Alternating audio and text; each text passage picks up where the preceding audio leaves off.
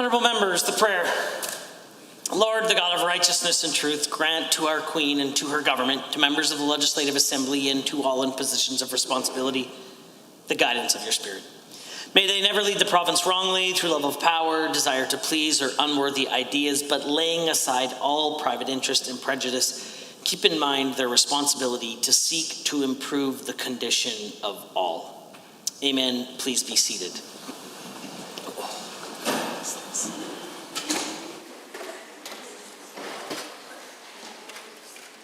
Introduction of visitors.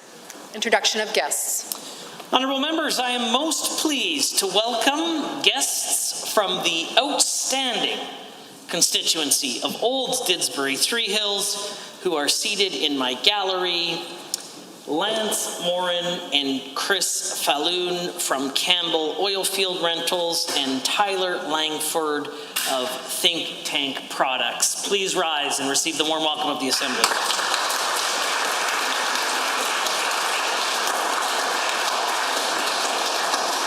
Also in the Speaker's Gallery this afternoon are family members of the Minister of Indigenous Relations. They are the Minister's niece, Alison Rowe, a third-year medical student at the University of Alberta, and her partner, Kevin Lucas. Please rise and receive the warm welcome of the Assembly.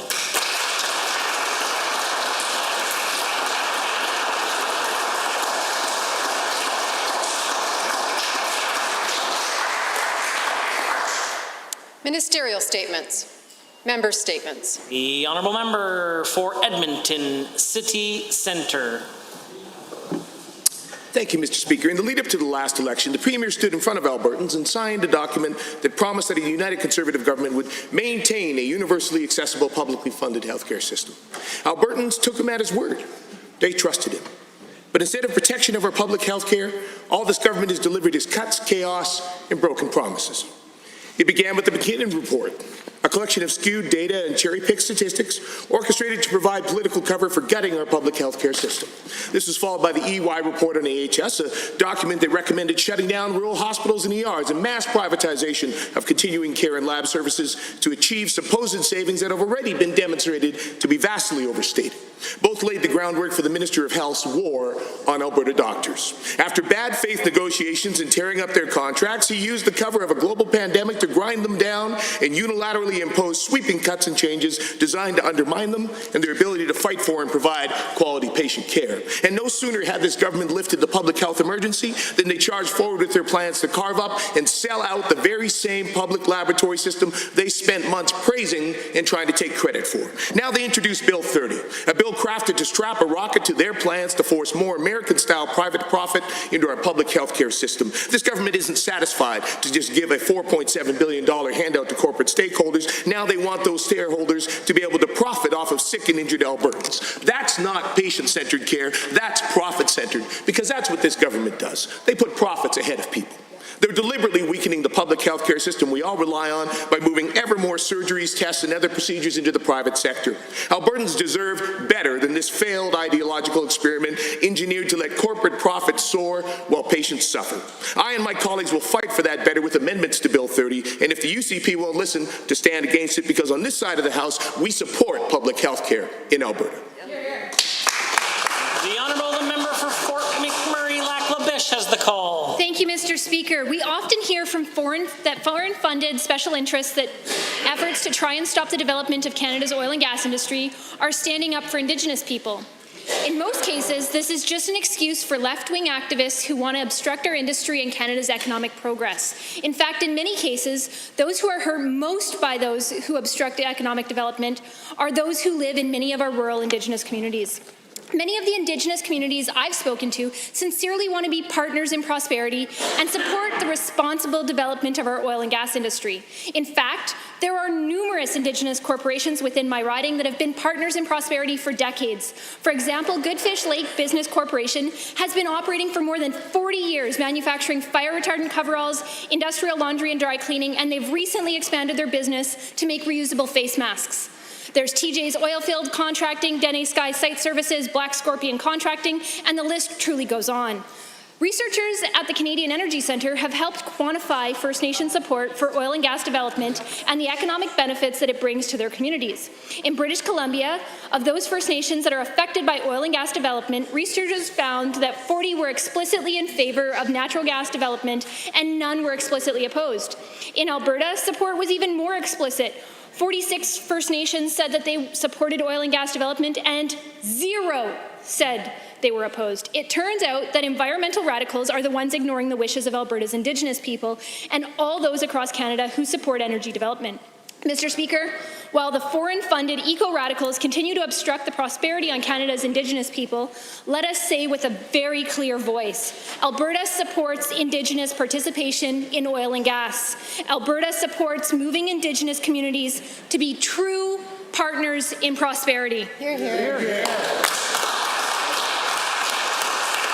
The honourable member for Grand Prairie has the call. Thank you, Mr. Speaker. I rise in the House today to speak on the Victims of Crime Fund and the work our government is doing to ensure that victims of crime receive the support they need when they need it.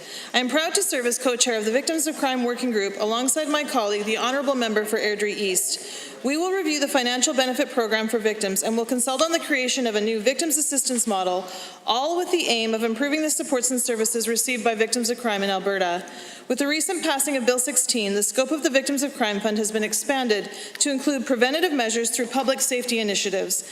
Initiatives such as the Rural Alberta Provincial Integrated Defence, or RAPID, which gives expanded powers to peace officers in regions where the RCMP welcome additional resources to provide effective and comprehensive patrolling. My grandfather used to say that an ounce of prevention is worth a pound of cure, and I couldn't agree more. As we increase the fund and use that revenue to invest in prevention, we will see fewer victims in this province, Mr. Speaker. To me, that's the point. Government's first priority should be to preserve the safety of its citizens. Moving forward, we will ensure these preventative measures are working hand in hand with an effective victim service delivery framework. I'm excited to begin consultations with victims and victim support organizations to learn what is working well and determine what needs to change so that we can make the system better because, Mr. Speaker, Albertans deserve the best services that can be provided. In 2016, the Auditor General found that Alberta had the financial capacity to provide the support needed but lacked a plan and strategy to deliver optimal service. That's where the working group comes in. Our commitment to victims and Albertans is that we will take this feedback given and ensure that our recommendations reflect what victims feel they actually need. This government is taking steps in the right direction, Mr. Speaker, and I am proud to be part of the team which is leading the way in crime prevention and victim support. Thank you, Mr. Speaker. The honourable member for Edmonton, Highlands, Norwood. Like so many Albertans, I headed to the great outdoors. With my 7-year-old nephew as my steady guide, we explored lakes around the Wainwright area. As we were exploring, I reflected upon just how important it is that we protect our public spaces. The beauty across Alberta is unsurpassed, yet in the Wainwright area alone, 375 campsites are to be lost, all because of this government's plans to privatize and delist parks. And I reflected with sadness that my nephew might not get to have the same adventures that I had as a kid growing up in Alberta's parks and campgrounds. But it doesn't need to be this way. Governments make choices. They can choose to support people. They can choose to protect the public good, or they can choose to sacrifice people and the public good in favor of increasing profits for huge corporations and shareholders. Healthcare, education, the environment, these are just a few areas where these choices are so critical. The government's privatizing of healthcare is just one example, but a significant one. They're choosing to privatize healthcare, including lab services, at a time when the need for strong, publicly funded healthcare has never been greater. In the midst of a pandemic, they're choosing to privatize services for persons with developmental disabilities. They're attacking some of the most medically fragile people to save a few dollars. It's an unconscionable choice, but they're making it. And let's talk about what I started with, the choice to privatize hundreds of parks. No government before has felt it necessary to attack something that Albertans of all ages, backgrounds, political stripes enjoy. Our natural heritage. So it's no surprise tens of thousands of you have written your MLAs to say stop. Don't make this choice. Choose instead to protect the province that we love. And speaking of choices, each of us here made a choice to get involved in politics. And I bet if I asked you why you did, you'd say it was to serve and to help people. And if that's the case, it's time to start acting like it. It's time to choose people, because if not, in the next election, they won't be choosing you. The honourable member for Leduc Beaumont has the call. Mr. Speaker, we have all seen the protests around the world sparked by the senseless killing of George Floyd. Some have called for police forces to be defunded or radically changed. I served in the Edmonton Police Service for 10 years, and I know that police officers interact with people and problems that most people have no idea about or may not have the ability to handle themselves. Some police officers have committed crimes, and they deserve to be investigated and prosecuted. This is not about making excuses or ignoring a need to look for better ways to serve the public. It's about acknowledging that the vast number of officers who risk their lives every day to serve the public and to help people. What the public hears is such a tiny percentage of what takes place on a daily basis that they will never really know what an officer does. They will not hear about how many times police make a scene safe for paramedics, or the many times people who threaten to commit suicide are tracked down and saved. They will not see how many victims of domestic violence are saved from abusive partners, and they will not see the thousands of daily interactions where someone who asks for help receives it. It's okay that people won't see it. Honestly, you don't want to see it. Officers have to see it, and they carry that burden. Policing is a noble career, and I still believe that the public is supportive of our men and women in uniform.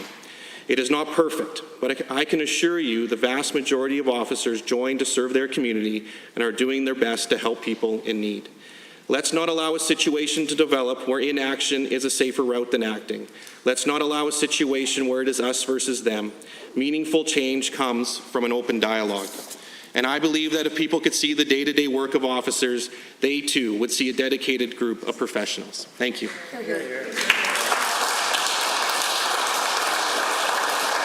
The honourable member for St. Albert. Persons with Developmental Disabilities, or PDD, is the department that funds staff costs for thousands of disabled Albertans. The total budget is just over $1 billion. Some people need just a few hours of staff support each week, and others who may be medically fragile or have complex disabilities need 24/7 staffing. The majority of these supports are delivered by nonprofits and some for-profit companies. They take up just under $1 billion, but there's a tiny piece that is delivered by the public sector workers, and that budget total is $42 million. That budget line is called direct operations. The UCP has given 90-day notice to this tiny piece, direct operations. They are doing this to cut costs as community service providers are funded at a lower rate and there are no infrastructure or maintenance costs associated. All disability workers deserve a wage they can live on. When they stay at their jobs, people thrive as a result. People who are medically fragile, who have complex disabilities, thrive when they have stable, excellent care. June 10th, the UCP gave parents, guardians, and staff in direct operations 90-day notice that the UCP would be exploring alternative options. We are now 1 month into 3-month notice. They've given notice to families who need respite, to medically fragile children who potentially face life in the hospital without Rosecrest. They've given notice to men and women in their 50s and 60s who have lived in these Calgary and Edmonton group homes for decades. History tells us that when these older Albertans end up or are transitioned away, they end up in long-term care. And we know what happens there. We're in a global pandemic. These vulnerable Albertans have been kept safe so far, so why knowingly introduce more risk? On behalf of the parents, guardians, and staff and the individuals, stop the notice. Stop it before it's too late. Athabasca, Barhead, Westlock has a statement to make. Thank you, Mr. Speaker. The Leader of the Opposition took to her Facebook on March 3rd to launch an assault on Bill 1. This is what she had to say. Bill 1 is immensely flawed legislation. It prohibits the mere presence of people in public spaces and gives the government cabinet the discretion to exclude law-abiding people from any place in the province. End quote. This was just 2 sentences in a long rant filled with hyperbole and inaccuracies that only seek to confuse and divide Albertans. Mr. Speaker, I'd like to set the record straight on what Bill 1 actually prohibits. Bill 1 protects essential infrastructure such as pipelines, oil and gas sites, utilities, telecom lines and towers, highways and railways. The bill protects this infrastructure from people entering without permission or under false pretense, destroying infrastructure and willfully obstructing, interrupting or interfering with infrastructure. The bill seeks to shield infrastructure and businesses from any protest that would cause disruption or damage to their operations or their equipment. The bill is essential in securing our post-COVID economic recovery, essential in keeping our businesses and infrastructure protected as we implement our economic recovery plan. To say this bill would allow the government to exclude law-abiding people from assembling is ridiculous. The impact of protest on essential infrastructure can be significant. The rail blockades earlier this year caused commodity shipments to back up, adding extra costs and hurting our image as a reliable supplier. That is not only lost profits, that is people's right to work, to feed their families, to care for their loved ones. Blocking railroads, obstructing highways, or interfering with critical infrastructure causes harm to innocent bystanders.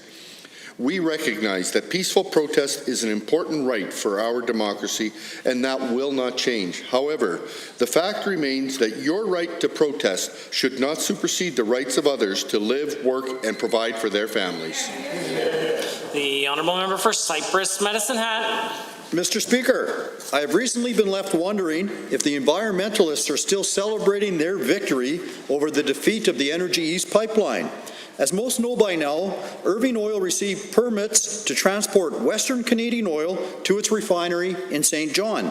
Instead of doing this by pipeline, they're going to use foreign oil tankers to take the oil from Vancouver and ship it more than 11,000 kilometers down the west coast, then through the Panama Canal, and then up the east coast. This couldn't be any more ridiculous. We had the opportunity for more investment in Canada, creating jobs and a reliable flow of oil from west to east. Now, Mr. Speaker, we're using tankers instead.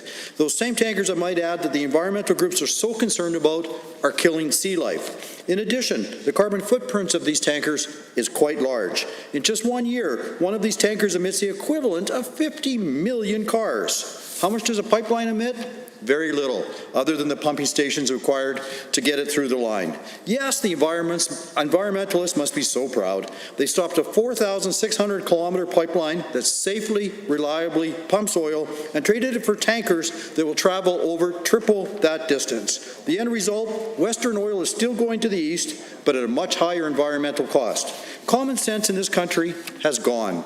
We need real leadership that will stand up to naysayers and use logic when it comes to meeting the energy needs of Canada and the entire world. Demand for oil and gas was only projected to go up, Mr. Speaker, and now it will go up even more with the added tanker traffic. The best things we can do for the environment right now is to build pipelines to the east instead of using these tankers. We can even go further and get natural gas to Asia for clean electricity production instead of coal with the assistance of more pipelines. Mr. Speaker, the world needs more Alberta energy, and they need it now. The honourable member for Drayton Valley, Devon. Thank you, Mr. Speaker. In May 2020, the Fair Deal panel, which travelled across Alberta and listened to Albertans, submitted their final report. This report was tabled as the Alberta economy continued its precipitous slide. Our energy industry, the economic engine of the nation, continued to be under attack from a wide range of suspects, including the previous NDP government, an international environmental movement, and a number of dictatorial competitor energy states. Of most concern is the federal vision for the energy industry in Alberta. If the Liberal agenda is pursued, it will significantly damage the Alberta energy industry. The federal government would reduce our GHG emissions by 30% from our 2018 emissions by 2050. And under the Paris Agreement and a net zero philosophy, the Alberta economy will stall, the industry will shed jobs, and the economic future of Alberta will continue to struggle. Actual production of oil and gas could shrink by 25% or more. Now, it is no wonder that the recommendations of the recently released Fair Deal panel was met with great interest by the people of Alberta. 3 of these recommendations, 10, 11, and 16, address the worrisome confluence of the federal government's intrusion into the Alberta economy through environmental legislation. The recommendations of the Fair Deal panel direct the government to collaborate with other like-minded provinces to bring forward market-based approaches to environmental protection in order to reduce GHG emissions. It calls upon the government to challenge federal legislation that affects provincial jurisdiction. And lastly, it will be critical to secure a seat at any future federal negotiations of international agreements affecting Alberta's interests. These 3 recommendations, generated by Albertans, are going to be critical in protecting Alberta's economic future. Albertans have set a path forward in this report, and through the efforts of this government and our recovery plan, Alberta will receive a fair deal within this confederation and the world's economy. Honourable members, the time is 1:50, and that means it's oral question period. And the Leader of Her Majesty's Loyal Opposition has the call. Thank you, Mr. Speaker. The Premier's signature economic policy is a $4.7 billion corporate handout. It's also a proven failure. Between its introduction last summer and the pandemic, the Premier presided over the loss of about 50,000 Alberta jobs. Now, the Premier has a new economic plan. It's the same as the old one. Billions of dollars of corporate giveaway to shareholders and banks with absolutely no requirement to create a single job. So why is the Premier doubling down on a proven failure instead of finally developing a real plan to create jobs for Albertans? The Honourable, the Premier. Mr. Speaker, as economists across the country and around the world will confirm, reducing the disincentive for companies to invest to create jobs actually increases jobs, which is why, for example, Janet Riopel, president of the Edmonton Chamber of Commerce, said accelerating the job creation tax cut will help job creators focus on what's most important for our economy right now, rebuilding their struggling business and bringing more people back to work. But, Mr. Speaker, what the NDP actually wants to do in the biggest economic crisis since the 30s is to increase taxes on job creators by 50%. That would be a massive job killer. Hear, hear. The Leader of the Opposition. Well, Husky pocketed $233 million of the handout, laid off hundreds of Albertans, and then invested the money in Saskatchewan, Newfoundland, and the United States. And Canada walked away with $55 million as they pulled their headquarters out of Calgary and south of the border. And this was all before the pandemic and the oil crash. The corporate handout was a bad plan then, and it's a terrible plan now. Alberta needs hundreds of thousands of jobs, and we need them quickly. Why is the Premier stuck in the past with a corporate handout that leaves everyday Albertans behind? The Honourable the Premier. Mr. Speaker, why does the Socialist leader characterize a reduction in the tax burden as, quotes, a handout? A handout is a subsidy. A handout is when the government writes someone a check. Allowing job creators not to be punished with high tax rates is not a handout, Mr. Speaker. It is the greatest, as economists have confirmed, the strongest possible policy signal to increase private sector investment, the kind of investment that was driven out of this province during the NDP's disastrous four-year reigns, one of the reasons that they were fired by Albertans, Mr. Speaker. The Leader of the Opposition. Alberta will succeed in a global economy when we invest in each other, not by hollowing out the services that families and businesses rely on. So to pay for the failed Premier's corporate handout that's lost 50,000 jobs so far, he's caused a rural healthcare crisis, he's attacked doctors, he's pulled support from kids with autism, he's kicked 60,000 people off their drug coverage, he's raised taxes and fees on every single Albertan, and that, Mr. Speaker, is just the beginning. This plan only makes the rich richer at the expense of the rest of Alberta. When will the Premier start sticking up for the rest of Alberta?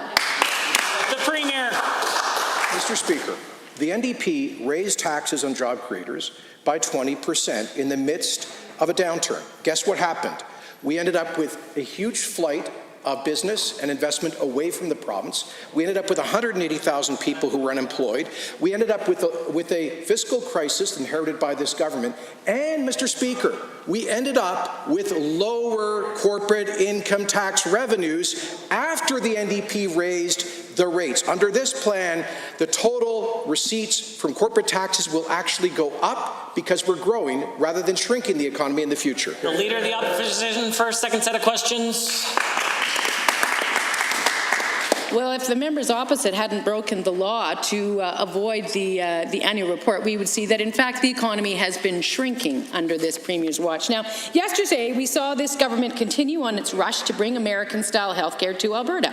More private clinics means more precious healthcare dollars diverted to corporate profit-making. Why won't the Premier admit that this profit-centered care is simply another step in his long-standing efforts to bring failed two-tier American healthcare to Alberta? The Leader of the Official Opposition. the leader of the official opposition will know that making a statement like the members opposite are breaking the law would be unparliamentary, and I'm sure she won't be doing it in the future. The Premier. I'm sure she will be, Mr. Speaker, because their modus operandi is defamation. You know what? I think they're now batting 0 for about 20 ethics complaints. The Attorney General was vindicated with another specious complaint by the NDP. In terms of health care, Mr. Speaker, newsflash, virtually every practitioner in the province operates as a professional corporation. Under the NDP, under this government, under every other province. 15% of surgeries performed under the NDP were done in private charter surgical facilities, Mr. Speaker. We're simply expanding that to get more surgeries done at lower cost to reduce wait times. Leader of the Opposition. Your mayor apparently believes that Bill 30 will entice more doctors to sign a deal directly with the health minister. I have news for the Premier. The paperwork is not the problem in that field. This health minister has torn up the contract with Alberta doctors, and then he's embarked on a campaign to smear them and attack them over and over and over again. Why would any doctor ever sign a deal with a government that has proved itself to be so fundamentally hostile and untrustworthy to healthcare and to doctors in particular? The Honourable the Premier. Mr. Speaker, this government constantly expresses support for our physicians and says that not only should they be compensated fairly, but even generously. In fact, we support them continuing to be the best compensated physicians in Canada. But I have a question for the NDP. Why is it that for 4 years they froze salaries for nurses, for janitors in the hospitals, but they oversaw a 23% increase in compensation for some of the wealthiest Albertans, the physicians? Why, Mr. Speaker, did they say no to nurses, but wrote an open check to doctors? Why did they do that, Mr. Speaker? The Leader of the Opposition. Well, considering that the Premier is sitting in the glass house that is made of his threats to fire nurses across this province, that is seriously super rich. Now, Bill 30 creates more government appointees on boards that oversee health professionals. But this is actually about politicizing our healthcare providers in Alberta, undermining their ability to work objectively and independently and on the basis of science and evidence. Based on this government's past record of appointments, we know this plan has nothing to do with public oversight and certainly nothing to do with diversity. If I'm wrong, will the Premier commit today to supporting an amendment to secure diverse space? The Honourable the Premier has the call. Well, the NDP had their chance to bring in greater accountability for physicians who violate the ethical codes of their profession.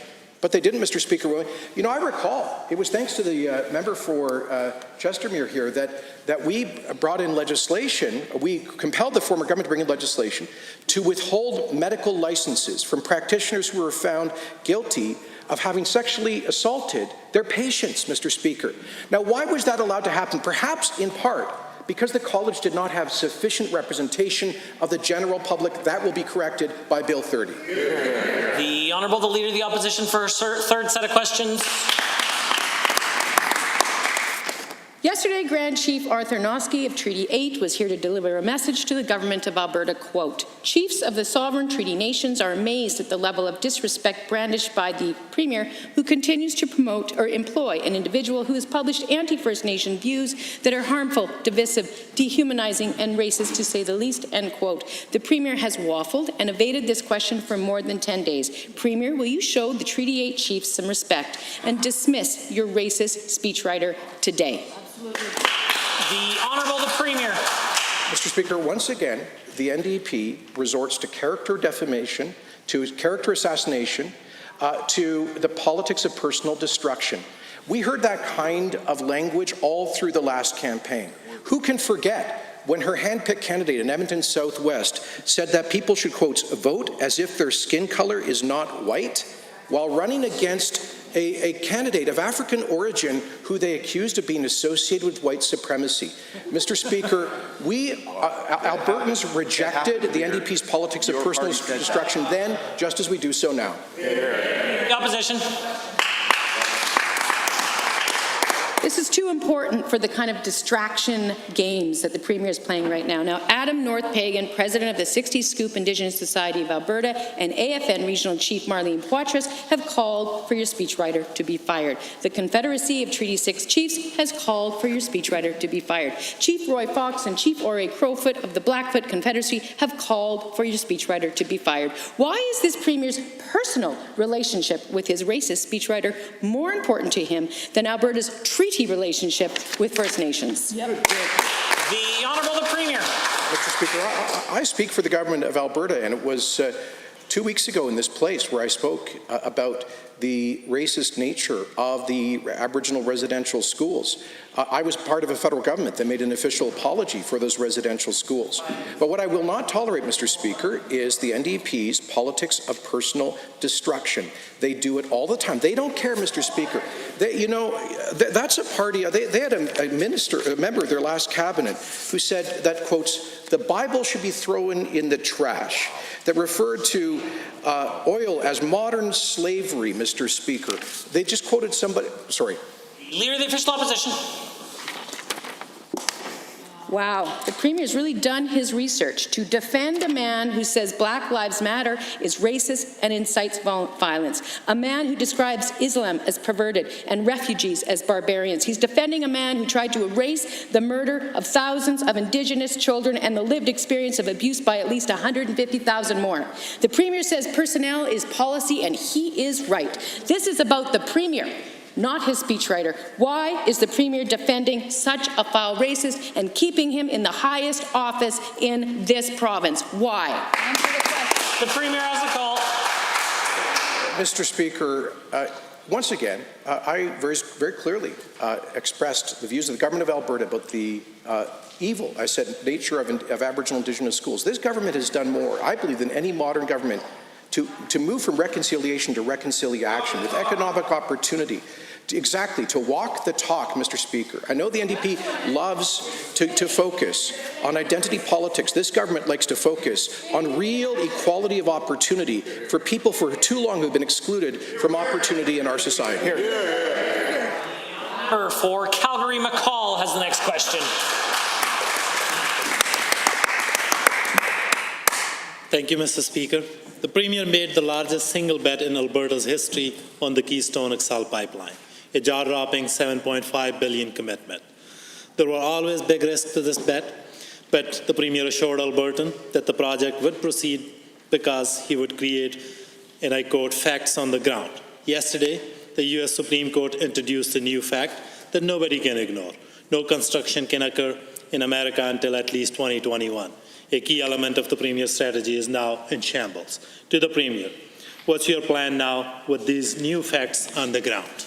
Good question. The Honourable the Premier. Well, they've gone from defamation to dishonesty. Just another day at the office for the NDP. The U.S. Supreme Court made no such decision. Construction continues, Mr. Speaker. It simply means that the project proponent, TC Energy, must apply individually for water crossing licenses while the case continues to proceed to the Ninth Circuit Court in the United States. But, Mr. Speaker, the reason he's asking the question and he's distorting the facts is because he and his party have always opposed Keystone XL, just like they opposed Northern Gateway, just like they've always at heart wanted to keep it in the ground, Mr. Speaker.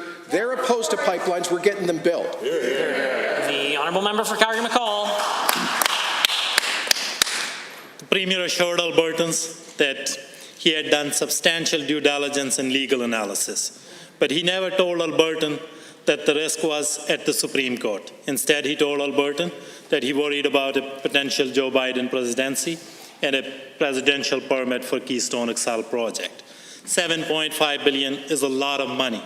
Why is Premier refusing to publicly disclose the details of this deal and the risk Albertan face? It's Albertan money after all, Premier, not yours. Good question. Premier has the call. We have disclosed the parameters of the investment. Secondly, it's not $7.5 billion because $6 billion of that is a loan guarantee for construction next year, that not at risk in the equity investment this year. Thirdly, this U.S. Supreme Court made no such decision yesterday, Mr. Speaker. Construction continues. Fourthly, the NDP always opposed the Keystone XL pipeline for the same reason they had MLAs in front of this legislature last year saying no more pipelines, Mr. Speaker. Albertans hired this government to get pipelines built. That's exactly what we're doing. The honourable member. We committed 50,000 barrels to Keystone XL project, and nothing can be further from the truth that we didn't support Keystone XL. So $6,800 that's how much a typical family of four has invested in Keystone XL pipeline, because this premier decided it was an excellent strategic bet. Families are struggling right now, many are losing jobs, and $7.5 billion would go a long way to address issues facing Albertans. But Premier didn't get to make that choice. But Albertan didn't get to make that choice. The Premier did it for them. Alberta families want to see the paper. The Honourable the Premier. See where they're going now, Mr. Speaker? I mean, they start by fibbing, and then they turn it into an absolutely unbelievable no-stretcher. Now they're claiming that a loan guarantee to support an equity investment, which shows up as an asset on the provincial balance sheet, constitutes an expenditure in the current year. Mr. Speaker, you know what? She's upset, Mr. Speaker. You know why the NDP leader is yelling in the chamber? Not only because she disrespects decorum in this place, but because she always opposed the Keystone XL pipeline, and she can't stand having that pointed out, Mr. Speaker.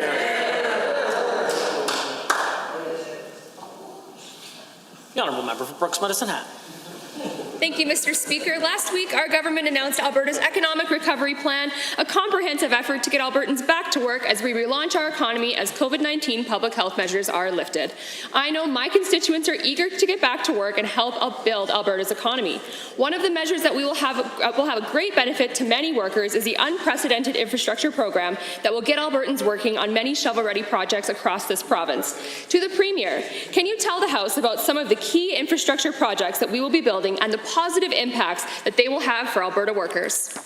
The Honourable the Premier has the call. Thank you, Mr. Speaker. I was proud to stand with the Finance Minister 8 days ago to launch Alberta's Economic Recovery Plan, which is the boldest and most ambitious plan to create jobs presented by any provincial government in Canada. And I think in modern Alberta history, one element of which, of course, is the acceleration of the job creation tax cut to make Alberta a magnet for new job-creating private sector investment, but also the largest Build Alberta program in our history, a $10 billion capital investment this year alone, larger than any other government in per capita across the province, to create 50,000 jobs this year. The Honourable Member for Brooks Medicine Hat. Thank you, Mr. Speaker, and thank you, Premier. Given that another key part of our economic recovery plan is the acceleration and immediate implementation of the job creation tax cut, and given that this means that Albertans will become the most tax-competitive jurisdiction in Canada and puts us among the most competitive jurisdictions in North America, can the Premier tell the House and all Albertans and explain it to the members opposite that this tax cut is expected to create and it will incentivize job creators to move to Alberta or expand their existing operations? The Honourable the Premier. Sure, Mr. Speaker, I heard a member opposite say we already were the most competitive, not under the NDP. After they raised business taxes by 20% at the height of a recession, to generate less corporate tax revenue, Mr. Speaker, we ended up with higher business taxes than Ontario, Quebec, and British Columbia. One of the reasons we saw job-creating investment flee the province, Mr. Speaker, according to both Professors Mintz and Dalby and other experts, this job creation tax cut is estimated to create 55,000 full-time, good-paying private sector jobs when we need them most. The Honourable Member. Thank you, Mr. Speaker, and thank you, Premier. Given that the Economic Recovery Plan is deliberately targeting growing and emerging sectors, and given that by doing this we can continue to diversify Alberta's economy, and given that this government has indicated there will be multiple sector-specific strategies to facilitate these goals, can the Premier tell the House what kinds of industries this province will be targeting and some of the steps that will be taken to ensure that Alberta is the best place for these growing sectors to do business and create hard-working Albertan jobs? The Premier. Mr. Speaker, the Build Alberta infrastructure investment, we estimate, will create something like 50,000 full-time jobs throughout the course of just that initial year in projects that help to enhance long-term economic productivity for Alberta in all sorts of key sectors, from agriculture to forestry to innovation, Mr. Speaker. There will be a series of sectoral strategies released as well, including, for example, the new incentive for investment in innovation and tech industries so that we not only build the Alberta economy, but we diversify it at the same time. The honourable member for Edmonton Millwoods is rising with a question. Thank you, Mr. Speaker. Yesterday, UCP MLAs voted to kill a bill that would have stopped this Premier from taking Albertans out of the Canada Pension Plan. It would seem this Premier has been plotting to go after CPP for decades. In the late 90s, he dubbed the CPP a Ponzi scheme on multiple occasions. Premier, are all of the games you're playing actually part of a decades-long personal vendetta against the CPP, and are you willing to destroy Albertans' retirements just to fulfill your personal grudge? The Honourable the Premier has risen. Mr. Speaker, just another episode in the politics of personal destruction by the NDP. They don't want to talk about the merits of the issue, so what do they have? Personal insults and defamation. Mr. Speaker, here's the fundamental difference. They trust Justin Trudeau and Bay Street to invest our pensions. We trust Albertans to make a decision about the future of our pensions. They don't want Albertans to have the choice. We do, which is why we're doing a deep technical study on the prospective merits, which could allow us to keep $3 billion in Alberta to improve benefits, to reduce premiums, and ultimately, Albertans will have the final say in a referendum. The honourable member for Edmonton Millwoods.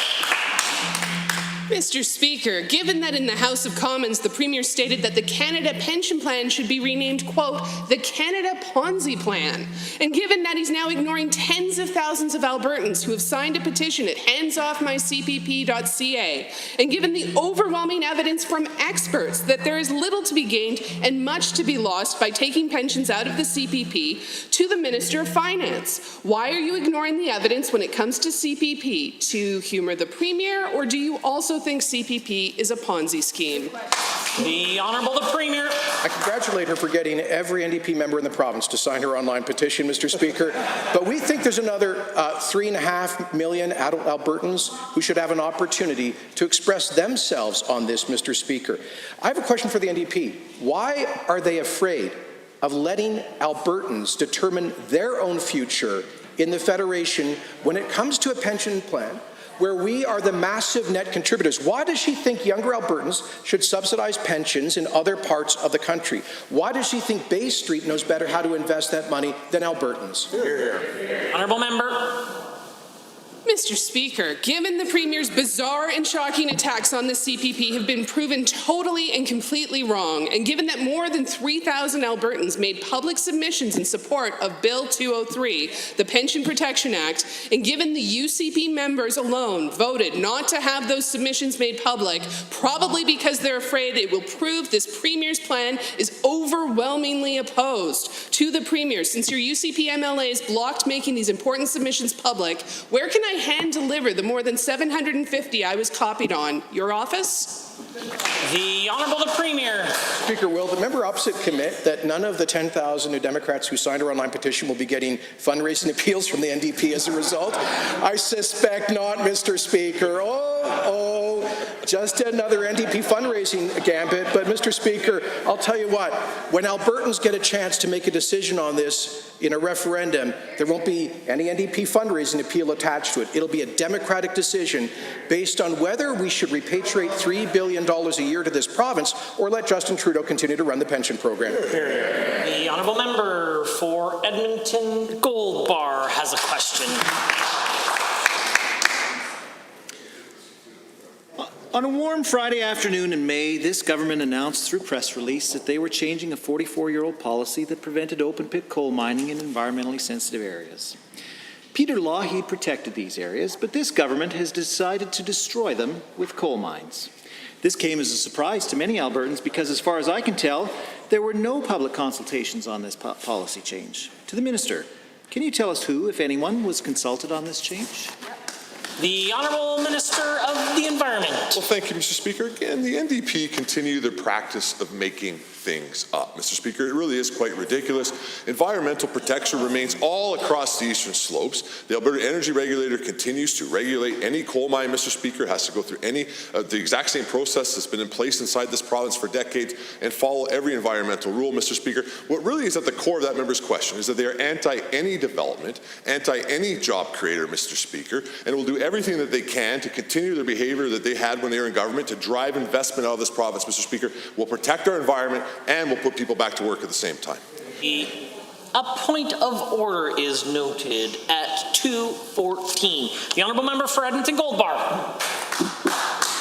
Well, Mr. Speaker, given that I live in hope that one of these days the minister will tell the truth in this House, but it seems like today is not that day, and given that some of the land claimed by coal companies for future open-pit coal mining is in the Bighorn area, which contains the headwaters of the North Saskatchewan River. This river provides drinking water to many of the people on the prairies, including in his own riding. To the minister, did you tell your own constituents about this change that will potentially poison their drinking water?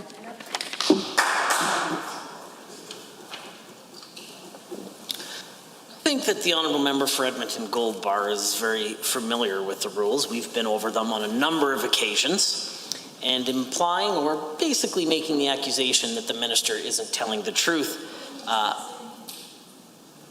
that's quite possible, and we'll deal with that at another time, although I think we can all agree that the member for Edmonton Gold Bar made a direct statement implying that the Honourable Minister of the Environment wasn't telling the truth, and as such he can withdraw and apologize, or we'll move on to the next question. Apologize and withdraw, Mr. Speaker. The Honourable Minister of Environment and Parks. Mr. Speaker, again, what a ridiculous comment to accuse the people of Clearwater County and Rocky Mountain House of poisoning the North Saskatchewan River. Mr. Speaker, my constituents have protected the North Saskatchewan region for decades, long before the NDP even knew that region existed, Mr. Speaker. Here's the reality. All the protections remain in place inside those areas. All environmental rules will have to be followed inside those areas, Mr. Speaker.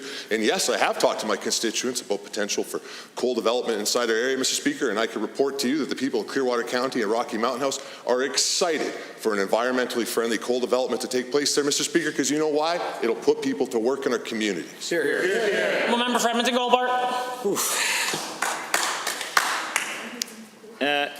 Given that most of the people who are going to benefit are Australian shareholders, and given that the only record of so-called consultation I can find is in the lobbyist registry, and given that the registry states that the minister met with the coal lobby on rescinding the 1976 coal policy, and given that coal companies are getting a big chunk of this government's $4.7 billion handout, will the minister admit that he's making this change because he's putting the interest of Australian coal company shareholders above that of Alberta's safe drinking water?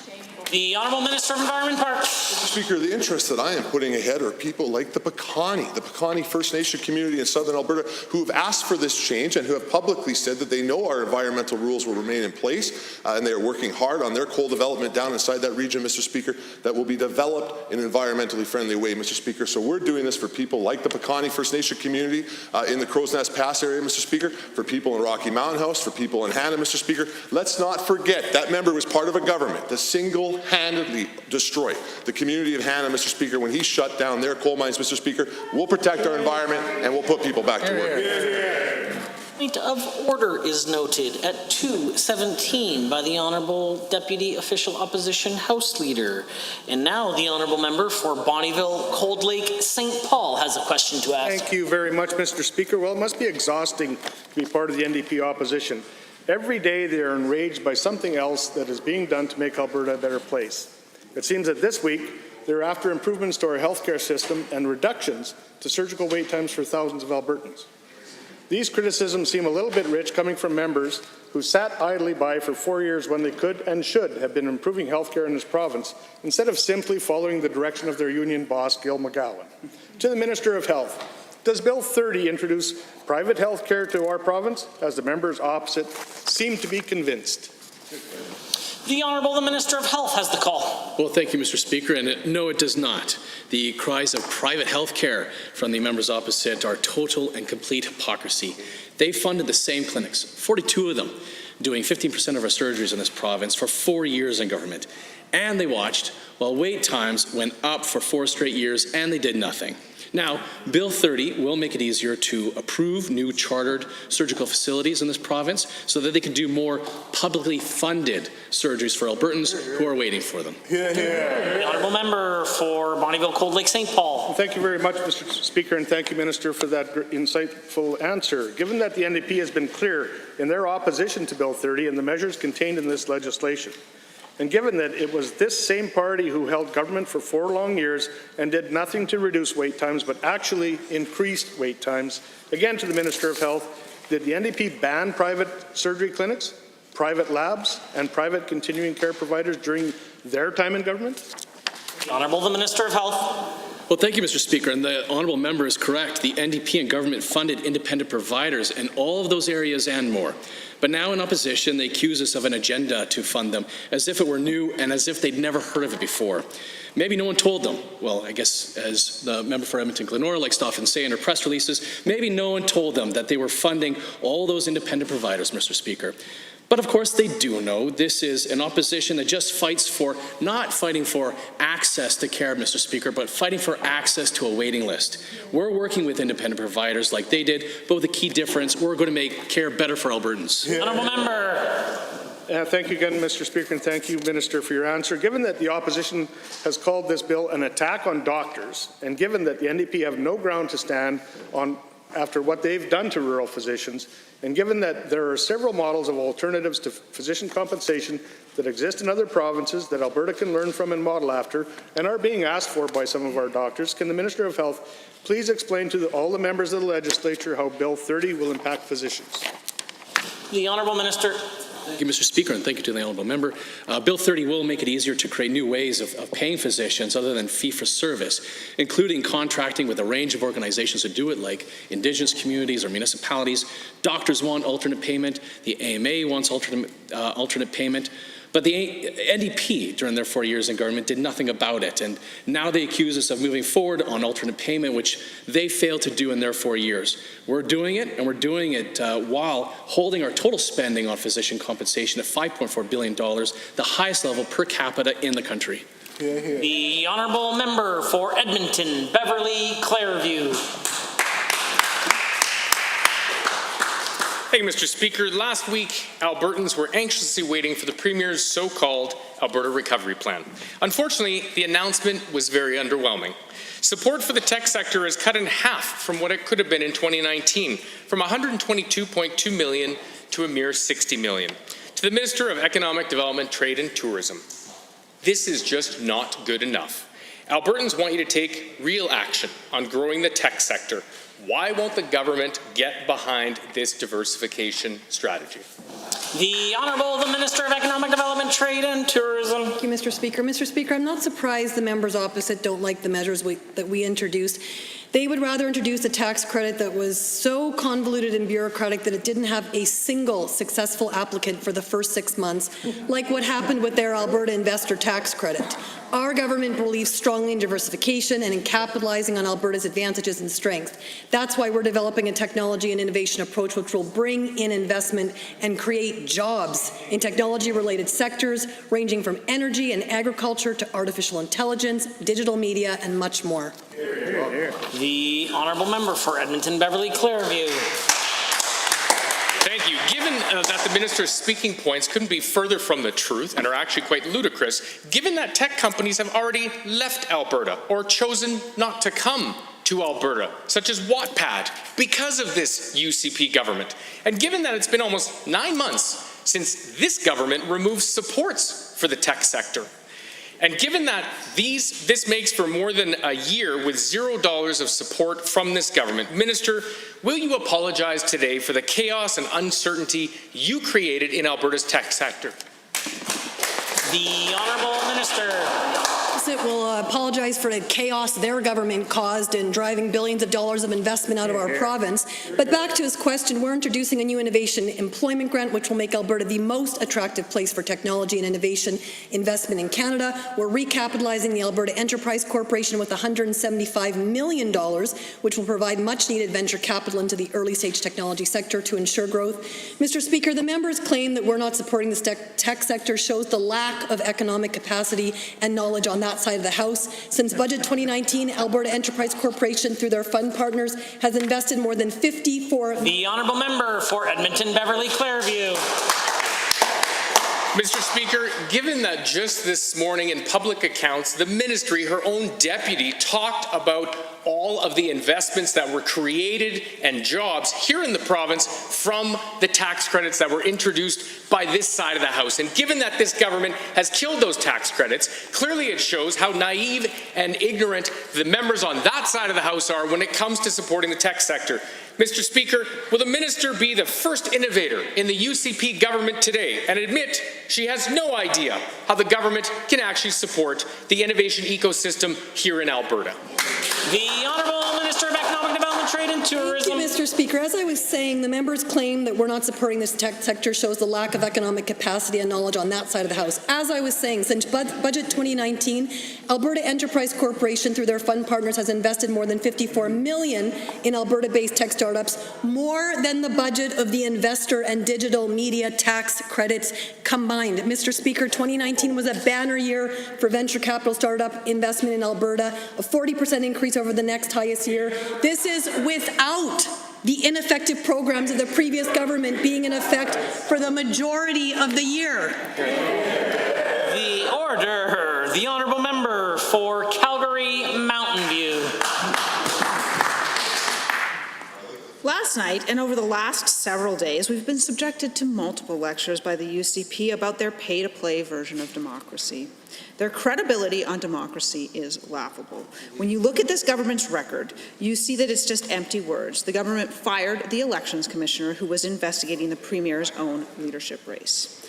How can Albertans believe that this government's attempt to bring big money back into politics is somehow to their benefit?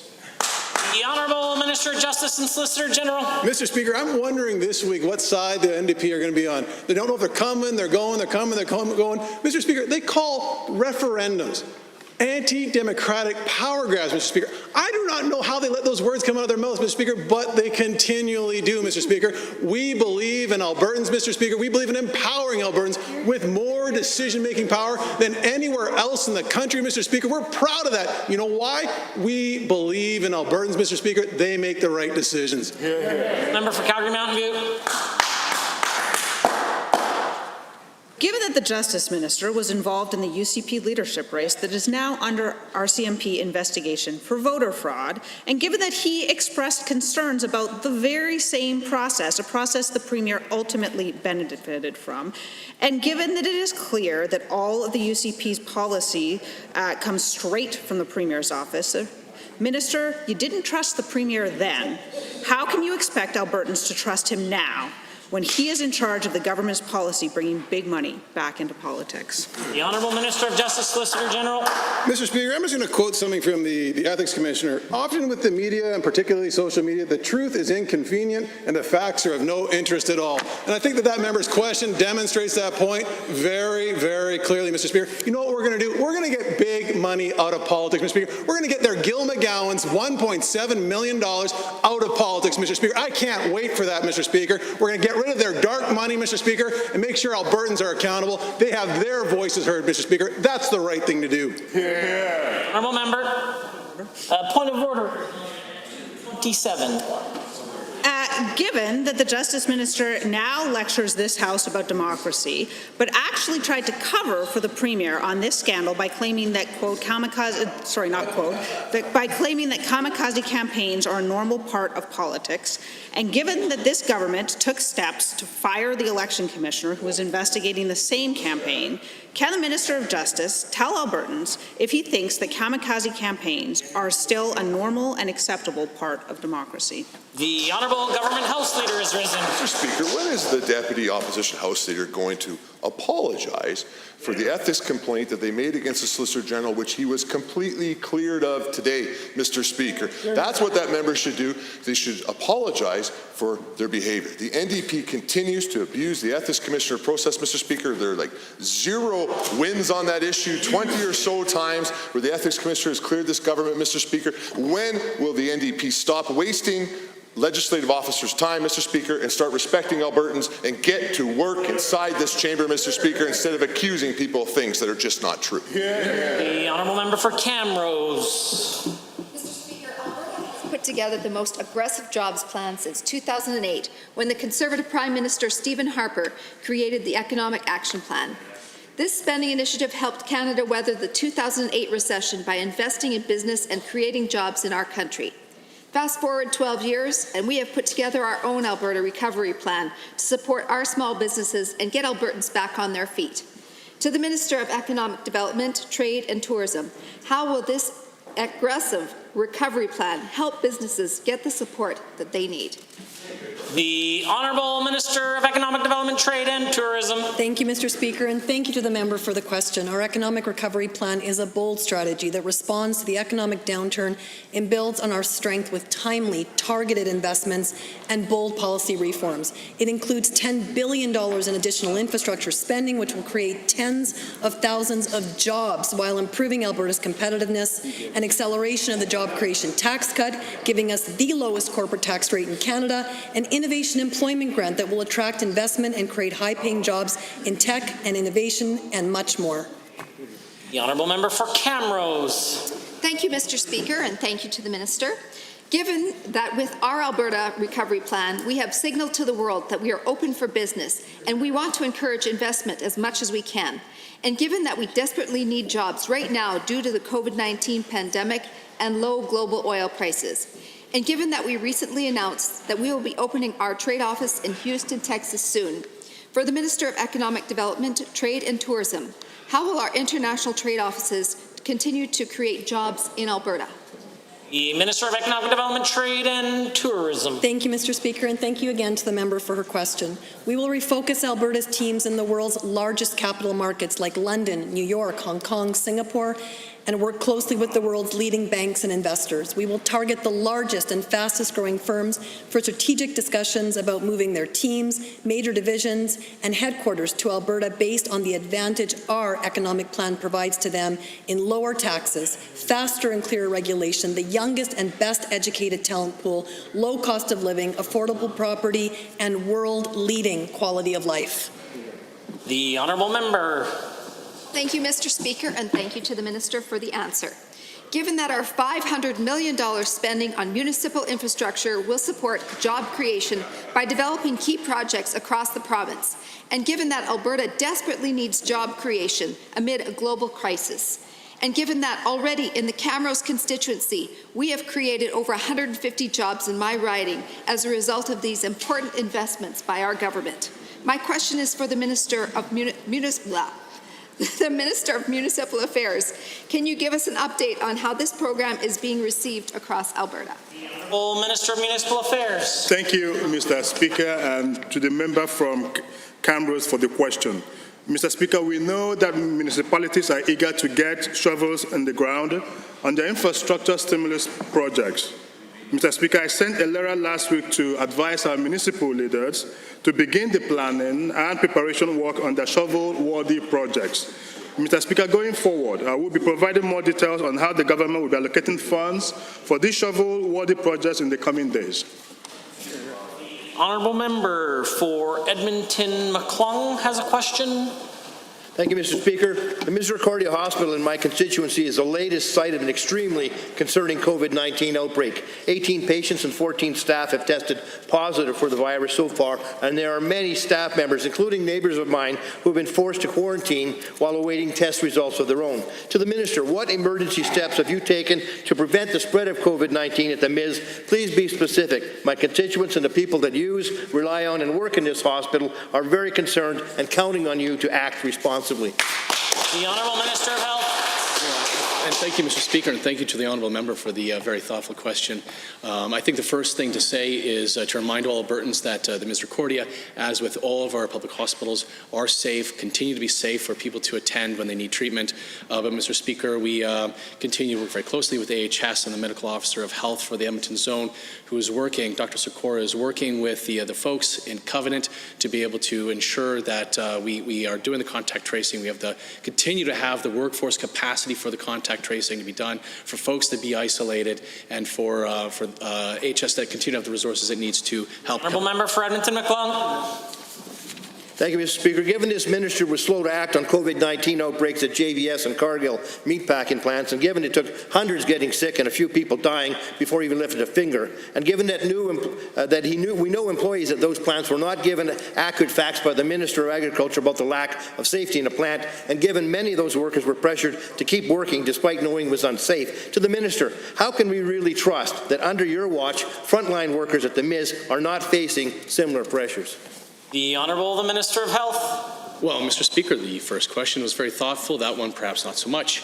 Look, Mr. Speaker, we acted and listened to the expert advice that we have from our medical professionals throughout the COVID response, including at our meatpacking plants and our processing plants, as we continue to do, as those medical officers of health in AHS, as well as in the ministry, are doing their best to work with the folks in Covenant, working with the staff to make sure that the infection and prevention controls are in place, as well as making sure that the staff members and the patients are able to be isolated and that they're getting the treatment that they need, Mr. Speaker. The Honourable member for Edmonton McClung. Given that this is the first major COVID-19 outbreak at an acute care hospital that we've been made aware of during the pandemic, and given that we were told the Misericordia has cut off most patient admissions and transfers while they attempt to prevent the spread of COVID-19, and further given that after it was discovered, the outbreak grew rather than diminished, showing how fragile our acute care hospital systems are in the face of the pandemic. What went wrong, Minister? What lessons can we learn to prevent and control similar outbreaks in our other hospitals throughout Alberta so we do not have a catastrophic loss in patient capacity province-wide? This is deadly serious. The Honourable Minister of Health. Speaker, and I think what we learned is that our quick response of a government at the beginning of the response to COVID in getting the surge funding of $500 million to AHS so that they could have the workforce capacity in the ICUs as well as our contact tracers, making sure that we had the testing capacity. That's what we've learned, Mr. Speaker, and that ability, that capacity right now in the ministry and AHS is allowing us to act very quickly in an outbreak like this situation, and will continue to allow AHS and the ministry to continue to act very quickly when we have further situations that arise, as we're going to continue to live with COVID in this province. The Honourable member for Edmonton South. Thank you, Mr. Speaker. Even in the earliest days of the COVID-19 pandemic, Albertans of Asian descent were reporting increased racism against them and their businesses. Across the country, we have seen racially motivated violence and vandalism targeting Asian Canadians. In fact, a majority of Asian Canadians say they have experienced racism related to the pandemic.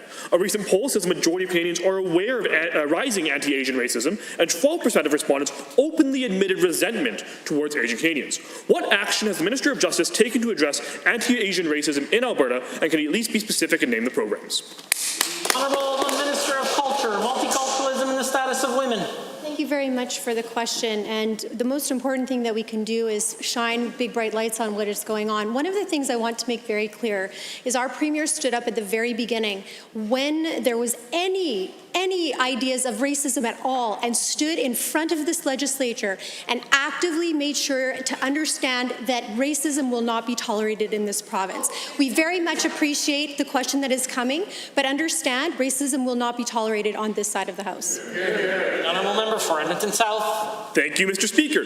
Given that the Minister of Health told the world that he didn't like living across the street from the Chinese consulate and looked forward to moving, and given that the Minister of Health has been the face of the Alberta government throughout this pandemic, and given he has still not apologized for this racist remark, has the Minister of Justice or the Minister of Culture advised the Minister of Health to apologize for this blatant racism? The Honourable Minister of Culture, Multiculturalism, the Honourable Minister of Health.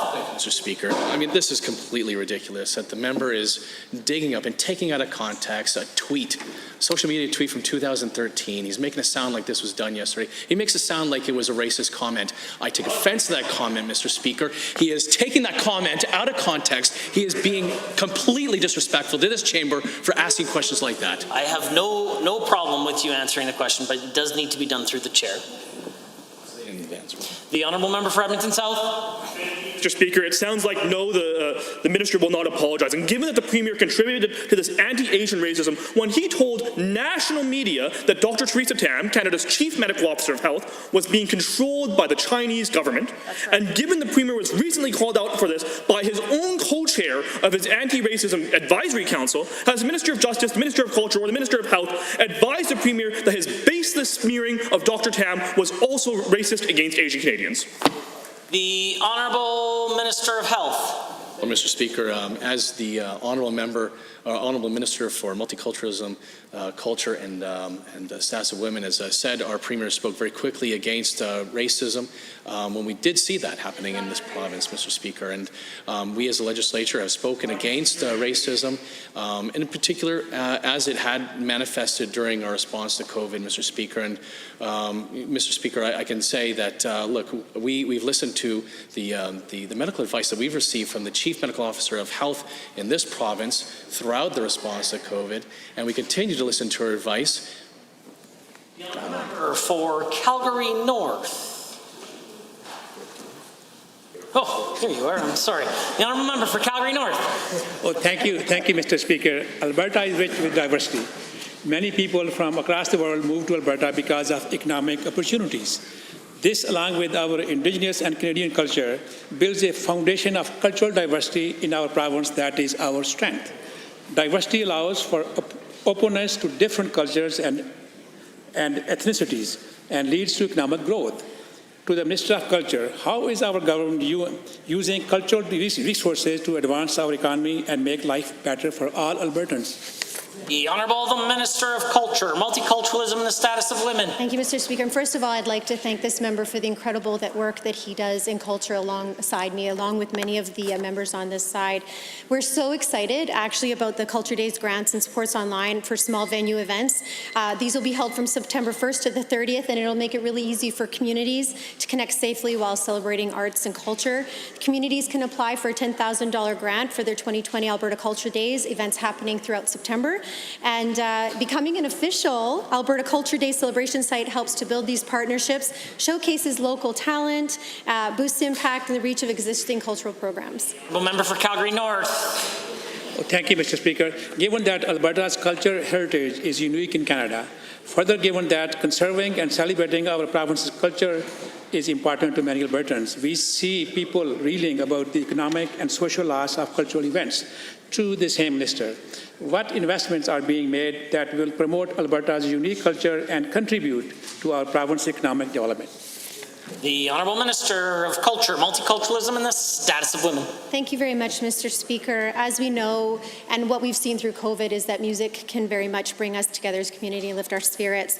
The province is actually providing in partnership to stream concerts as of June 11th. I hope many of the members in here have seen these as a source of income for musicians and for the entertainment of Albertans. This initiative helps Alberta musicians who are struggling financially, obviously because of the necessary health measures to fight this unprecedented global pandemic. We have performers like Kaylee Cardinal, who just won a Juno, Sincere, Altamira, Nice Horse, and a very good friend of mine, Matt Blaze. Honourable Member. Thank you, Minister, and thank you, Mr. Speaker.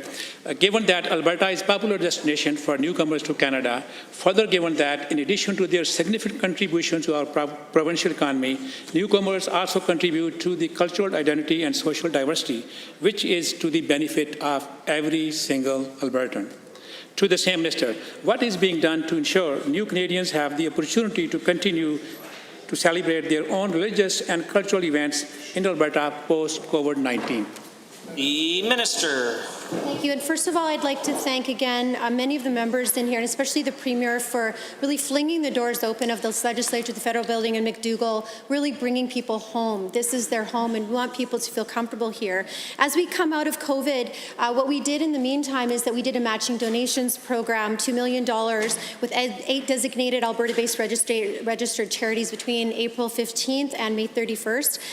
Combined, we were able to raise $7 million for designated COVID-19 fundraising campaigns and donations. Many of our multicultural and small cultural communities were huge donors to these causes and actually worked in conjunction with a lot of these organizations to help out our communities, especially with our isolated seniors and others and new Canadians entering countries recently. Honourable members, in 30 seconds or less, we will continue with the remainder of the daily routine.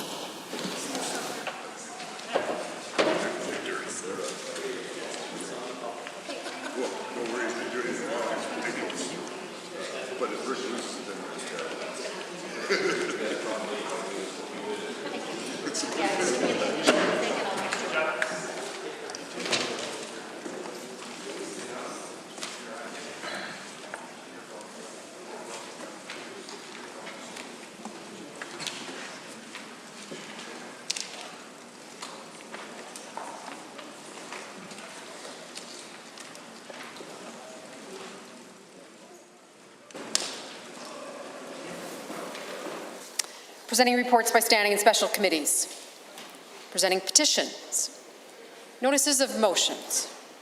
Introduction of bills. The Minister of Environment and Parks. Mr. Speaker, I rise today to request leave to introduce Bill 31, the Environmental Protection Statutes Amendment Act.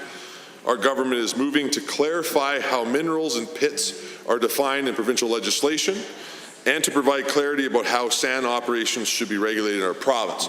If passed, Bill 31 will remove confusion for sand and gravel operators and clarify the appropriate environmental review as part of an effective regulatory process that has been in place in the province of Alberta since 2004. Thank you very much, Mr. Speaker.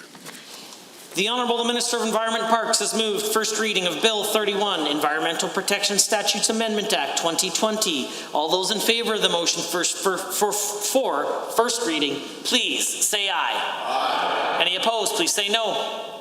In my opinion, the ayes have it. That motion is carried and so ordered. Bill 31, Environmental Protection Statutes Amendment Act 2020 is now read a first time. The Honourable Minister of Labour and Immigration. Thank you, Mr. Speaker. I rise today to request leave to introduce Bill 32, the Restoring Balance in Alberta's Workplaces Act. This legislation will help us deliver on our government's promise to restore balance to Alberta's workplaces. Mr. Speaker, we began this process last fall with Bill 2, an act to make Alberta open for business. We are continuing this commitment in Bill 32. If passed, Bill 32 will provide employees and employers with clearer and more transparent rules promoting fairness and productivity, including, for example, changes to rules concerning temporary layoffs in the Employment Standards Act and modification to rules for construction in the Labour Relations Code. This past fall, our government consulted with Albertans, job creators, and other industry groups and unions. We repeatedly heard concerns about unnecessary administrative processes that are costing job creators millions of dollars per year when these dollars could be used to create many more jobs needed in this province. Mr. Speaker, it is vital that we restore workplace balance and democracy while supporting employees and job creators as we move through to economic recovery. Bill 32 is needed to support this recovery by reducing burdens on job creators and getting Albertans back to work while maintaining key protections. If passed, this legislation will help reduce red tape from daily operations and save Alberta employers an estimated $100 million per year, keeping many more Albertans employed and businesses sustainable, Mr. Speaker. Now, many businesses are uncertain about their future as they grapple with the economic shutdown. And, Mr. Speaker, as our province and our country reopens, this legislation will provide greater clarity and stability to employers and employees and save job creators time and money and help further our province's economic recovery efforts and will help restore the balance in Alberta's workplaces. Thank you, Mr. Speaker. The Honourable the Minister of Labour and Immigration has moved first reading of Bill 32, Restoring Balance in Alberta's Workplace Act 2020. All those in favour of the motion for first reading, please say aye. Aye. Any opposed, please say no. No. That motion, in my opinion, the ayes have it. That motion is carried and so ordered. Bill 32, Restoring Balance in Alberta's Workplaces Act 2020 is now read a first time. The Will the Minister of Economic Development, Trade and Tourism. Thank you, Mr. Speaker. I'm honored to rise today to introduce Bill 33, the Alberta Investment Attraction Act. This bill will enable the creation of an investment attraction corporation that will attract job-creating private sector investment from across Canada and around the world. The new corporation will pursue high-value and high-impact investment opportunities that will bring numerous economic benefits to Alberta. We know investment is one of the primary drivers of economic growth and job creation. New investments into the province will support the conditions for growth by creating jobs, increasing economic development, and expanding the competitiveness of our province's leading industries and subsectors. The creation of the new Investment Attraction Corporation is a key action identified in Alberta's Blueprint for Jobs through our throne speech and Budget 2020 and will help the economy recover from the effects of the COVID-19 pandemic.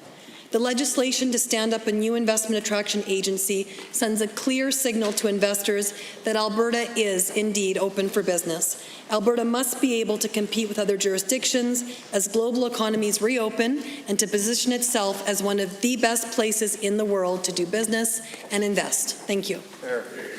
Will the Minister of Economic Development, Trade and Tourism has moved first reading of Bill 33, Alberta's Investment Attraction Act. Those in favor of the motion for first reading, please say aye. Aye. Any opposed, please say no. In my opinion, the ayes have it. That motion is carried and so ordered. Bill 33, Alberta Investment Attraction Act, is now read a first time.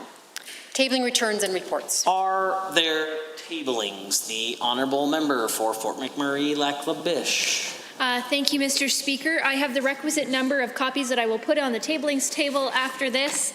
That is the Canadian Energy Centre's fact sheet number 12 from July of 2020, which I referred to in my member statement earlier today, where it discusses measuring First Nations support or opposition to oil and gas in British Columbia and Alberta. The Honourable Member for St. Albert has a tabling. Mr. Speaker, I have 6 sets of tablings. These are letters from constituents on different subjects that I'll table. I'll put them in the basket afterwards. The first set is on privatizing some of the PDD disability supports that I've been talking about. The other one, another set is on the defunding work around anti-racism. Another set, third set is people that do homeschooling right now and are opposed to Bill 15. The next set is about concerns related to Alberta Health and UCP fights with doctors. And lastly, the set is about opposition to the changes to Alberta parks. Others? Seeing none, the clerk.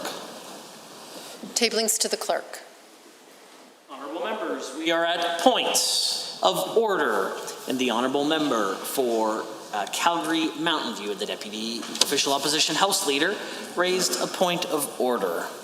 Thank you, Mr. Speaker. This point of order is under 23HI and J. It intends to create disorder in the House, imputes false and unavowed motives, etc. Mr. Speaker, now I do recognize that my recollection, and I apologize I do not have the blues, but my recollection is that the statement was the NDP continued to make things up, which differed slightly from the point at which you intervened afterwards when the member for Edmonton Gold Bar indicated something specifically about the minister. I think, Mr. Speaker, that my point here is that obviously there were a number of instances in which I did not call such statements today. Obviously, I do not intend to relitigate those, but I think my point here is that there's only a certain number of times that one can let the same thing go. So I am now in Erskine and May Parliamentary Practice 25th edition, section 21.21. This is on page 495. I'm sure the Speaker will be familiar.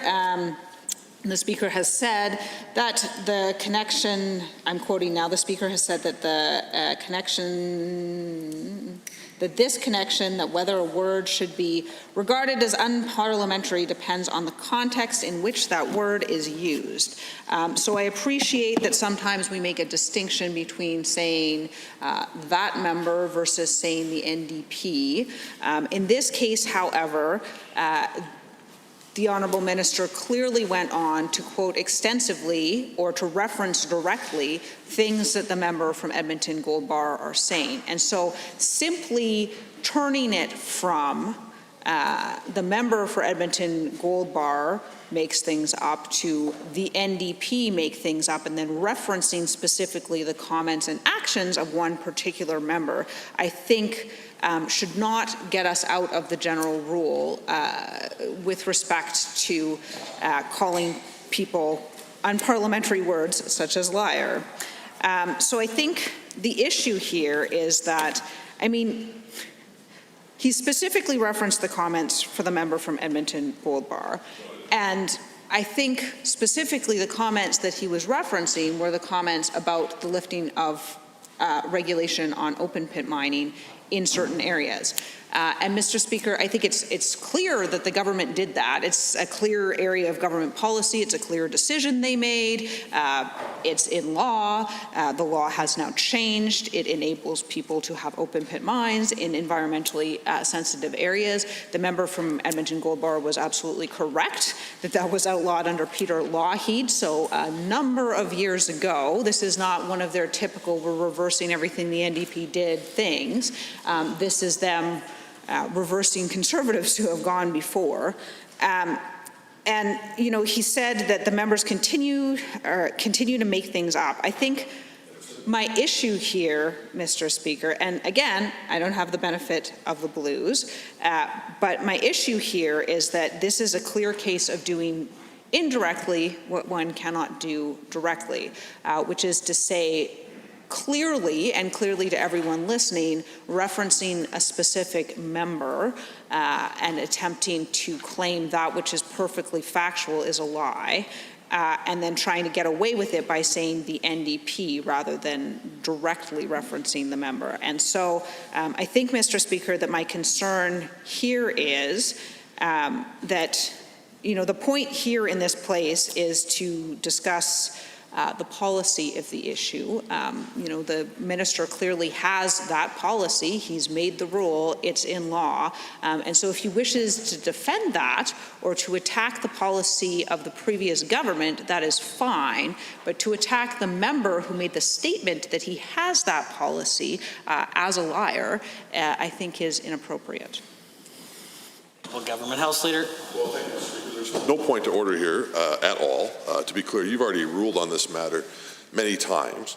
But briefly, the Honourable Deputy Opposition House Leader indicates that I referred or referenced the member in the question. I don't have the blues either. I do have a transcript. Blues are usually better, to be fair. And I know you will have them. But what I have here is, I said, Mr. Speaker, the NDP continues their practice of making things up. Mr. Speaker, it really is quite ridiculous. Then I go on to say environmental protection remains all across the eastern slopes. The Alberta Energy Regulator continues to regulate coal mines. Mr. Speaker, it has to go through the exact same process in place inside the province for decades and follow every environmental rule. Mr. Speaker, I go on to say what really is at the core of that member's question is that they're anti-development, anti-job creator. Mr. Speaker, will do everything they can to continue their behavior that they had when they were in government to drive out investment out of this province. Mr. Speaker, we'll protect our environment and we'll put our people back to work at the same time. At no time do I reference the honourable member from Edmonton Gold Bar or in any way allude to his honesty inside this chamber, Mr. Speaker, which the Deputy Opposition House Leader has referred to. He would go on to do shortly thereafter, which you've already dealt with, Mr. Speaker. Clearly, I speak about the NDP in general at the beginning of that answer. I can only imagine that there's no other requirement for interjections. Seeing none, I am prepared to rule. I would agree with the Honourable Government House Leader that at no point in time did he make the accusation that that particular member was making things up. I would also concur that his transcript of the interactions are quite similar to what I have with the benefit of the blues, where he does say, again, Mr. Speaker, the NDP continue their practice of making things up. The only portion of the question that could be considered to be of personal nature is when he referred to the core of that member's question is anti-democratic, anti-development, anti-job creator, and they'll continue what they did, continue their behavior from what they did when they were in government to drive investment out of the province. Well, I'm sympathetic to the position of the Deputy Government Opposition House Leader that these sort of broad-based statements about what individuals tied to a group may or may not do are unlikely to increase decorum. We have accepted as a general rule in this assembly that we will tolerate those statements. I believe members of the official opposition make them on a very consistent basis about what the government may or may not do, and members of the government make these sort of groupings of statements about what groups of opposition members may or may not do. Now, if we come to a point where decorum has decreased to such a level that neither side will be able to continue to make those statements, that may happen in the future, but at this point in time, I consider this not to be a point of order. But what I would also like to highlight, because the second point of order that was called by the Honourable the Government House Leader during debate today, which I chose to intervene at the time, some outside of this place may argue that I've ruled one set of rules for the government and a different set of rules for the opposition. And I want to provide some clarity on the difference between what happened in the first point of order and what happened in the second point of order when the Honourable Member for Edmonton Gold Bar said, well, Mr. Speaker, given that I live in hope that one day this minister will tell the truth in the House.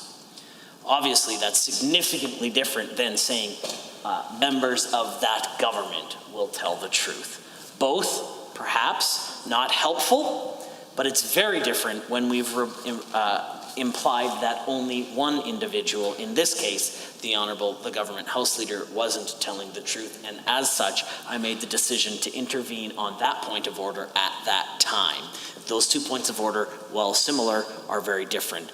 We are at point of order number 3, as I consider both of those points of order dealt with and concluded, and the Honourable the Opposition Deputy House Leader raised on a point of order.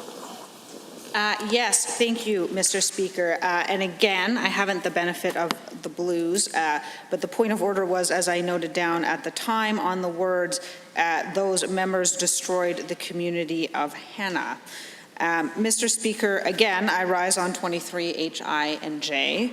I think my issue here is that it's obviously superlative, but it's also clearly designed to create disorder in this place. Mr. Speaker, a short walk through the annals of history will demonstrate that under the former Conservative government, the government of which the current Premier was a member, certain coal mines were being phased out.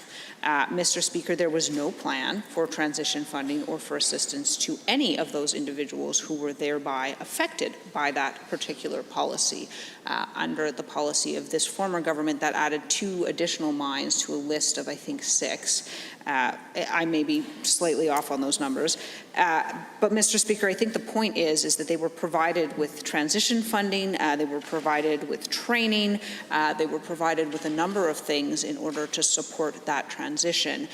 So having the members opposite stand up and accuse us of what of a problem which was created initially by a government of which the Premier was a part is a little bit rich. And to add to that, Mr. Speaker, the fact that we took active steps to ensure that those individuals were assisted in their transition, because we do care very deeply about people and about their livelihoods and about their ability to maintain their communities. I hear the Government House Leader laughing. I don't think this is a particularly funny matter. I think, Mr. Speaker, that the comment was clearly intended to create disorder. It's a blatant mischaracterization of what happened. And certainly, Mr. Speaker, there are a number of mischaracterizations that occur in this place on any given day. But I think that the suggestion that people are destroying or intending to destroy communities is a bit over the top in this case, Mr. Speaker, and I believe the member should withdraw and apologize. Leader. Mr. Speaker, this is first of all clearly a matter of debate. While I understand that the Deputy Government House Leader may be sensitive to their failed record when it comes to coal, Opposition House Leader, when it comes to coal, and may be sensitive about the impact of her former government's policies on communities like Hannah and elsewhere inside this province. I'll quote just from a December 9th, 2019 article in the Financial Post when referring to the actions taken by the former NDP government in regards to Hannah. It says, Westmoreland Coal Company, which runs the mine that feeds Sheerness with coal, entered bankruptcy protection in 2018. Housing prices collapsed to the point where detached three-bedroom homes are being listed for as little as $20,000. People fled town. The 3-year stretch between 2016 and 2018 was devastating for the town of Hannah. That is the honourable member and the honourable member for Edmonton Goldbard's record when it comes to coal, Mr. Speaker. But at the end of the day, it's certainly a matter of debate inside this chamber, and the honourable member may see it a different way. She's welcome to debate within this chamber, but this is not a point of order. Thank you. I also assume that there's no other submissions. I am prepared to rule on the point of order, and I think given the evidence provided, that the Honourable Government House Leader and others provided additional facts about what may or may not happen in the community of Hannah is evidence that we are continuing the debate on what happened in and around the community of Hannah. And so I also do not consider this to be a matter, I consider this to be a matter of debate and not a point of order. But I would provide the Government House Leader with some caution when he says, let us not forget that member, implying that the individual member was the one that was responsible, although he did go on to talk about the government being responsible for single-handedly destroying Hannah. I would just provide some caution that this is the sort of thing that can continue to lead to disorder in the chamber. I consider this matter dealt with and concluded. The Honourable, member for Calgary Mountain View rose on a fourth point of order as well. Yes, thank you, Mr. Speaker. This point of order was called with respect to the Honourable Minister of Justice. In the instance, the words were, that member makes things up. The member in question, in this case being me, Mr. Speaker. And so the question that was read immediately before that made multiple allegations that the Minister of Justice was involved in a UCP leadership race, that race is now under investigation by the RCMP for voter fraud, that the Minister of Justice had at the time expressed concerns about that same process, that the Premier ultimately benefited from that process. Mr. Speaker, I think the point here is this is a clear attempt to create disorder. It is a clear allegation made against a member. In addition, it's not true, which I understand is not relevant, but all of those things which I have listed there, i.e. the Minister of Justice being involved in the leadership race, the RCMP investigation for voter fraud, the concerns that the Minister of Justice raised around voting in that same leadership race, the Premier is ultimately benefiting from it. The question also referenced policy being driven from the Premier's office. I guess that one's arguable. But, Mr. Speaker, those things are all true. And so I think that the Minister of Justice rising and saying that member makes things up, especially while getting up and saying the NDP made a complaint about me to the Ethics Commissioner, which I've been cleared on. Now, while I am deeply flattered that the Minister of Justice cannot tell the difference between our political party and Democracy Watch. It was not, in fact, the NDP that made that particular complaint. It was Democracy Watch. So, Mr. Speaker, having the Minister of Justice get up, accuse me of making things up, which I think is unparliamentary in this instance, particularly when, as I've listed, it's not made up. The RCMP investigation is ongoing. It continues to be a thing. I think is ridiculous, particularly while simultaneously accusing us of making allegations against him. Again, a complaint which was filed by an independent agency, Democracy Watch, because they were so deeply concerned about the actions in admittedly an unrelated arena. But this suggestion that somehow that links back to me making things up, again, I'm deeply flattered that the minister has confused me with Democracy Watch. But I think, Mr. Speaker, that this is clearly a violation of the rules, and that the Minister of Justice ought to apologize for that. House Leader. Thank you, Mr. Speaker. I do not have a transcript or the benefit of the blues on this one, so I'm not sure what the minister said, so I'll have to refer to you, who I have the blues at the moment. I will be clear, Mr. Speaker, I don't recall one true fact inside the statement that and the question that was made by the Deputy Opposition House Leader, but I don't see how that's relevant to this question. I'll refer to you, Mr. Speaker, on what the minister said, and we'll act accordingly based on what the blues say, Mr. Speaker, but I can't take it at face value given the point of orders that we've already seen today and the fact that the transcripts that we had in the last points of orders do not show what the Deputy Opposition House Leader says, so I'll have to wait to see what they say. Thank you, honourable members. I have the benefit of the blues with respect to the comments that the Minister of Justice made immediately preceding to the point of order being called.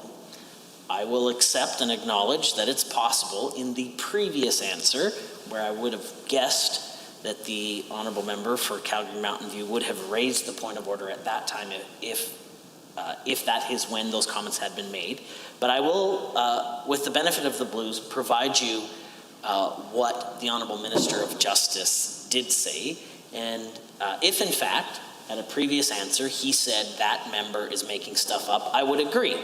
That is a point of order, and he should withdraw and apologize. However, here is the benefit of the blues that I have with respect to the answer that he made immediately prior to the point of order being called. Mr. Speaker, I'm just going to quote something from the Ethics Commissioner. Often with the media, and particularly social media, the truth is inconvenient and the facts of no interest at all. I think that member's question demonstrates that very point very clearly. You know what's going on here. We're going to get big money out of politics. He goes on to make accusations about other people that aren't inside this chamber, and I don't think that they bear repeating. But at no point in time does he say that member is making that up. As such, there's no point of order. I will review the previous answer, and if in fact he made that statement, I'll have someone apologize and withdraw on his behalf, or should he be in the chamber to do that.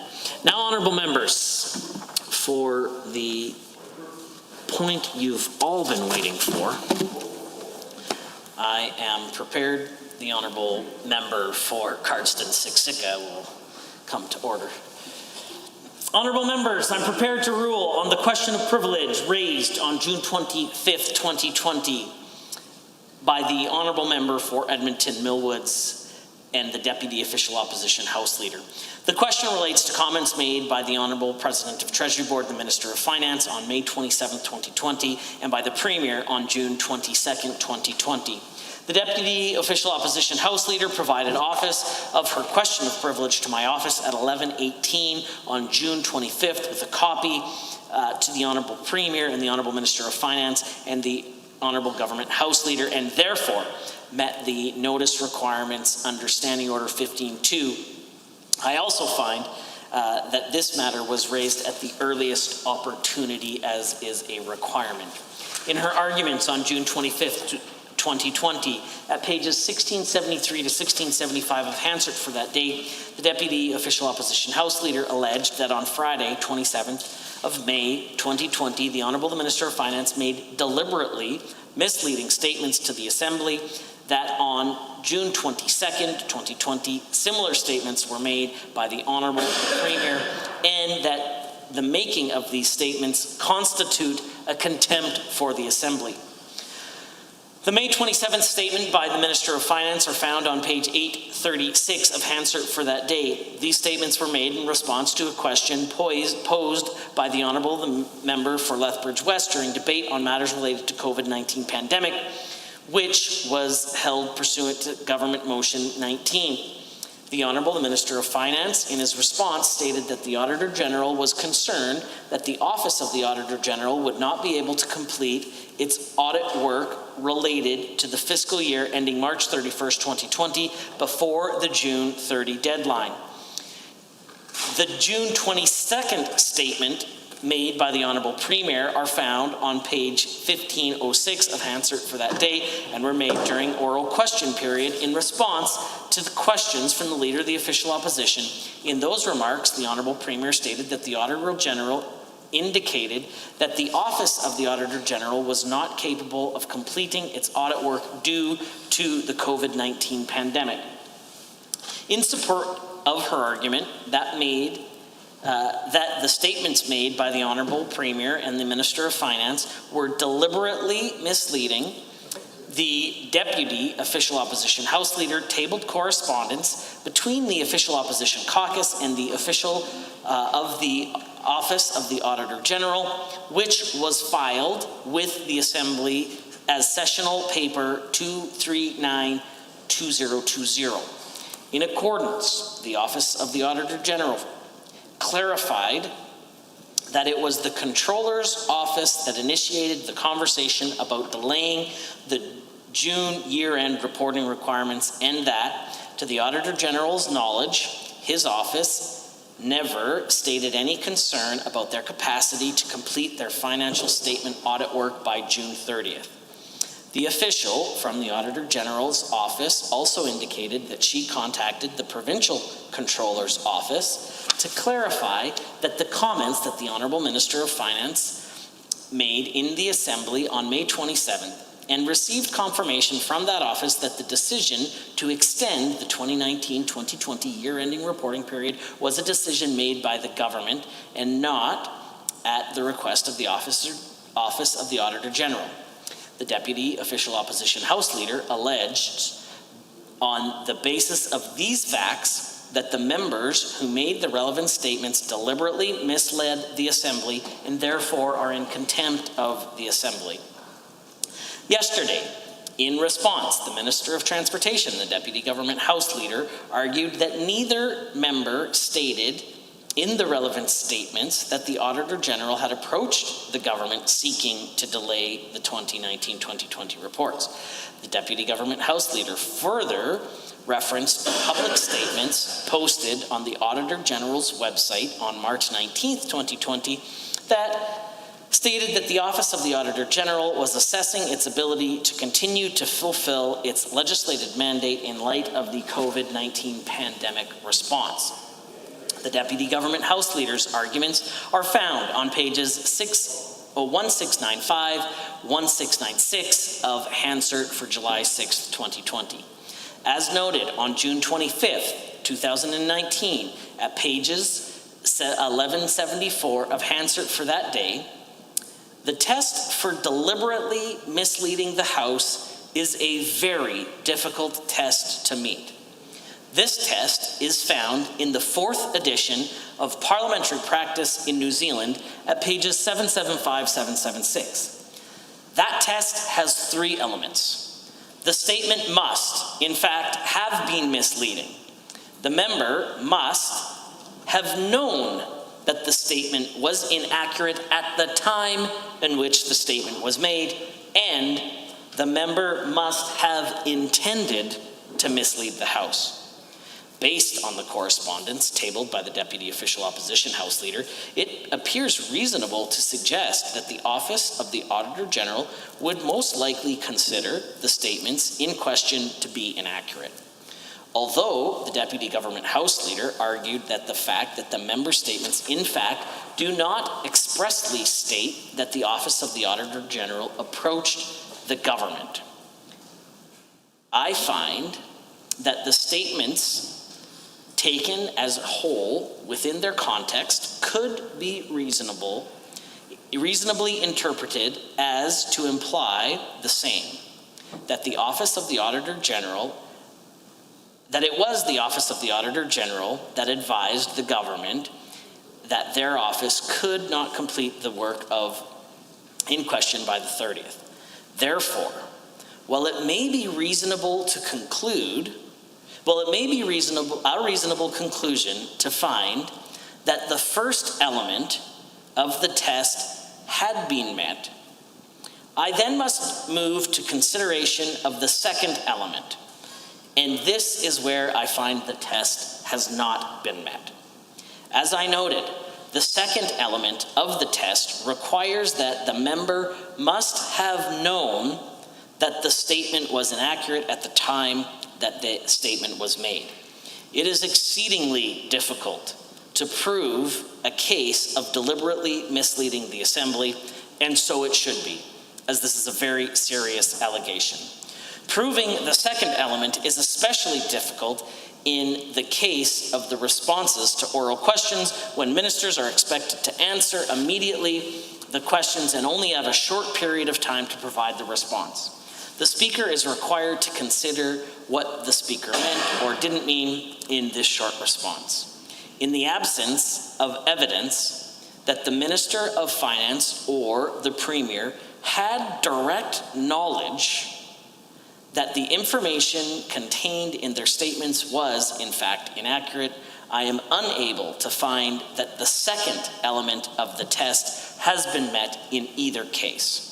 Although there was evidence that the Provincial Controller's Office was made aware that the Office of the Auditor General considered the comments to be inaccurate, in the case of the Minister of Finance comments, the correspondence of the office was sent after the statements were made in the Assembly. Furthermore, there was no indication that this information was brought to the attention of either the Minister of Finance or the Premier so as to possibly correct any misinformation that may have existed between the parties involved at the time. Accordingly, as I find that the second element of this test is not met, I find that the alleged case against both members is not been made, and therefore there is no prima facie case of question of privilege has arisen. I consider this matter dealt with and concluded, and we are at orders of the day, orders du jour. Under Government Bills and Orders, for second reading, Bill 26, Constitutional Referendum Amendment Act 2020. Adjourned debate, Mr. Scow. Honourable members, we are debating Bill 26, the Constitutional Referendum Amendment Act 2020. The Honourable Member for Cardston-Siksika adjourned debate. He has 15 minutes remaining should he choose to use them. The Honourable Member for Edmonton-Glenora has risen to join in the debate. Thanks very much, Mr. Speaker. I'll be happy to use the member from Cardston's 15 minutes as well, just kidding. I'm happy to engage in this opportunity to discuss Bill 26 as proposed, which is currently titled the Constitutional Referendum Amendment Act. And I want to say off the hop, and I think people have heard us say some of this publicly, this bill seems to clearly be drafted in a way to put big money back into Alberta politics, something that I was really proud to be a part of the government, that its first bill was to literally take out every corporate and union dollar from our democratic process in terms of donating to political parties. That was something that was a proud moment for me, because I truly believe, and I think all members of our party believe, that democracy belongs to the people and not to the biggest donors or the biggest lobbyists. So when we had an opportunity to bring in legislation to cap donations at a far more reasonable rate, some would still say, I think it's about 4,300 as of today, is a lot, but it certainly was less than, I think it was 30,000 we were at beforehand. So it was definitely a step in the right direction. But here we are today debating a bill proposed by the current government, the UCP government, that brings in $500,000 for third-party advertising when it comes to questions being put to the public that only the Premier can determine what the question is. So it definitely creates a very unbalanced playing field when it comes to ordinary citizens being able to determine the outcomes of democracy versus the Premier and big donors to motivate people on the Premier's questions. I also want to take a chance to recognize that we have some guests in the gallery who are representatives of the United Nurses of Alberta. Thank you so much for being here. It's great to have people back in the gallery. I love seeing people physically distanced, and I see you're also wearing your masks. And of course, as nurses, we appreciate all of the work that our frontline healthcare workers provide to the people of Alberta every day. And I think people have taken a special appreciation during this time of global pandemic. So when we're outside clapping on Saturdays at 7, we're thinking about you and all of the other frontline workers that have kept us all safe over the last several months and really all of our lives. So thank you so much. And I imagine that nurses would love to be able to put forward a question on a referendum. Maybe a question like, do you think it's fair for the government to cut $1 billion from healthcare spending and then put half of it back in and say that that's sufficient to meet the needs of a pandemic? I think the answer would probably be overwhelmingly no. But I highly doubt the Premier is going to put that question forward to Albertans as the referendum question during debates. Maybe he would, but if we want to say that we truly believe in having fair and open democratic processes, then we shouldn't limit the ability of the person who can drive the question, determine the wording of the question, and ask the question to one individual in the province. That definitely seems blatantly undemocratic and quite unfair. If there were other processes for other people to put forward questions, I would be more open to the idea. I actually think that there are times where referendums can be very helpful in determining the will of the people. But when the will of the people is the only question being asked is by one person who has a desired political outcome, I think that it is blatantly unfair. And then, of course, the money piece. So allowing massive donations from corporations to drive people to consider the question from a certain angle or to only receive information about it positioned in a certain way, I think, again, is incredibly undemocratic and an affront to what I would hope when you're talking about legislation that governs elections and decisions that you would want to drive more democracy, not less.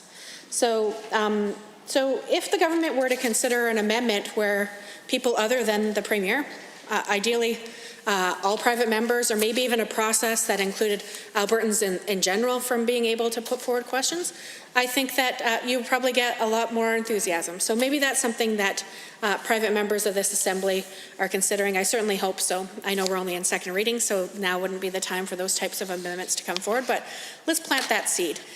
Because I imagine that there are private members in this House who have ideas that they would like to see considered for a referendum.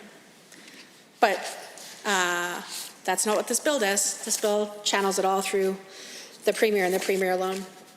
And let me say that I know that probably folks realize philosophically that they won't always be in the positions they're in today, but like honestly, we won't. Not any single one of us will be in the same position in perpetuity, ever. I think I'm number 850. I don't know what number other members of this House are, but others will come after us. And do you trust that they should be the ones to determine these kinds of questions, to set these kinds of processes, and to drive these kinds of outcomes? So I think that there are a number of questions around the legitimacy of this proposal, and that's why I am quite concerned by it. The big money piece obviously is one of the big drivers, but the other piece is having one person be able to determine what the question is, how it's asked, and when it's asked. I think that is, I don't think that actually reflects the will of the people. And I know that the government likes to say that what's more democratic than letting people answer questions, and I agree. So then why is it that the only question to be asked will be determined by the Premier at the timing of the choosing of the Premier, with the question that the Premier chooses, and with such big donation amounts allowed to influence the outcome of the determination of the question? And I think that these are fair things to be asking of the government, because the title says that this is about constitutional referendums, but I think that this is about something much more underhanded, in my honest opinion. I think this is about trying to create an unbalanced and unfair playing field for folks to engage in democracy. So some amendments that might want to be considered are things like, should there be any spending on third-party advertising in these types of decisions that are coming forward? If they are, should they be individuals, or should they be corporations that are driving the spending? Because the way it's written right now, it definitely puts unfair, unequal balance towards large, big pocket corporations. And the other piece I want to say is that I really wish that we were in this place debating legislation around democracy in areas where we have seen significant, at best questionable decisions made, and at worst fraud, forgery, bribery, and an underhanded campaign that resulted in the leadership of the now Premier, who's going to determine the questions that will be going forward by referendum if this bill does pass. So when I reflect on the last 2 years, and specifically the fact that there was a kamikaze candidate quite openly after, of course, all the documents got leaked, quite openly talked about the fact that they were working collaboratively the whole time to make sure that speeches were written by the preferred candidate, the now Premier, that they were given to the individual for design things, as well as literally the words that were recommended for that person to be saying during the campaign to attack the Honourable Brian Jean, who the other thing that I found really interesting is that now Minister of Finance, then leadership candidate, talked about how this was standard practice that opponents share with each other their strategies, their dates that they are planning on withdrawing from a campaign. Never has that happened to me. I did have some opponents before withdraw, but they didn't ever tell me, I'm going to do it on this day and this time, and this is how you should probably respond to that. They definitely didn't give me their strategies, their speaking notes, or their campaign materials. Sometimes they'd end up in my mailbox, but they definitely didn't send them to me as a, hey, I'm planning on doing this, maybe you should say this instead. That is definitely not standard practice in the many elections I've had the honor of being a part of, both as a candidate, as a worker, and as a volunteer. That definitely wasn't part of typical campaign strategy. So for folks to be drafting legislation around elections who think that that's appropriate, I doubt they actually think it's typical, because I think that they have more experience than those quotes would give us credit for as people who were responding to them. But to say that it's appropriate for there to be these types of very underhanded, unbalanced campaigns happening in a way that the other piece that happened through the kamikaze campaigns too, of course, were these donations being funneled there. Donations given to both the now leader of the UCP and the Premier, and donations given to the the kamikaze candidate, so that there was this completely unbalanced weighting of donations because they were finding ways to try to work around the what they argued were existing loopholes. But are they coming here today to close those loopholes? No, they're driving bigger trucks through other pieces of legislation to create even more opportunities for people to buy elections and for there to be unbalanced and unfair influence. Then, of course, there were questions around how people were sold memberships. were people sold memberships in a way that they consented to, that they actually made the choice to buy that membership, or were there questions around them being done legitimately? And I believe the Elections Commissioner and Ethics Commissioner, as well as branches of law enforcement, have been called in to investigate fraud, forgery, and bribery as it relates to people being forced to buy memberships by those specific articles I recall were around credit cards being used without their consent. Those are very, very serious allegations, and I would hope that this government and any government would take them seriously and would act in a way to strengthen and limit the types of concerns around our democratic process and how it could be or has been misused potentially in the past. I think that those are the types of bills that people would say, you know what, they are actually working to improve democracy. They're working to find a way to take big money out, to make sure that it doesn't just go to the highest bidder, and it also doesn't just go to somebody who may or may not have sold those memberships ethically in accordance with the existing laws. I think that would be a bill to actually strengthen and improve democracy. Those bills would be great. But instead, what we've seen is the current government choose to fire the Elections Commissioner in the midst of an investigation in a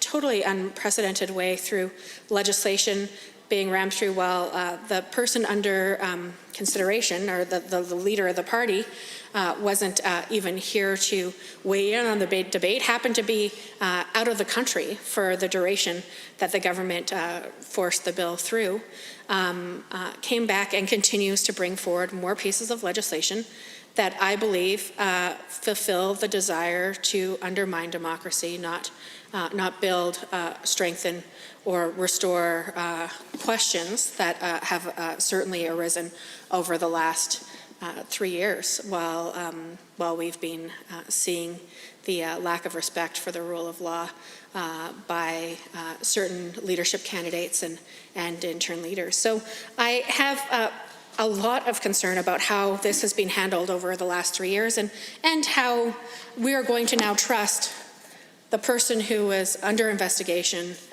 by the Elections Commissioner, who then fired the commissioner, to then determine the question, determine how the question is asked, determine where it's asked, determine the wording it's asked, and to allow for third-party advertisers to drive people to a certain outcome. I find that incredibly disrespectful to democracy, to the role that each and every one of us plays in upholding justice, and why it was that each of us were elected to come to this place to fight for ordinary people in our ridings. That's why I'm here, because a lot of individual folks decided to cast a ballot that supported my leader and myself in coming to this place and fighting for them. And that is certainly what I expect out of every piece of legislation that comes forward, that there be some angle of how it's actually going to help the individuals who collectively sent us here, not how it's going to drive big money and one specific person's desires to ask questions in an attempt to validate his own political will or desires. So I, for those reasons, am deeply concerned by this bill at this stage of debate. And again, it's titled Bill 26, Constitutional Referendum Amendment Act. I think that there are a lot of other ways that we could strengthen democracy instead of trying to bring truckloads of cash into questions that are driven by the Premier and only the Premier. So perhaps there are private members who are thinking of amendments. I'm confident that there are on our side of the House, and I think it'd be great to see private members come up with amendments. Standing Order 29-2A is available. Are there any members wishing to speak? Under Standing Order 29-2A, the Honourable Member for Calgary Mountain View. Yes, thank you very much, Madam Speaker. I was absolutely fascinated listening to the words of the member for Edmonton-Glenora. I think she's raised some really, really important points in terms of this bill sort of opening the door to let big money into politics, and also in terms of the fact that, you know, I think we all know when you look at research out there and when you look at sort of studies that are published that who asks the question and how they ask it is relevant to what answer they get.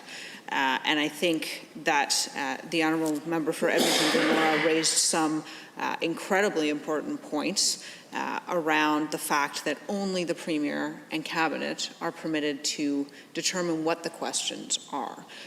So this is supposedly a move towards democracy, but it's a move towards only certain people being permitted to ask certain questions at certain times. And I think I was very interested in what the member had to say in that respect, and I would be interested very much to hear her expound further on the reasons why this really doesn't strengthen democracy at the end of the day. Because again, it puts the power in the hand of very few to decide which questions are asked, and then after those questions are asked, it allows each individual, so each one of us in here, there are 87 of, okay, probably not us, but each one of us has a friend, there are 87, to raise an enormous amount of money to campaign on that particular issue. And I think that that's a concern. I myself was certainly proud to act when I was in government to remove big money from politics, and I think seeing this door opening is a big concern for me. So with that, I will ask the member from Edmonton-Glenora to continue. The honourable member from Edmonton-Glenora. Thank you very much, Madam Speaker. And definitely one of the pieces that were sparked in my memory with my colleague from Calgary Mountain View, and thank you for her engagement in this debate in this way, I really appreciate it, was around the questions around disclosure of donations. So there were questions around whether or not leadership candidates would disclose their donors when running for political office, and we definitely brought in that requirement, but the now Premier decided to not disclose, and at the time it technically wasn't a requirement, but he, I'm confident, told people that he was going to disclose who his donors were, and then we still have yet to see who donated to his leadership campaign. And there's an ability for there to be less disclosure in this bill as well with a third-party advertising, because expenses don't have to be filed as an audited financial statement until they reach $350,000. If I were somebody donating to one of these campaigns, I think that Albertans would deserve to know that I was one of the people that was bankrolling it, for them to figure out what my motivation was, and for them to be able to know before they cast a decision how biased or unbiased that opinion might be. I think that would be fair and reasonable. Also, if I was a donor, I think having an audited financial statement to ensure that the money I donated actually went towards what I was told it was going to be spent on would be the most simple expectations that anyone has. I know when I donate to charities or to political parties, I know that they have a proper accounting process and that there will be, the spending will be accounted for, and therefore I should have confidence in what I'm donating to. So again, the fact that there doesn't have to be an audited financial statement until the $350,000 benchmark is reached, I think is really disrespectful to democracy as well as to the people or businesses who may or may not be donating. I do understand that the individual contributions has been capped at, I'm not sure if it's 4,000 or the index 4,000, which might be closer to 4,300, but I guess that's better than a limitless amount for any individual to be able to donate. But again, spending up to $500,000 per referendum to try to sway public opinion per third-party advertiser. So there could be multiple third-party advertisers as well. I think really is funneling tons of not just big money, but clearly what could be dark money because of the 350 requirement. There could be a whole bunch of $349,000 campaigns happening, and the public have no idea where that money came from, how it was being used, or how it was being accounted for. So these are serious affronts to our democracy, and I urge us to reconsider. Any other members wishing to speak to Bill 26 in second reading? I see the honourable member for Edmonton-Ellerslie. Thank you very much, Madam Speaker. I appreciate the opportunity to get up and speak to this bill. And of course, that's Bill 26, Constitutional Referendum Amendment Act. there's so much to say about this particular bill, and actually on the debate that's actually come before this House already. You know, I had the pleasure of being here last night until quite late into the evening as we were discussing this particular bill. And one of the things that really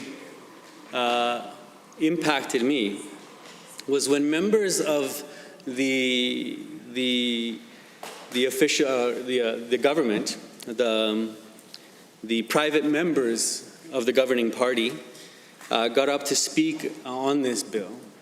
They accused the official opposition of being elitist.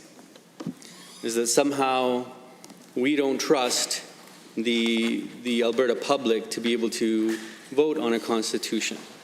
But of course, they were missing the arguments that we were trying to make, as so many times they do when we're in the House debating these particular issues.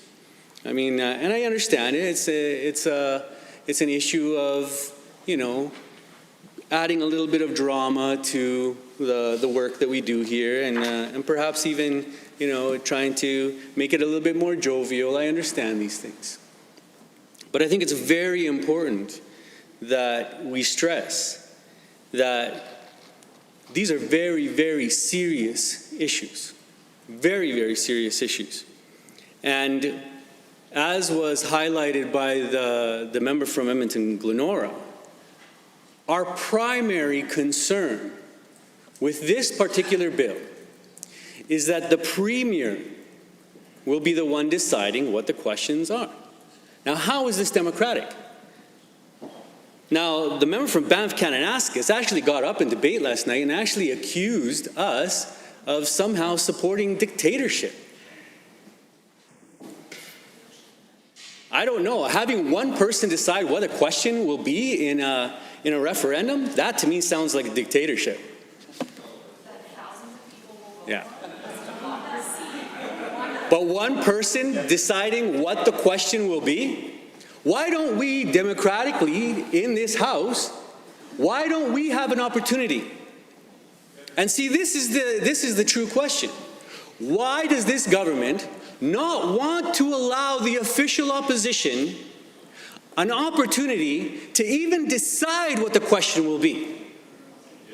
And I'll tell you why, Madam Speaker, because this government, time and time again, continues to put more and more power into the hands of ministers and into the hands of this very Premier.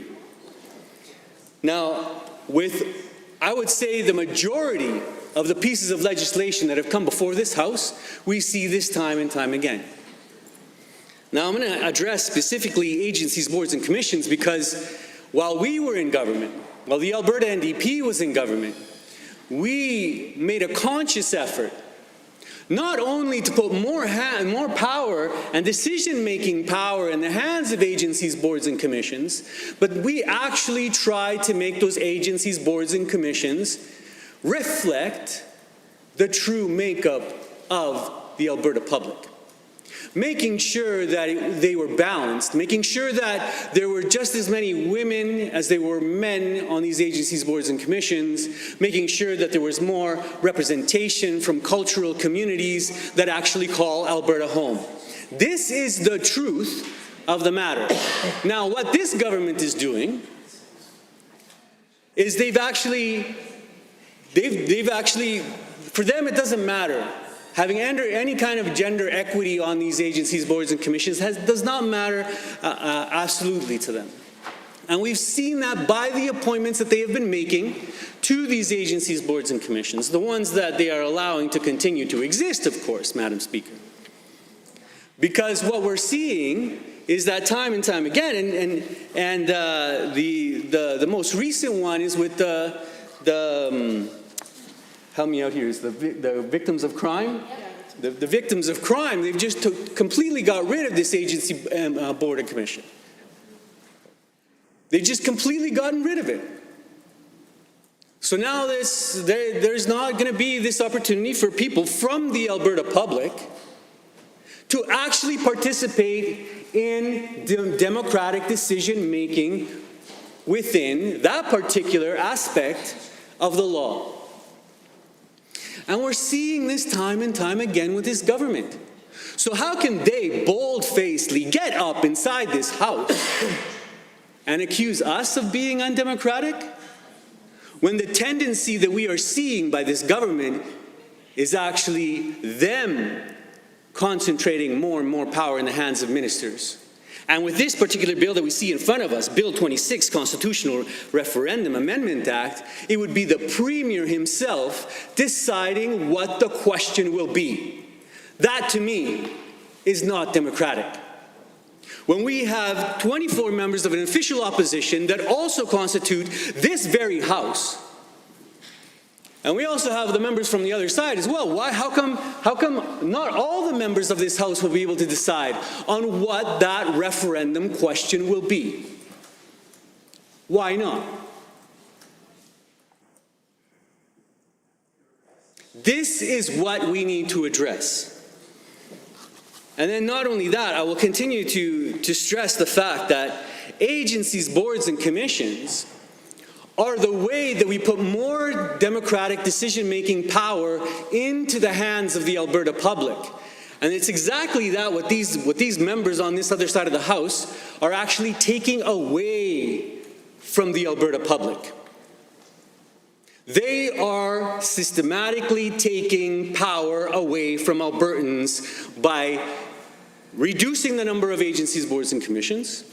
And then not only that, putting that very power that was actually held by these citizens, and they're putting it in the hands of the minister instead. This is the reality of what we're experiencing in just a little over a year of this UCP government. So don't get up and bold-facedly say that we are being undemocratic.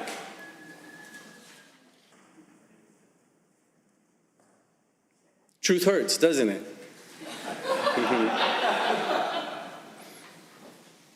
I'm glad that you find that funny.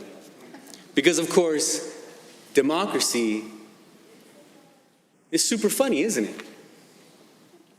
Right? Taking power away from Albertans is funny to you. Yeah?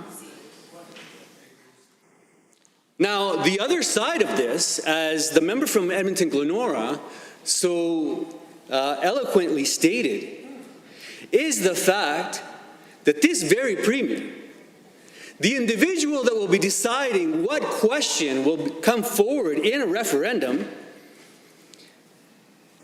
has had investigations by the RCMP in terms of the leadership race that actually took place in order to constitute this brand new United Conservative Party.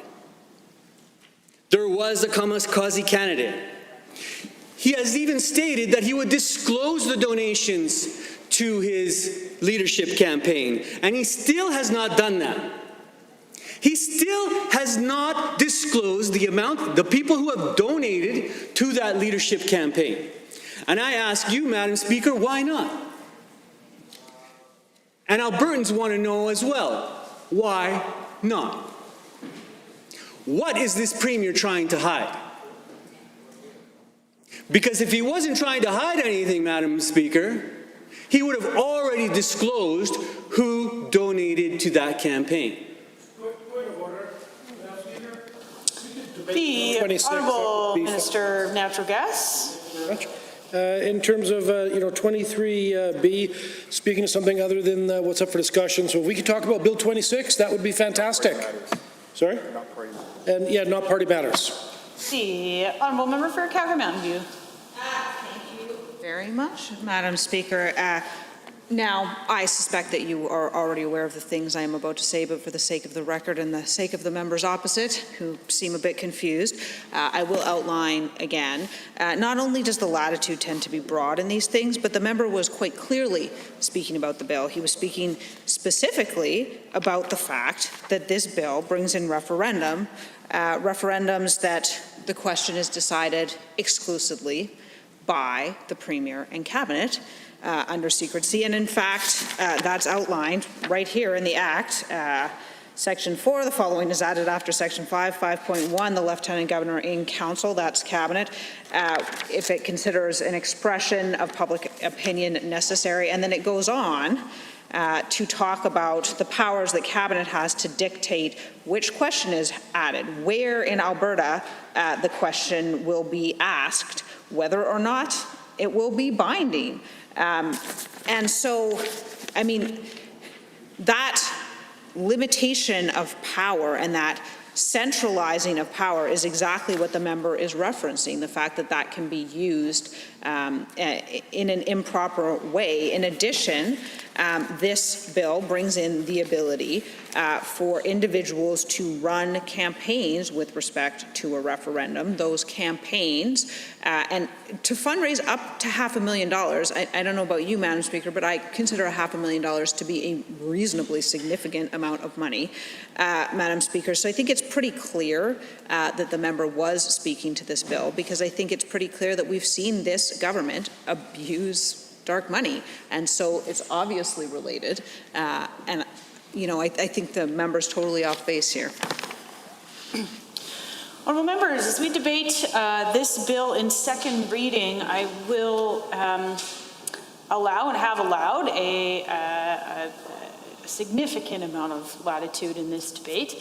I will continue to allow that latitude. However, I will express some caution if debate excessively goes on about other matters that may even be loosely related to the debate. You will be redirected toward the matters in which are in this bill. This is a matter of debate, and I will ask the Honourable Member for Edmonton-Ellerslie to continue. Thank you very, very much, Madam Speaker. I'm going to wrap up, because I understand that you know, it hurts the members from the other side to have to hear these arguments over and over and over again about their premier, and the fact that, in my personal opinion, just an individual who has done and is being investigated for these things just cannot be trusted. That's my personal opinion. And if it was anybody else, I would be expressing the same argument. Now, but before I leave this topic, it's really important to me that I stress that the whole leadership campaign was plagued by fraud, forgery, and bribery. Now, Madam Speaker, I'm really hoping that this government is going to be open, especially during Committee of the Whole on this particular bill, open to amendments. Because, as you may recall, I believe we served on that committee together, the Select Special Committee for Ethics and Accountability, if I'm not mistaken. We were actually delving into specifically how we strengthen democracy in this province. Now, I would think that if we really want to make sure that the Alberta public has an opportunity to express what they believe, or how we should move forward as a government, how we should move forward as a province, then the question that is put before them should not necessarily just come from the Premier. And if this government and this cabinet don't want all of us deciding on it, then perhaps it should be sent to a committee. It should be sent to a committee where that committee could then decide on the wording or the particular aspects of what the Alberta public would then have to decide upon. This would be democratic. This would be truly democratic. And I challenge the members from the other side. I challenge you all to support this idea, because that would truly be democratic, and not leaving it in the hands of one particular individual. You want to stand up and talk about democracy and how we're going to strengthen it in this province? Then put more power into the hands of committees, put more power into the hands of agencies, boards, and commissions, where people of this fine province are going to be actually participating in the decision-making process. That's democracy. That's what I'm about, and what I'm going to continue fighting about in this province as long as the constituents of Edmonton Ellerslie continue to elect me and to represent them inside of this House. Because that is what they deserve. They deserve representatives that are going to put more power in their hands, because that is what democracy is really about. Not us making all the decisions. I agree with the member from Peace River. He got up repeatedly and said, yes, we want to put more power in the hands of the people of Alberta. But then if that's truly the case, then stop putting the power of agencies, boards, and commissions, removing it from those agencies, boards, and commissions, and putting it in the hands of ministers. Stop it. You can't get up on one subject and say this way, and get up on another subject and say no, that way. Be consistent. Be consistent with the way that we approach democracy. And be consistent with the way that we want to put power in the hands of Albertans.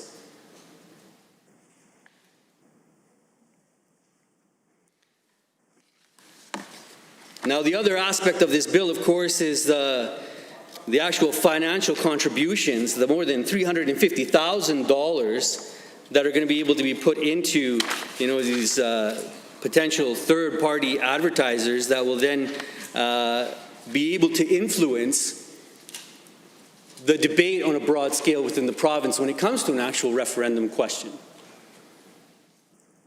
And the issue is not so much that, for me, what's really the problem here is that we don't know who those individuals are going to be that are going to be putting the money into these third-party advertising campaigns that would then potentially sway voters to vote in a particular way. We're not going to know who they are. We're not going to know how much money they put into it. When the work of the Select Special Committee on Ethics Accountability, while we were in government, specifically addressed this issue. When it came to financial contributions in any particular way to the democratic process, it was about creating more transparency rather than less transparency. And this bill that we see before us is creating less transparency rather than more. So focus on that when you get up to debate, rather than the rhetoric that we're being elitist. Standing Order 29-2A is available. I see the Honourable Member for Cardston-Siksika. I appreciate the opportunity to rise on 29-2A, and I'd like to introduce something to the members opposite. It's called an order paper. So, amongst other things, it lists the bills and the motions that we can discuss on a daily basis. And on this order paper, there are two bills in particular, one of which we're discussing at the moment, Bill 26, the Constitutional Referendum Act, and of course, Bill 27, the Senate Elections Amendment Act. Further to that point, we've also talked a lot about this session and even in the last session about a citizens-initiated referendum and recall. So you could almost say that there's a reoccurring theme of 2020 outside of all the other madness happening outside the chamber with things like coronavirus, etc., which is improving democracy and voter engagement. Now, I can understand why the members opposite are so opposed to this bill for two reasons. One, they didn't think about it themselves back when they're in government for 4 years, because I don't think there are too many good ideas that came out of that side of the House when they were elected. And yeah, I didn't say all of them are bad, and I hear them heckling, Madam Speaker. I hear them heckling now. I hear them heckling even when I watch these proceedings on television during question period and regular debate. I hear the heckling all the time. And in fact, it's so loud that people on TV can hear it, and they can hear how ridiculous the opposition actually sounds. That while we're trying to have a civil debate in this chamber, the members opposite can't just can't fight the urge to say something ridiculous. So you know, I have to say that members opposite might want to listen to what some of the members on the government side are saying with regards to improving democracy, because that is what the members on this side of the House are actually trying to do. But again, why are they mad? Why are they so mad, Madam Speaker? And again, I think it goes back to, one, they didn't have the idea themselves, and two, they don't trust Albertans. Now, the member who just spoke from Edmonton Ellerslie said the truth hurts. Sure, the truth hurts, and they're feeling it on a daily basis when they're in the chamber, that Albertans rejected them in record numbers. And they would hate the idea of putting a question to the public that they may not like. But imagine for a moment, let's just take a minute and imagine that question, and the public doesn't like it. What do they get to do? Vote against it. They get to vote against it or vote for it. But the decision is in their hands, Madam Speaker. I heard a lot, both in the speech just now, about what Albertans want from the member opposite, from Edmonton Ellerslie, and from members at my constituency at the doors, when I would knock their doors and ask them their opinion, what they want in a government, and they want one that's listening to Albertans. I would agree. There's a little bit of consensus between both of us.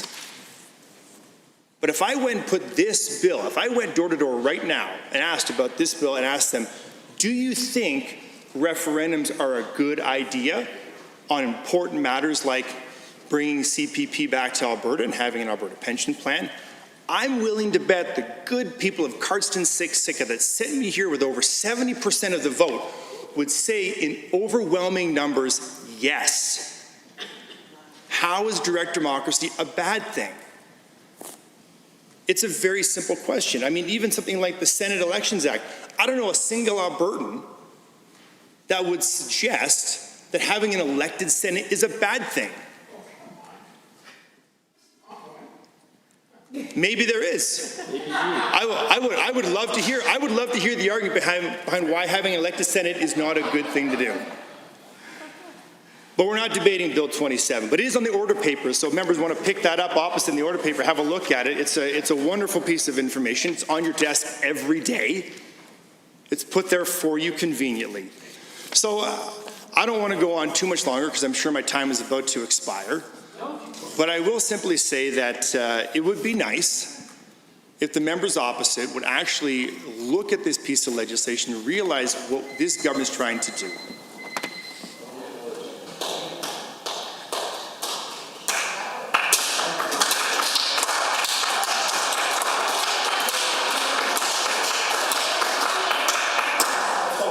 For a minute there, I thought that clapping was for me standing up.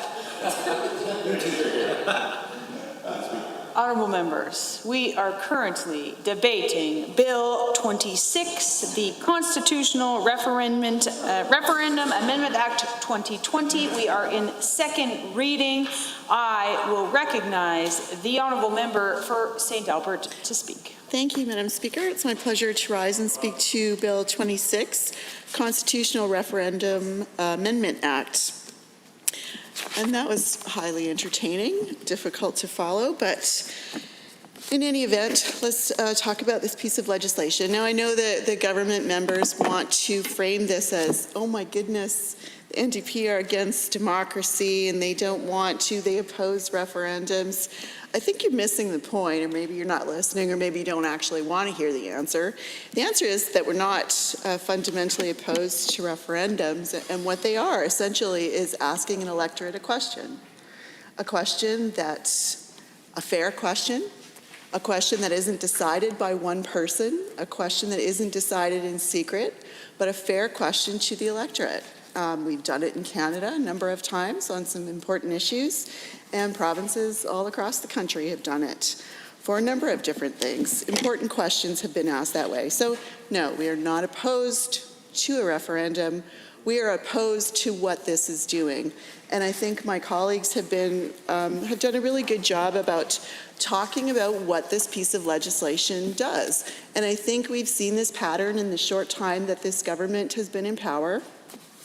and talking about the great big mandate to do whatever they want. And what we have seen is that they will introduce a piece of legislation with maybe a title that makes a lot of sense or seems quite innocent, or with a goal, the piece of legislation will do this thing.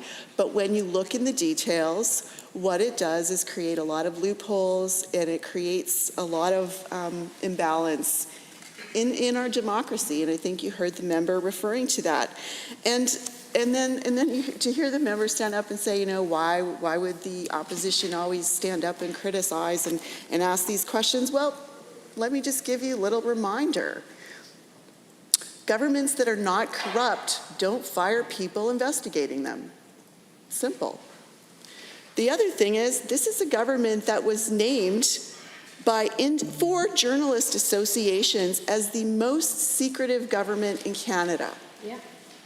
Recently, in 2020. That's a fact. That's what we know. We also know this is a government that likes to do things and say they're doing something else. We see it regularly all the time. We'll say, why did you cut AISH? We didn't cut AISH, we just de-indexed it. Why did you remove this? We didn't, we just streamlined it. We're transforming, we're serving more people.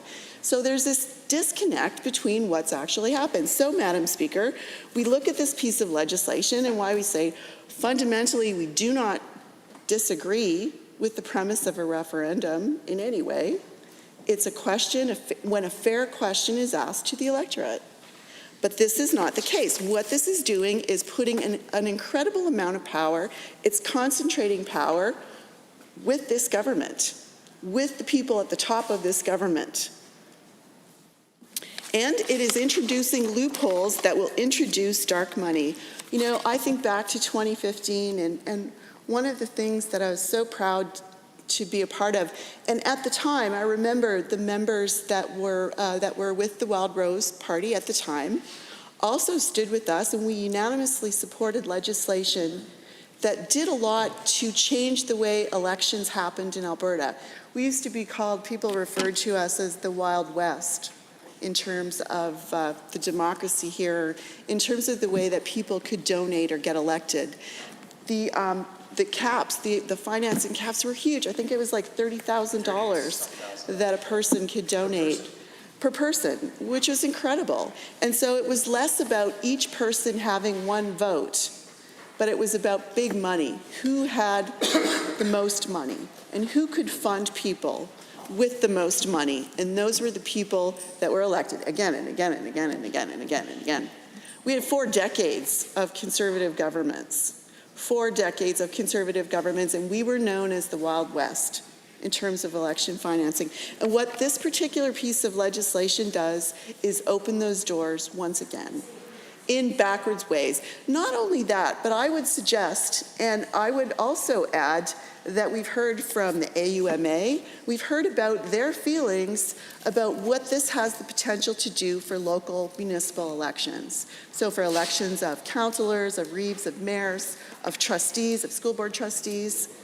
And so you have to ask yourself the question, if the government is indeed all about democracy and transparency and making this all fair, why would you not listen to the people who are closest to those elections? The reeves, the mayors, the councillors, the trustees who are saying, here's our concern, here's what we're worried about. We're worried that you're introducing other issues into local politics, into local elections. We're worried that you're introducing dark money, money that we can't really track, whether it's through third-party advertising, that we don't know where it's coming from, and you're introducing these things into local municipal elections. Now, don't get me wrong, I don't think that local elections are without influence right now, but this will make it far worse if this piece of legislation passes. So this is clearly an attempt to muddy the waters, I believe, in local elections, and also to introduce mechanisms to bring in more money into these elections. We know Bill 26 and 27 will allow hundreds of thousands of dollars to be raised and spent to influence public opinion on political matters with limited oversight and transparency, and only with the Premier's permission. I mean, then you could, begs the question, who influences this Premier? well, certainly his cabinet, certainly his donors. We don't know who all of his donors were way back when there was a PC leadership race, but that's irrelevant for this particular discussion. But who else influences the decision-making of this premier? It's about money frequently. It could be sometimes racist speechwriters, I don't know. But this is not a good piece of legislation if the goal is to increase transparency and democracy in this province. So here are a couple of things that I think are fairly problematic. So once the premier sets the rules in the way that he wishes, these groups, and I'm talking about a referendum, these groups can raise as much as $500,000 and spend as much as $350,000 without having to tell Albertans what they're spending their money on. That is the very definition of dark money. So this, again, is not about strengthening democracy. This is about giving the premier, or he giving himself, the power to create a big money machine that will allow more rich donors to write checks, to make donations from the shadows. That is what this is. Now, I think, sometimes history is,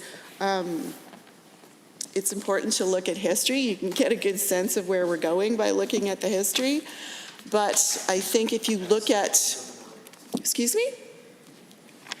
I think if you look at the history of the United Conservative Party, obviously, there were enough concerns for the independent election commissioner at the time. This was an independent officer that was tasked with looking at the elections, election financing, donations, all of these things. And this independent officer found that there were problems. There were all kinds of allegations that were made. There were all kinds of fines that were levied. And these were not done lightly. Seems to me there was a referral to the RCMP. That's pretty serious. But yet, this piece of legislation does absolutely nothing to tighten up the problems that we've seen. In fact, this just goes a step further to hide who in fact is influencing outcomes. And so if indeed this is about referendums, pure and simple, then why is it that the government is introducing all of these other loopholes? Why is it that we cannot just ask Albertans a simple question?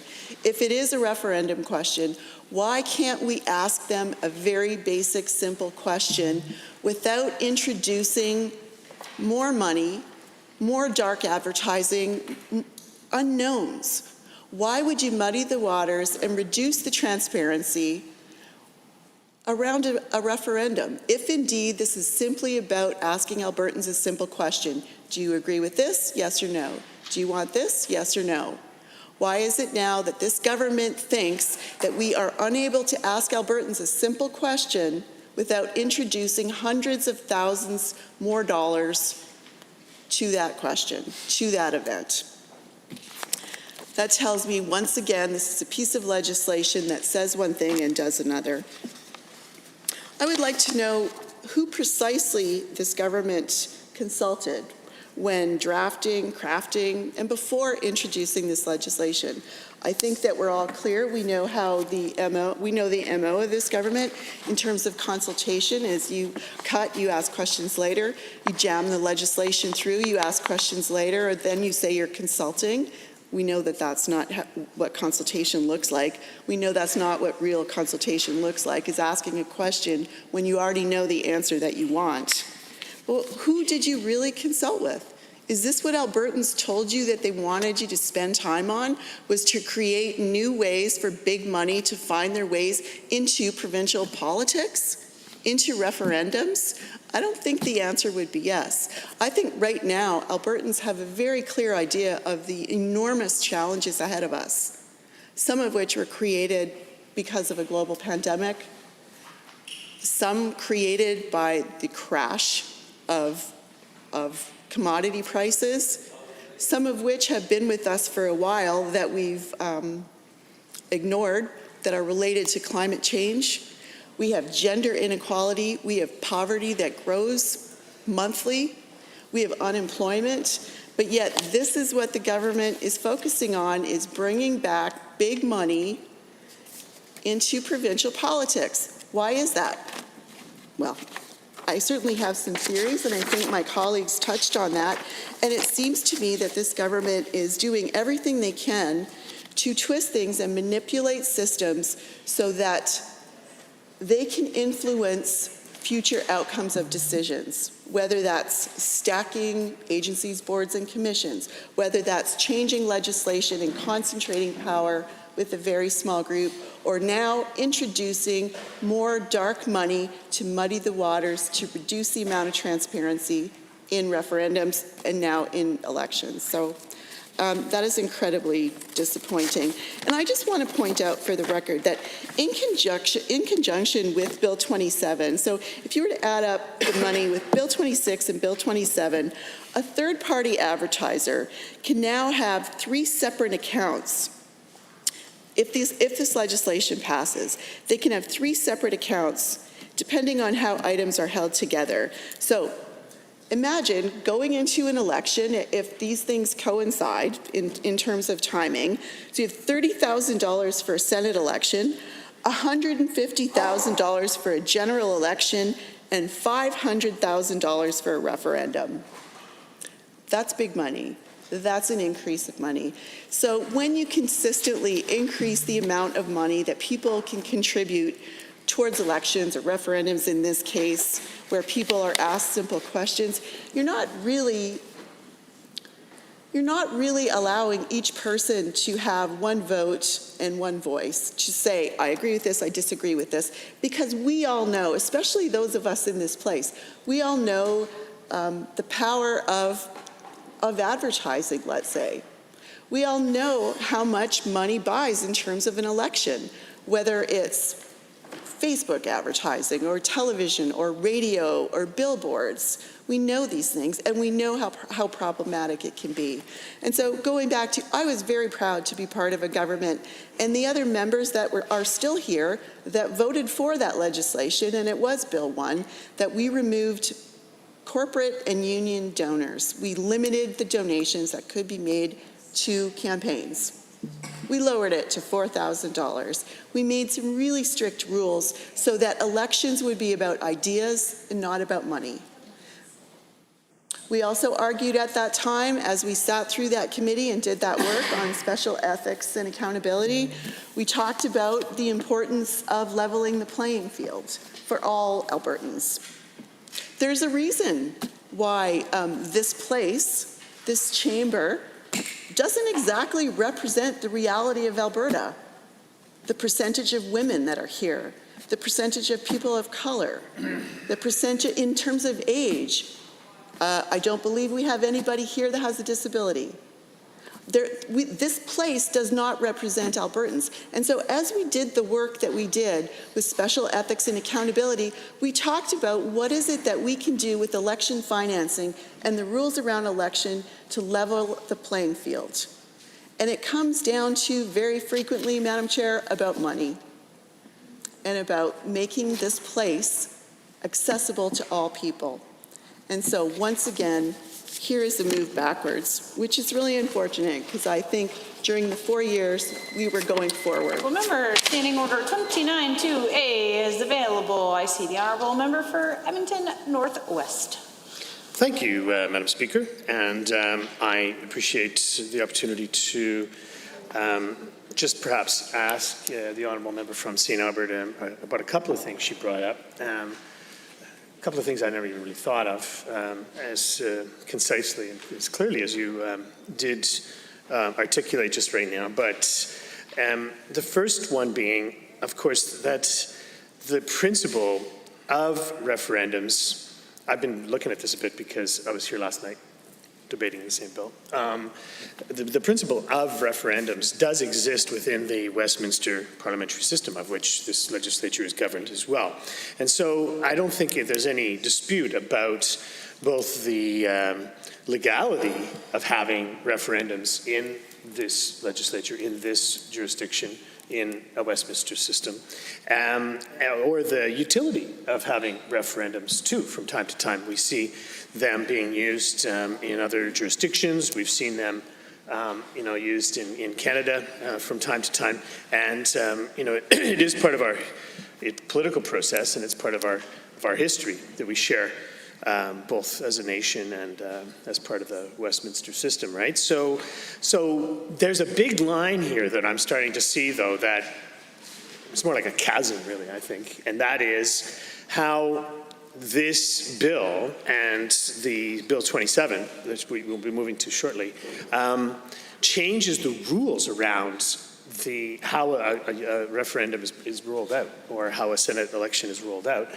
And these rules are directly in contravention or in clashing with the limits on electoral spending that we brought into the legislature here in the last 4 or 5 years, right? And I think your point that really struck me, woke me up a little bit, was the fact that, of course, the opposition voted with us so that it was a unanimous vote to clean up electoral financing here in the province of Alberta just a few short years ago.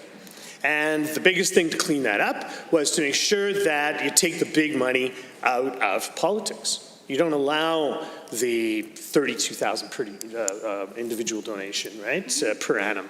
You don't allow the multi-million dollar, corporate donations or union donations and so forth, right? And, it helps to democratize things, quite frankly, and, the members opposite, for all of their rather hysterical proclamations from last night, especially around, democracy and all this kind of stuff. Well, that's exactly what we had in place, which included referendums, right? All of those things were in place, and the difference that on this bill, and I would like the member to correct me and to help me with this, is that number one, it reintroduces big money with that's not being accounted for, right? $350,000, I believe, something like that, without proper accounting, and also allows the Premier's office to control the language and which referendums get to be done. Right? And we know that we can not just look at the Westminster system, but we can look at the American system that has, lots of referendums and, voting on initiatives, they call them, I believe, and so forth. And they have a well-established process by which this is done in a democratic way. It's done in a equal sort of way, and it has a due process. It's not just up to the whim of a governor or a president or so forth, but they go through a system that has been developed over time. And so I don't see that. Maybe I'm missing something. It's Bill 26, right? But I don't see that in here. I see the Premier's office being able to determine what is a referendum, what's not a referendum, what the language of that referendum is going to be, and so on and so forth. So I'll sit down because I know I'm going on here. I'd be curious to know if you could tell me a bit more about those two things. 20 seconds or less, the honourable member for St. Albert. Well, I don't have a whole lot to add in 20 seconds or less, but did you say 20 seconds? Yeah. Okay. I'll just say that, yes, I am also worried that power will be concentrated once again in the Premier's office behind closed doors. Dark money will become the norm. And that's about it. Any members wishing to speak to the bill in second reading? The honourable member for Banff-Kananaskis. Madam Speaker, and I'm actually tremendously excited to rise today and speak to this bill because I think this is a long time overdue in Alberta, and to be frank, I think this is amazing legislation.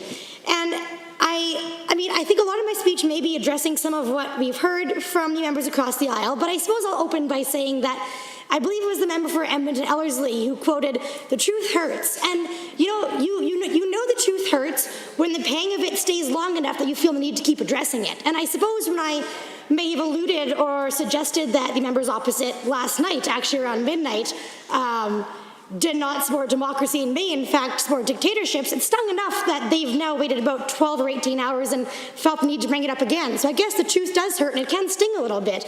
And I can tell that maybe it's under their skin. But, when we hear the members from last night make statements like, referendums, and I believe this is on the Hansard record somewhere, I don't have the blues with me, but something along the lines of referendums take away the authority of duly elected officials. I mean, sure, they technically do, but that's just strengthening democracy because it's taking the decisions out of the hands of 87 and putting them in the hands of 4.2 million. And I mean, anything less than that, truthfully, is getting, if we don't support that premise, maybe we are getting along some dangerous lines in our democracy. So I suppose the truth does hurt, but I will stand by the claim that I made last night, and I believe most members of this House will. And so I also want to put on the Hansard record one more time. When I put it on there last night, I'll put it on there again today. Heck, maybe I'll even put it on there another time this week and table it at some time. But for the record, the Merriam-Webster dictionary definition of democracy is supreme power vested in the hands of the people. Supreme power vested in the hands of the people.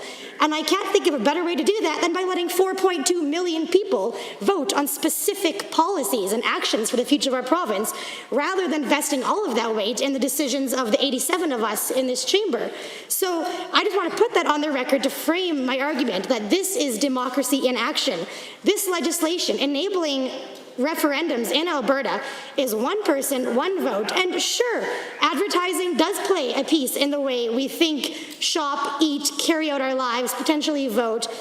But at the end of the day, Albertans are no idiots, and I hope that the other members opposite don't think that they are. But if we don't think that Albertans are wise enough to make their own decisions and think critically before they go to the polls, I mean, we should expect better from Albertans. We are a people of self-determination, hard work, self-responsibility, and frankly, we've built one of the best provinces in Canada, if not the best province, and maybe the best region in all of North America, if not the world, because of the hardworking and incredible people who make up this province. And if we've trusted them to build the future that we have so far, I am more than confident that we can trust those very Albertans to build an even better future for our province by giving them a direct vote in policy matters. So I am more than happy to support this legislation. A couple of things I wanted to address was the notion that the ability for referendums did exist in our province before. This is technically true. However, this legislation expands the ability for referendums in our province, whereas previously we could only have referendums on constitutional issues, which Lord knows that's a whole other can of worms. I mean, a referendum in Alberta does not necessarily guarantee a constitutional amendment at the federal level. So while you were only permitted to do constitutional referendums in Alberta before, which really carried not any guaranteed weight at the federal level, this legislation opens us up to have referendums on any policy, whether it is in the Constitution or not, which means that Albertans can really have a direct say in nearly anything they want in our province if they put it to referendum. So this legislation did not exist before, and this is a huge step forward for making sure that Albertans can determine their own destiny. And, you know, we heard, I guess, a question as well that was posed, and I'd like to address it, of who did we consult when we made this legislation. And actually, I can answer that question because we did a lot of consultation. And actually, myself and the member for Cypress Medicine Hat and the member for Fort McMurray Wood Buffalo, I believe, were members of the Fair Deal panel. And this was one of the specific line items that we considered and inevitably ended up recommending on the Fair Deal panel. So the members opposite would like to hear who we consulted. I mean, I can tell them any day. We consulted over 4,000 Albertans at 10 urban town halls, 15 rural town halls in person. We had thousands of email and written submissions, and we had over 40,000 survey responses, Madam Speaker. All of those led us to a recommendation to put this legislation forward today. So the members opposite want to know who we consulted. Truthfully, we consulted a heck of a lot of people, and we consulted them from north, central, south, urban, rural, male, female, in person, online, over the telephone, over email, on the internet, you name it, we consulted a lot before we put this legislation forward, and I am confident that this legislation, putting democracy back in the hands of people, is a positive step forward for our province, and I know that my other members of the Fair Deal panel can confirm that we heard this time and time and time and time again through our consultations with the panel and for this legislation today. So just to clear up any question, if anyone was wondering, we did our consultation on this legislation. And we do believe here on this side of the House that Albertans are smart enough and self-responsible enough to make decisions to determine their own destiny, and they do not need some government overlords to make those decisions for them. We can put those decisions back in the hands of the people because Albertans are responsible and Albertans are intelligent, and we should be proud of them and trust the responsibility of their future in their hands. So I guess to sum up, I will just say that it's fairly ironic to hear the members opposite claim that we don't consult and we don't respect democracy when they're the ones who don't want to even advance referendum legislation to committee where they could at least propose amendments to try to make it better. No, I mean, they seem to be opposing the entire concept of this legislation from the get-go. So it's ironic for them to call us undemocratic when they won't even allow this this legislation to get to a point where it could be amended possibly and made better in their opinion. And it's also ironic to hear them say that we don't consult when they're the ones who impose the single largest tax hike on Albertans in Albertan history through a carbon tax. And they say that advertising goes a long way. And that's funny because they're right. And I can guarantee you that if they would have advertised the carbon tax, Albertans probably would have voted against it. So funny how that works. But anyways, Madam Speaker, I'm very proud to support this legislation. I am proud to be one of the members of our Fair Deal panel who worked to investigate it and learn more about it, see how Albertans feel about it. And I'm so proud of our government and our House on this side for supporting democracy in action, giving Albertans a clear say in determining their own futures rather than putting it in the hands of 87 officials in this House. And with that, I'll move to adjourn debate. We've heard the motion to adjourn debate. All those in favor, please say aye. Aye. Any opposed, please say no. No. So carried. Under Government Bills and Orders for second reading, Bill 27, Alberta Senate Election Amendment Act 2020. Adjourn debate, Mr. Feehan. The Honourable Member for Edmonton-Rutherford. I just asked how much time I have left. 6 minutes. 6 minutes. Thank you very much. Appreciate the opportunity to speak to this bill and talk a little bit about the Senate referendum. And of course, it allows us to continue the conversation following from the Bill 26 referendum discussion, because of course it involves very much the same issues, just happens to be on a particularly focused aspect of it. And I just noted that the member from Banff Kananaskis made a number of points that are can continue to be relevant in this bill as well. And so I might take a few moments to address some of those as I make reference to Bill 27 on the Senate. And I know that the member from Banff Kananaskis has indicated that these two bills came largely from the committee that she was a part of that went around the province and then subsequently made decisions based on what they wanted to hear and submitted a report that led to this bill and the previous bill. And I know that there are concerns that of course that the fix was in the game, and that the outcomes of that process that led to this were predetermined before any kind of conversations went on. The concern is that while there is a pretense that there is a desire to move in a democratic fashion, that the very questions that may have been most relevant to these two bills were not asked, because the question at hand is not just simply a question of whether or not we agree with referendum or not. The NDP have clearly said we agree with the existence of referendum. We've had referendum in this province in the past. But that the nature of the referendum is extremely important in a democracy. And the questions that were not asked when they went around is, would you like to allow individuals with extreme amounts of money to have undue influence on these referendum? That question wasn't asked.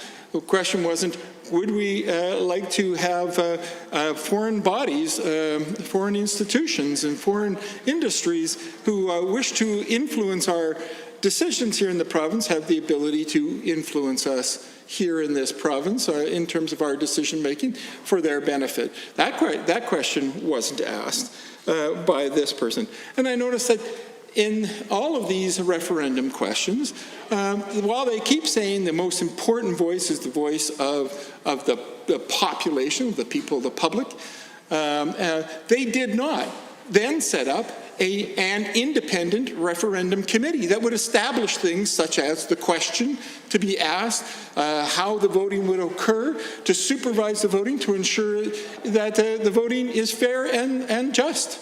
So if they truly believed that this was going back to the community, why would they not have committed a committee of the community members to actually determine the question to be asked and to supervise the election as it occurs?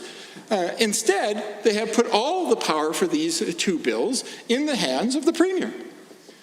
So they can tout all they want about how much they support democracy, but in fact, their bill does not do that.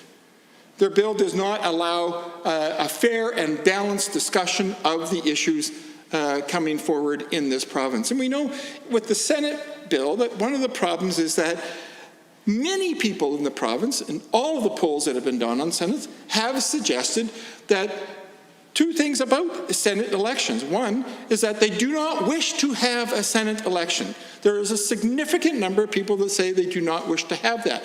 And their only way to demonstrate that is to not vote in the election. And as a result, we actually see in the Senate elections that the number of people voting in those elections is greatly diminished from the number of people that are voting in the larger election. I know, for example, myself, when I have gone in to a voting booth and have been offered both a chance to vote on the election that's at hand, the provincial election that's at hand, but have been offered a chance to vote on the Senate election, I have declined that ballot because of the second reason why people say that we should not have a ballot, and that is it is a useless electoral process when the decision about who gets to be a senator is not made here in the province of Alberta, it is made in Ottawa.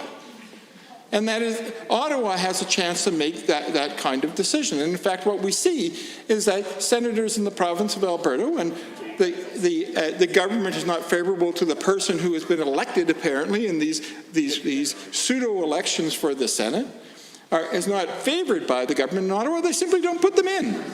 So there is no direct relationship between voting for an election in a Senate and the actual appointment of an individual to the Senate.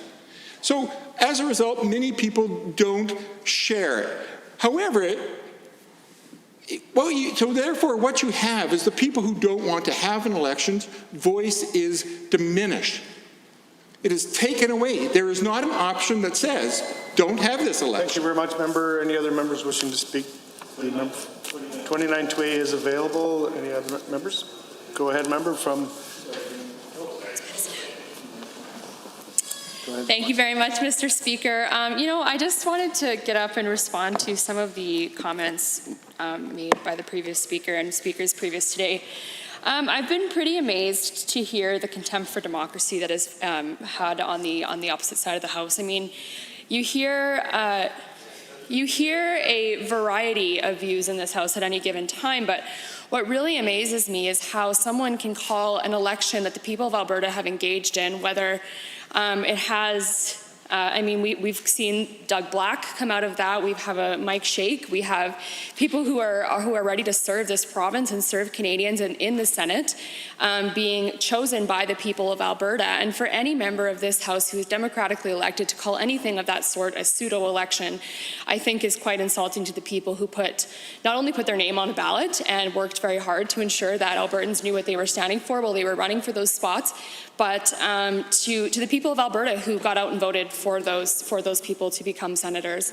And yes, while the member opposite is correct that it's up to the Prime Minister to choose that or not, it also is incumbent upon the Prime Minister to listen to the people that he represents.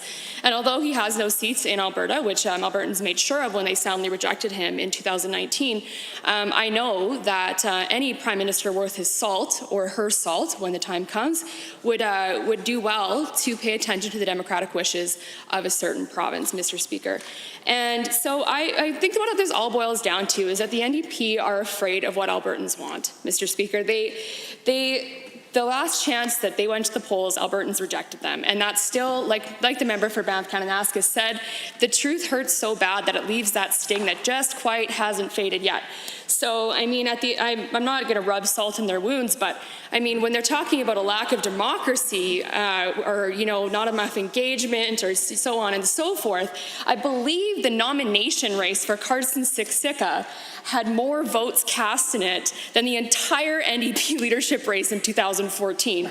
That's, I mean, if you want to talk about democratic engagement, why don't we talk about how many contested nominations were had in the NDP? Why don't we talk about the amount of democratic engagement that they provide to their party members when they're not hand-selecting candidates and putting them in positions of authority? And you know, when I come to that, they're hand-selected candidates like the member for Edmonton Ellerslie, who I have a great deal of respect for as a member of this chamber.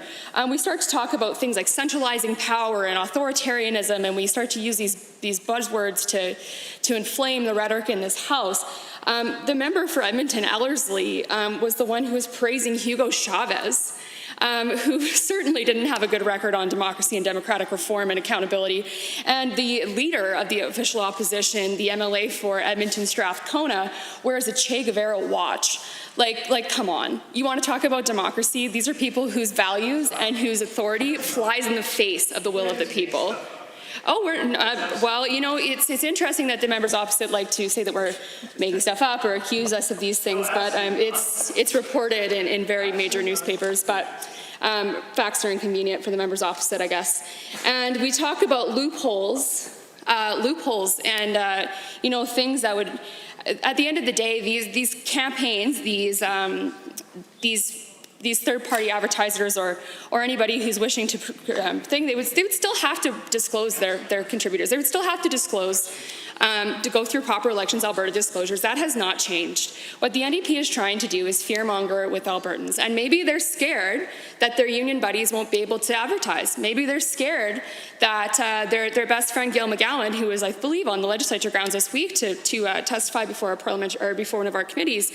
You know, maybe he won't have as much influence as he did under their watch, because their loophole gave him the ability to spend $1.8 million on an election and influence Alberta's elections, virtually, like the member for Peace River said last night, doubling their ability to spend on the last election.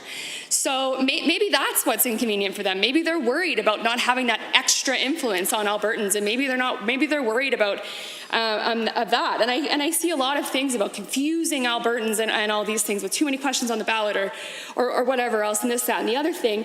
But at the end of the day, I think what's the difference between this side of the House and that side of the House, Madam Speaker, is that this side of the House, we believe that Albertans are intelligent. We believe that Albertans have the ability to make tough decisions. And when it came down to it, Albertans chose a government that would stand up for their democratic rights. And I just want to thank the member for Banff-Kananaskis, the member for Cypress Medicine Hat, and the member for Fort McMurray Wood Buffalo, who went across the province and listened to those needs. They participated in grassroots democracy, Madam Speaker. I don't know what is more grassroots democracy than allowing members of this province and people within this province to let the government know what issues are the most important to them. Honourable members, we are at second reading in Bill 27. I see the honourable member for Edmonton City Centre. Thank you, Madam Speaker. I appreciate the opportunity to rise and add to the debate on Bill 27, which has certainly been wide-ranging and covering a wide variety of topics. And certainly I want to speak to the substance of the bill, but I would also like to speak to many of the topics that have been raised by both government and opposition members in regards to the overall discussion that we're having around this bill, which the government continues to argue is simply about increasing democracy in the province of Alberta. And since that has been their argument for this bill, and indeed we just heard the member for Medicine Hat making a number of comments and suggestions and allegations along those lines, I'd like to take part of my debate to also reference and discuss those. It's been interesting, Madam Speaker, listening to government members and the claims they wish to make about what they consider to be democracy in the province of Alberta. In terms of at least democracy, that there's the democracy that they're willing to support, and then there's a democracy that they are not. And it seems they are very interested in democracy as long as folks agree with them. But in any situation where they recognize that Albertans are likely not they're very quick to put a thumb on the scale. And it seems they are very quick to try to design and implement processes to try to screen out the voices of Albertans they don't want to respect or hear from. The member for Banff-Kananaska said Albertans don't need some government overlords to tell them what to do. Yet, her government colleagues sat on a committee, this week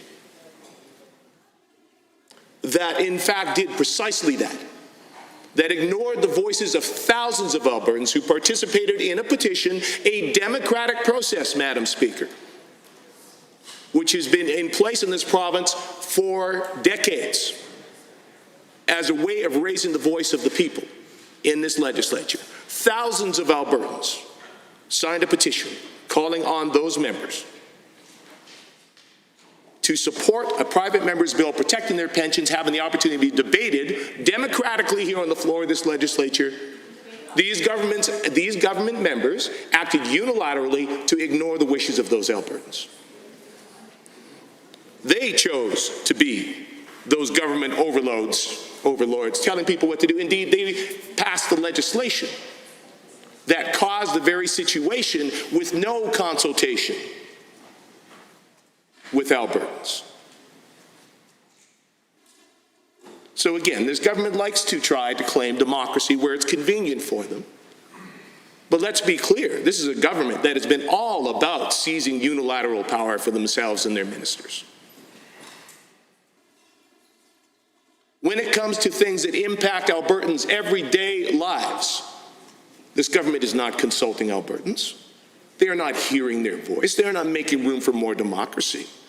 They are imposing their will, saying that the one vote that was held in April of last year gives them the right to do whatever they want. That's democracy for this government, Madam Speaker. Yes, indeed, and members have already been fond, I hear, of telling constituents who come to see them with concerns, well, if you don't like it, you can vote me out in the next election. That's a fact, Madam Speaker. That's what these government members consider to be democracy. Talk about hand-selecting candidates and putting them in positions of authority, Madam Speaker. Now, we are talking here today, of course, about a bill that has to do with the Senate Elections Act. Of course, it's not changing anything about those elections except to put more money into the process. But speaking of, since they raised the issue of hand-selecting candidates and putting them in positions of authority in a non-democratic process, unlike the Senate election process, which we're talking about here, which at least does incorporate an actual vote. What we have seen from this government is that indeed they have largely eschewed any of the previous processes that were in place where there was actually vetting or actually an application process for the boards and commissions in the province of Alberta, and instead have chosen to, and I quote, hand-select candidates and put them in positions of authority. So again, democracy where it is convenient for this government, Madam Speaker. But heavy-handed, unilateral, nigh-on dictatorship where it is not. They say they believe Albertans are intelligent and able to make tough decisions. They didn't give Albertans opportunity to make that decision on their pensions, Madam Speaker. They unilaterally decided what would happen for them. The member from Cardston suggests that they could have a referendum. Not under this legislation, Madam Speaker. Okay, I apologize. It wasn't the member for Cardston-Siksika. There was a different government member that made that comment. I apologize. Moving forward, comments are to be directed through the chair. Please proceed. I apologize, Madam Speaker. So I heard a government member suggest that they could have a referendum. Now, let's be clear. Under this legislation, no, they could not. Or under the legislation, actually, that would be Bill 26, which we were debating earlier, which gives the Premier the opportunity to decide the question, decide how the question will be worded, when the question gets voted on, who gets to vote on it, where the voting happens, unilateral power. So let's be clear. Again, it's another example of where government members continually say that on this bill, Bill 27, about the Senate Elections Act, as with many others, that they are bringing more democracy when, in fact, Madam Speaker, they are doing nothing of the kind. This government likes to give the appearance of democracy. Indeed, they're very good at giving that appearance, at putting on that display, that dog and pony show. But when it comes down to the rub, this government simply wants to either just seize more unilateral power for itself, whether that's through legislation like Bill 10 or Bill 1, to change the rules in that respect, just to simply hand themselves more power, or as we see with Bill 27 or Bill 26 or many others, but talking today and now about Bill 27, putting more money into that system so that their deep-pocketed friends can wield that influence for them. Now, indeed, that is the pattern that we have seen, as many of my colleagues have spoken about at great length today, and I will probably have the opportunity to do at some future point in the debate, because it's an important thing to reflect on when we are talking about electoral processes and indeed money in politics, as we are here on Bill 27. That is precisely what we have seen as the direct behavior of this premier and the folks who surrounded him in his leadership campaign. It's on the record, it's in the newspaper, it's been published, the emails are there, it has been revealed. That is how this government's premier approaches democracy. So I will take no lectures from them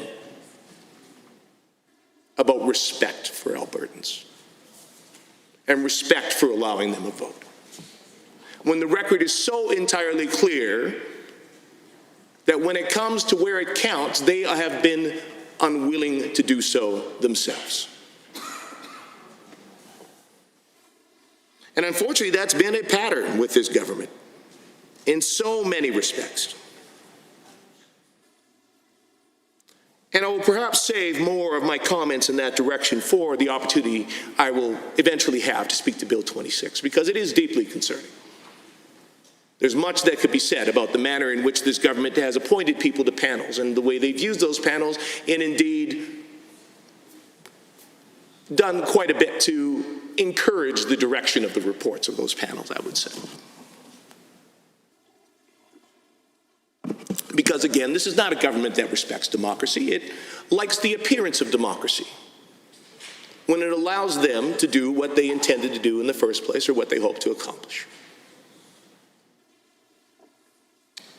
So in this bill that we have in front of us here, in Bill 27, really, the only purpose of this bill that I can see appears to be to change the rules around third-party advertising, to allow a third-party advertiser to run concurrent accounts at the same time. Now, those third-party advertisers can spend up to $30,000 in a Senate election. So the sole reason that this legislation appears to be here in front of the House is because they feel people should be able, third-party advertisers in particular, should be able to spend more money in a senatorial election in the province of Alberta.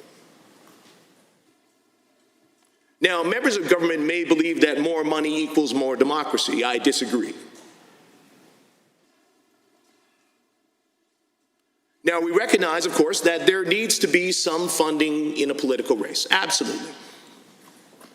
I spent the allowable limit in the last election. Indeed, because it's important. It's how you get the information out. I had to pay for my campaign office. That in itself is an exercise of democracy, Madam Speaker. That is the work of it. And indeed, the rules that our government brought in to limit the amount spending on a campaign from the hundreds of thousands of dollars that some Conservative candidates spend in the past. That was an exercise in democracy, keeping it accessible to the average individual. Dumping more money into third-party advertisers, Madam Speaker, is not increasing democracy. That is creating more noise. That is creating more distraction. That is making it more difficult for individuals who do not have access to that kind of money, who do not have rich friends who can fund multiple third-party campaigns concurrently, to put their name up for vote.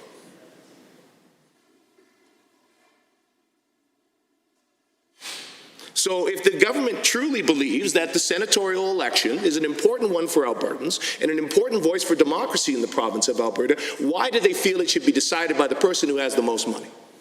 Or why do they feel there has to be more money in it for it to remain democratic?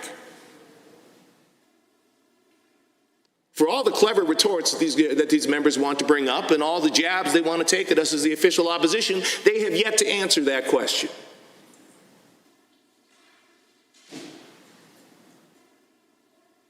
Because let's be clear, the bills that we are seeing in front of us, Bill 27 today, but accompanied by Bills 26 and 29, they are all of a piece. And they are all targeted at putting more money into the democratic process. They are all targeted at making it more difficult to tell who that money is coming from and where it is going. That, Madam Speaker, is not democracy. But these members seem to want to believe, these government members, that as long as it says democracy on the outside of the tin, it doesn't matter what kind of garbage they've got inside. Albertans are indeed intelligent, Madam Speaker, as these members have said. And that is perhaps why they did not actually go and talk to the media when they introduced these bills.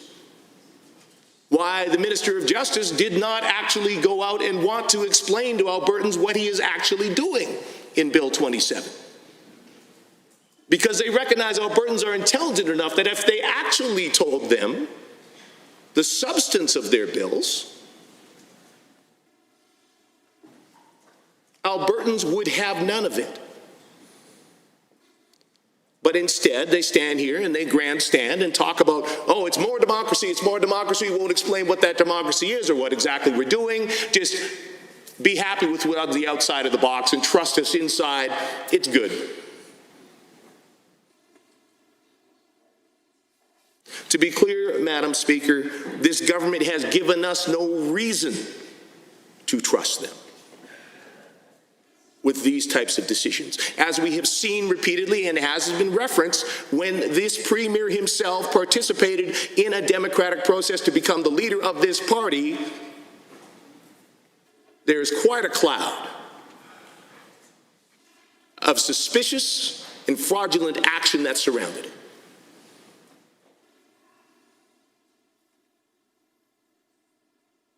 He likes to talk loudly about the voice of democracy that brought him here, but he does not talk about those many questions, or the folks who have been fined, or the RCMP investigation, which is still ongoing, or the fact that he had to fire the elections commissioner.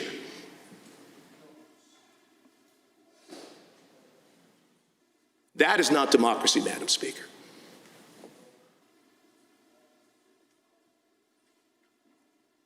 If we want democracy, then let's go out and actually tell Albertans what it is this government is doing precisely and ask their actual opinion on it. Let's see the precise results of let's see the numbers.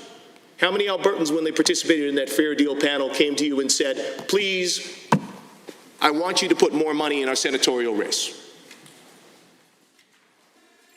Or when they asked for a referendum, said, absolutely, we should have more referendums, but please make sure that only the Premier gets to decide the question. Well, member Standing Order 29-2A is available. I see the Honourable Minister of Municipal Affairs. Thank you, Madam Speaker. Madam Speaker, I rise to speak with respect to Bill 27, which is currently before this House.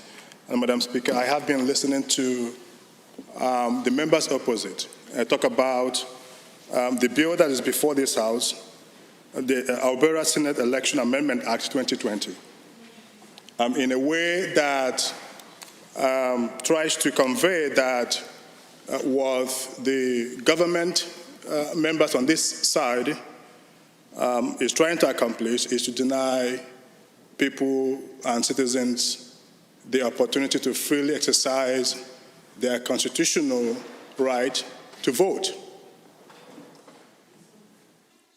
You know, Madam Speaker, it is odd that the members opposite, would make these characterizations. I listened to the member from Edmonton Rutherford describe the Senate election as pseudo-elections.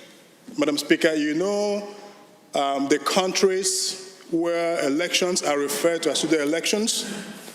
Madam Speaker, it's North Korea, it is Russia, Venezuela, Bolivia. Madam Speaker, do you know what is similar with the members opposite in terms of their philosophical ideology? It is precisely the mentality and the worldview of these countries that I have just mentioned. These are a bunch of socialists. Madam, Madam Speaker, these are... Yes, I am on 29-2A, and I'm responding to the member for Edmonton City Centre. Correct. The Honourable Minister has the floor. Please continue, Honourable Minister, under Standing Order 29-2A. Thank you, Madam Speaker. Madam Speaker, the members opposite, this is the sort of thing that they would not want to hear before the floor of this House. Madam Speaker, the member from Edmonton City Centre talks about third parties. Madam Speaker, the Alberta Federation of Labour, in the NDP Constitution, the NDP have got they call it a provincial council, which you could sum up as the brain behind the NDP. It is the organ that directs what the members opposite can do or cannot do. The Alberta Federation of Labour has a voting interest defined in their constitution, Madam Speaker. Madam Speaker, it does not only stop there. That same provision in their constitution also says every single affiliate of the AFL also have got one voting member in that provincial council. Madam Speaker, the AFL and the NDP union allies spent more than $1.8 million in third-party advertising. For Calgary Mountain View.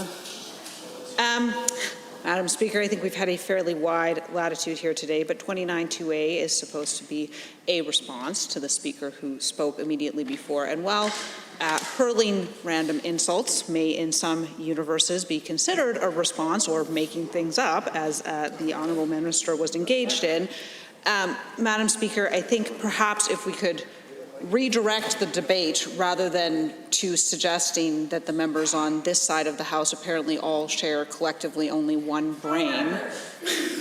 Standing Order 29-2A allows for questions or comments, which is very clearly being addressed by the Minister. There is a wide swath in which questions or comments can be made under the Standing Order, which has been allowed for every single member in this House. And will continue to be that way until otherwise ruled not. And it certainly will not be by me. So I will ask the Honourable Minister to continue his questions or comments under Standing Order 29-2A for the remaining 1 minute and 23 seconds. Thank you so much, Madam Speaker. Madam Speaker, yes, I am on 29-2A, and in response to the member from Edmonton City Centre who was talking about third-party advertisers. And so, Madam Speaker, so no wonder that, the president of the AFL, Gil McGowan, described Albertans as nutbars. Madam Speaker, these are members of opposition who would like to talk about democracy before the floor of the particular House as if they are really interested in what that means. As if given the opportunity, that is exactly that they're going to put into practice. Madam Speaker, after all, the members opposite while they were in office for 4 years, again, like to talk about democracy. Polls after polls showed that the people of Alberta were opposed to the carbon tax. You know what they did? They ignored the polls and the views of the people of Alberta and implemented a carbon tax, which that nearly destroyed our economy. Madam Speaker, you know, those of us over here believe in the power of the people to determine their own fate. And that is why we are putting forward. Any members wishing to speak in second reading of Bill 27? The Honourable Member for Edmonton Glenora. Thank you very much, Madam Speaker, and to have this opportunity to engage on Bill 27, which is currently titled the Alberta Senate Election Amendment Act. I'm happy to be able to engage. I do want to note, though, that I believe this is already the second time this particular piece of legislation has come back for further amendments. So I guess one of the questions I had originally when I was reading is why didn't this happen when we were already amending this not that long ago? And another question I had was this part of the election platform for either party? It was not from my readings through the platforms. So why now is one of the questions that naturally takes you to when it wasn't campaigned for in the last election and it wasn't done when the government was already updating this piece of legislation. And one of the potential outcomes I came to was because it's part of a suite of other bills that contribute to the same outcome, which again is an outcome about bringing big money into Alberta elections, and particularly doing that through amendments to Senate spending, as this bill outlines. I also want to revisit some comments that were made by prior speakers. So I know one person on our side talked about how this type of an election, when it isn't actually, the outcome of the election doesn't determine who gets appointed. The fact that Ottawa determines who gets appointed is an interesting point that we're at today. And I can't help but think if the Premier, the Leader of Executive Council that's bringing this bill forward for all of us to consider, wanted to change the way senators are appointed, definitely in the 20 years when he was in Ottawa, and 10 of those at the table that was a part of Senate appointees, would have made a lot of sense, I think. If he actually wanted an election to determine the outcome, he certainly had a lot of agency at the time when he was actually a part of the order of government that actually does the Senate appointments to be able to make those changes. He is certainly a very long-serving member in the House of Commons and left with one of the largest public pensions I can ever recall. And then came back here and immediately took to tinker with other people's public pensions, including many teachers who have reached out to not just me, but all members of this House. So again, I think this is a bit of a signal call around things that the Premier definitely had a great deal of agency to address when he was in Ottawa and chose not to over those many years. But now he's here finding a way to keep the same process in place but bring more money into it. And I find that troubling, and I think it doesn't actually reflect the values that most people, anyone campaigned on, because it wasn't in anyone's election platform, and I don't think it probably reflects the values that most of us as individuals bring forward with us in our day-to-day lives and also as we come into this place. So the changes that we'll see through this, the big change, of course, is that the Senate Election Act allows for third-party advertising, to have the Senate Election Advertising account, to keep referendum, Senate, local, and provincial issues separate. And again, the $30,000 for Senate elections is a piece that's new, and that's being driven specifically by this provincial government that, again, can put forward a question, but it's actually up to the federal government and specifically the Prime Minister and Cabinet to make determinations about who actually does get appointed. And again, the Premier had ample opportunity while he sat at that table to make actual substantial changes to the way senators are appointed, if that was his indeed desired outcome. I imagine that if it was, that he would have done so, though. And here we are today tinkering with the edges and bringing more money that doesn't have the same kind of controls over spending as we would have in provincial elections or even federal elections, that same oversight in the same ways that we do here. So just to reiterate, the point that was made by my colleague from Edmonton Rutherford was not about whether or not electing people is good. It was that this actually isn't an election. Because what it does is it puts forward potentially a list of names for another order of government to consider. So again, the Premier had many, many years in Ottawa. If it was a priority to change the way that the Senate operates, I would have hoped that at any point in those 20 years, he would have taken the agency that he had to actually act upon what he says now are his convictions. So I find that disingenuous, I would say. And I think that the big money machine definitely diminishes the way that representation happens. I think a lot of us look at American elections and don't envy the type of politics they have down there. I don't. Sometimes I envy the weather of certain states in the winter, but I definitely am proud of our democratic system here in Canada. I'm proud of our public education and our public healthcare systems here in Canada. And those are things that I think we're seeing the Americanization of over and over again under this government, the current government. So seeing the move to bring more big money into politics, I think, is highly problematic.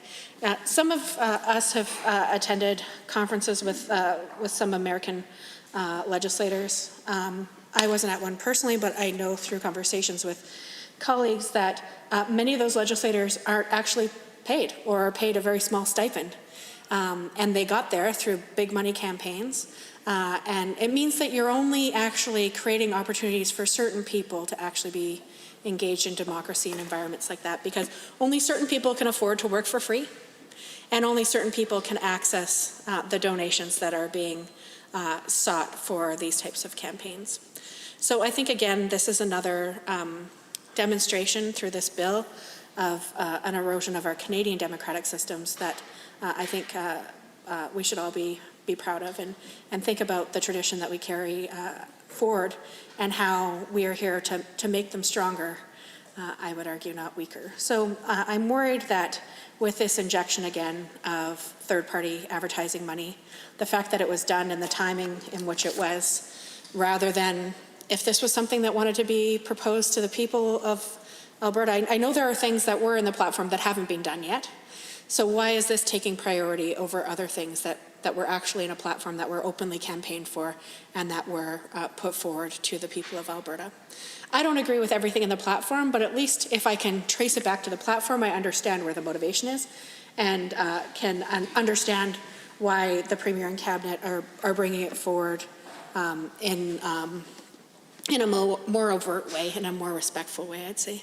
So again, amending this legislation for the second time doesn't bring great confidence to me that there won't be more amendments as time continues. And the other thing I want to say from my experience sitting around the executive table is that there is only so much time for so many bills, and there are a lot of great ideas, particularly from having, I'm sure, a caucus with varied experiences.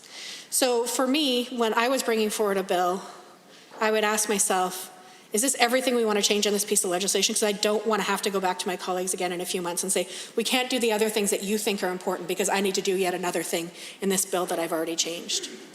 So here we are for the second time dealing with amendments to this piece of legislation. And there is only so much time. We all know that time is precious. It's a commodity that moves in COVID times, sometimes slowly, sometimes quickly, but there is still only a certain number of bills that we will ever get through in this place. So to make these bills priorities, bills that have already, again, amended pieces of legislation that had previously been amended, I know that there are great ideas among the Cabinet and among private members that deserve the merit of debate in this place. I know from private members giving member statements, for example, that there's a desire to do more around protecting the number of people who are driving who might have a medical condition and protecting all of us from future accidents. I think that these ideas also deserve merit and discussion.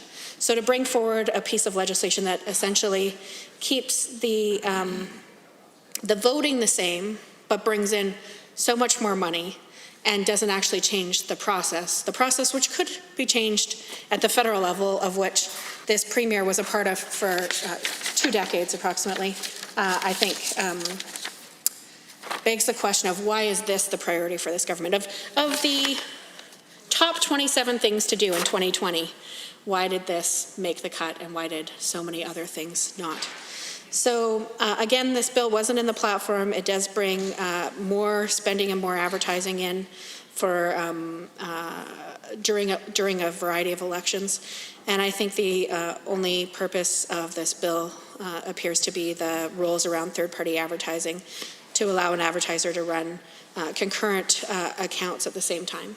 So being able to run accounts related to Senate elections, to a referendum question, to a municipal or a provincial election, this is a lot of money being funneled to our voting base, the people of Alberta, all in one time, I think intended to flood the airwaves with those who have the deepest pockets and the most, therefore, influence. And I don't think that that is good democracy. I think good democracy enables all individuals to seek office and to have the opportunity to have their voice heard and to have the opportunity to represent themselves and their community. So I want to reiterate some of the comments made by my colleague, the member for St. Albert, earlier in debate for Bill 26, when she talked about how where she was getting to was that there's so much more we have to do in terms of engaging all Albertans and ensuring that this is a true representative democracy. And that includes reaching out to ensure that we create space for folks who are underrepresented. One area that I don't think was discussed particularly in that point is class and income base. There are a lot of us who, regardless of how much money we make here today, made more than the average, certainly when before we were elected to this office. And what does that say about everyone's ability to participate in democracy? So I think we have a lot of work to do on ensuring that racialized, gender diverse, and gender identity diverse and orientation diverse folks, ability variant folks, and also income-based folks have the not just the ability, but a true opportunity to engage fully. And by bringing in more third-party advertising and more donations to these types of elections, I think it really erodes that instead of strengthening it. So those are some things that I doubt when we have conversations in the back room or in the hallways of this building that anyone would say that their intent is to bring more big money into politics, but that's definitely what this bill is doing. This bill as part of other bills in this session. So, and then again, the timing in relation to the municipal elections coming up in just over a year is problematic, to say it lightly. So, the Alberta Senate Election Amendment Act of 2020, I think, is something that. Again, why are we doing this twice? You all know that there's only a certain amount of legislative time and opportunity available to members of this House, where this term is going quickly, and the second half will go even faster than the first. I can speak from personal experience. So how do we make sure that we don't spend our time finding ways to strengthen the voices of already those who have strong voices? How do we make sure we create an opportunity for all of us to engage in this place and bring our best ideas forward and move forward with legislation that I think we can all be proud of? And I want to also say that we haven't had so many in the current configuration of the legislature, but in past sittings of the legislature, there were times where we had a number of bills that saw unanimous support from both sides of the House, and I think that those days where things are brought forward that do definitely meet the needs of all Albertans and address things in a way that's strategic and thoughtful and focused on democracy and the vulnerable rather than strengthening the voices of the already powerful. I think those are the days I look forward to most in this place. So I think that we probably already have a good idea of what the legislation is going to look like in this remainder of this sitting of this legislature, but I hope that we take the opportunity in the weeks that we aren't here to think about how we can bring us together rather than continue to divide us as a province. And I think that this bill is one more on the list that probably won't get unanimous support in this place, particularly because of the overt injection of more money into politics and specifically money for third parties in advertising. So I think we do have a lot more work to do on finding ways that we can strengthen democracy, and I believe that this is just further erosion. And one of the questions that was asked by one of my colleagues is... Standing Order 29-2A is available. I see the Honourable Member for Calgary Mountain View. Thank you very much, Madam Speaker. I was absolutely fascinated by what the member from Edmonton, Glenora, was saying there, and I would like for her, she sort of got cut off mid-sentence, so I would love to hear the remainder of what she had to say. The Honourable Member for Edmonton, Glenora. One of the questions that was asked, this is funny, when you said fascinated, I started laughing and then lost my train of thought, so thank you, Honourable colleague. But one of the questions that was asked by one of our colleagues was specifically around consultation and who was actually involved in making these decisions around this injection of more money into these democratic elections. And then there were, of course, questions around if this is true democracy or if this is an attempt.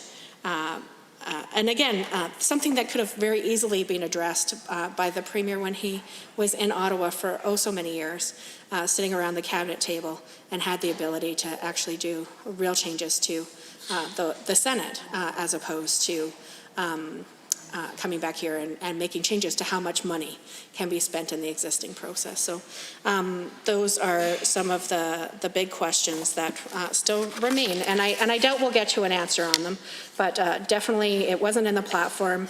It is an injection of more money. And when I look at this in conjunction with other pieces like the changes to local elections, municipal and school board, and the fact that we could see so many opportunities for people to give money to so many different candidates. We don't do that in provincial elections. You're only allowed to give up to about $4,300 now with the adjustment to the $4,000 cap.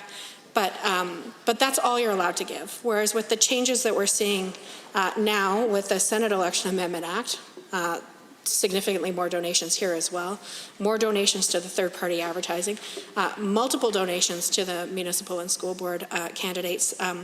I think that there are some ways that we could make democracy stronger, and I don't think that this suite of bills passes that test, unfortunately. So it's disappointing because I would like to be able to come here and vote for a number of pieces of government legislation and feel that I'm representing my constituents. But when bills like this come forward, I don't think they're about representing our constituents. I think they're about finding ways for the deepest pockets to have the loudest voices and therefore the most power and influence, even in our democracy. And to me, that is definitely a move backwards, not a move forward. So those are my overarching concerns as they relate to Bill 27 at this current stage in second reading. I am hopeful that maybe some amendments will come forward that we can find unanimous support for in this place and make it a little bit better. But again, to say that time moves quickly, we have a finite amount of opportunity to engage on legislation to move Alberta forward, not backwards, and I do seriously fret that this is a move backwards. This is a move that will only make the voices of the biggest donors louder and not everyday Albertans. So those are, again, my overarching concerns with this bill. And again, if the Premier wanted to make a lot of changes to the Senate, he certainly had a long time while he was earning that very big pension in Ottawa to make those changes, rather than coming back here attacking local pensions and then trying to tinker with the margins when it comes to the processes in which the Senate exists. So those are my overarching comments with Bill 27 at this stage, and look forward to opportunities as it proceeds to consider ways that we can make it less regressive, perhaps, one might say. And I want to thank the members for their comments on this legislation so far. I think that we've had a number of useful points raised, and I look forward to hearing more from all members of this Assembly and how we could actually strengthen democracy, because I think that that should be an underlying value of those of us who have the privilege of being here democratically elected. Thank you. Honourable members, there's only approximately 20 seconds left in Standing Order 29-2A, depending on how brief the comment is from the Honourable Associate Minister. We are on second reading of Bill 27, the Amendment Alberta Senate Election Amendment Act 2020. I recognize the Honourable, the Associate Minister of the Associate Minister of Natural Gas and Electricity. Thank you, Mr. Speaker. I've been called worse, so I'd like to make a motion that we adjourn debate. It's a fighting words, Craig. Honourable members, having heard the motion as proposed by the Deputy Government House Leader to adjourn debate, all those in favour, please say aye. Aye. Any opposed, please say no. In my opinion, the ayes have it. That motion is carried and so ordered.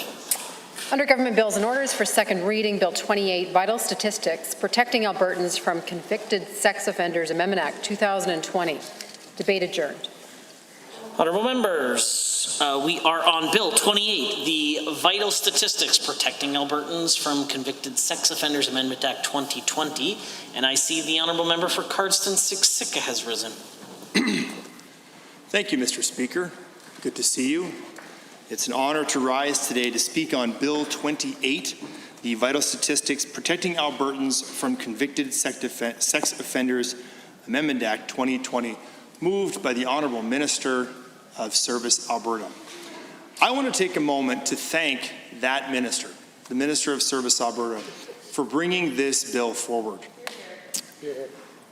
It's a real commitment to Albertans and vulnerable populations and trying to keep them safe. It's a step that our government's taking to keep Albertans safe in general. We've had a lot of conversations about things like rural crime, but also this one in particular hits very close to home. And I'm very grateful to that minister. And I know this is, I'm certainly, I don't want to speak for that minister, but I suspect it's quite close to him as a new father, baby Max, who I think is turning 1 here pretty soon. Good-looking kid. Congratulations to the minister on their first. And it's just so important that this bill come forward. Because I think an important question to ask is, what is in a name? What does it mean? How much value does it carry? And to me, my last name is very important to me.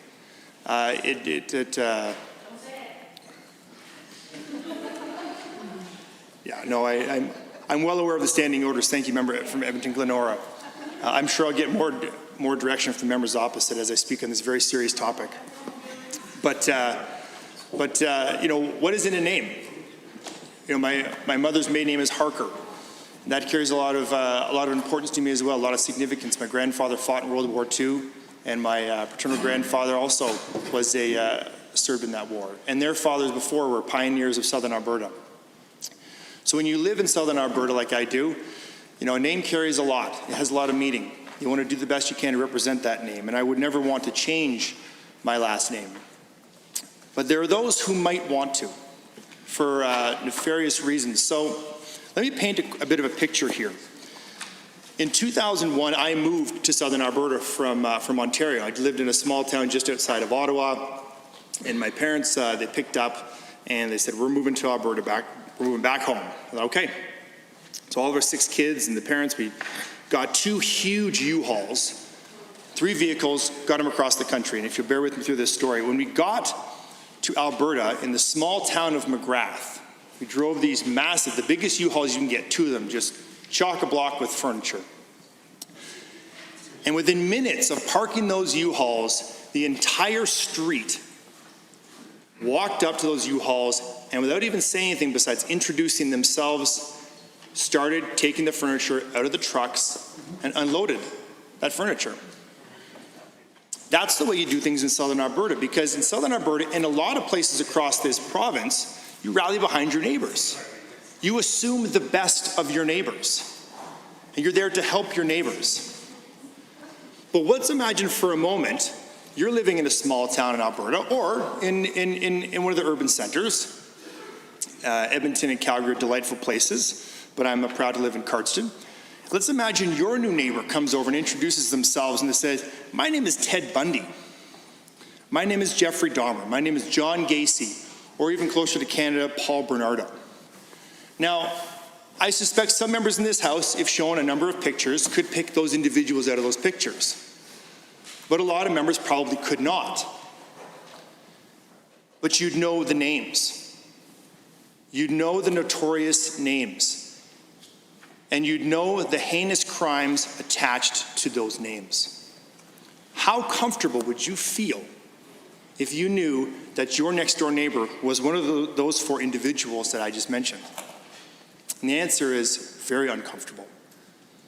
Now, what if those people came by, or they moved in next door, and you helped them move in, and they said, "My name is Ted Clancy," or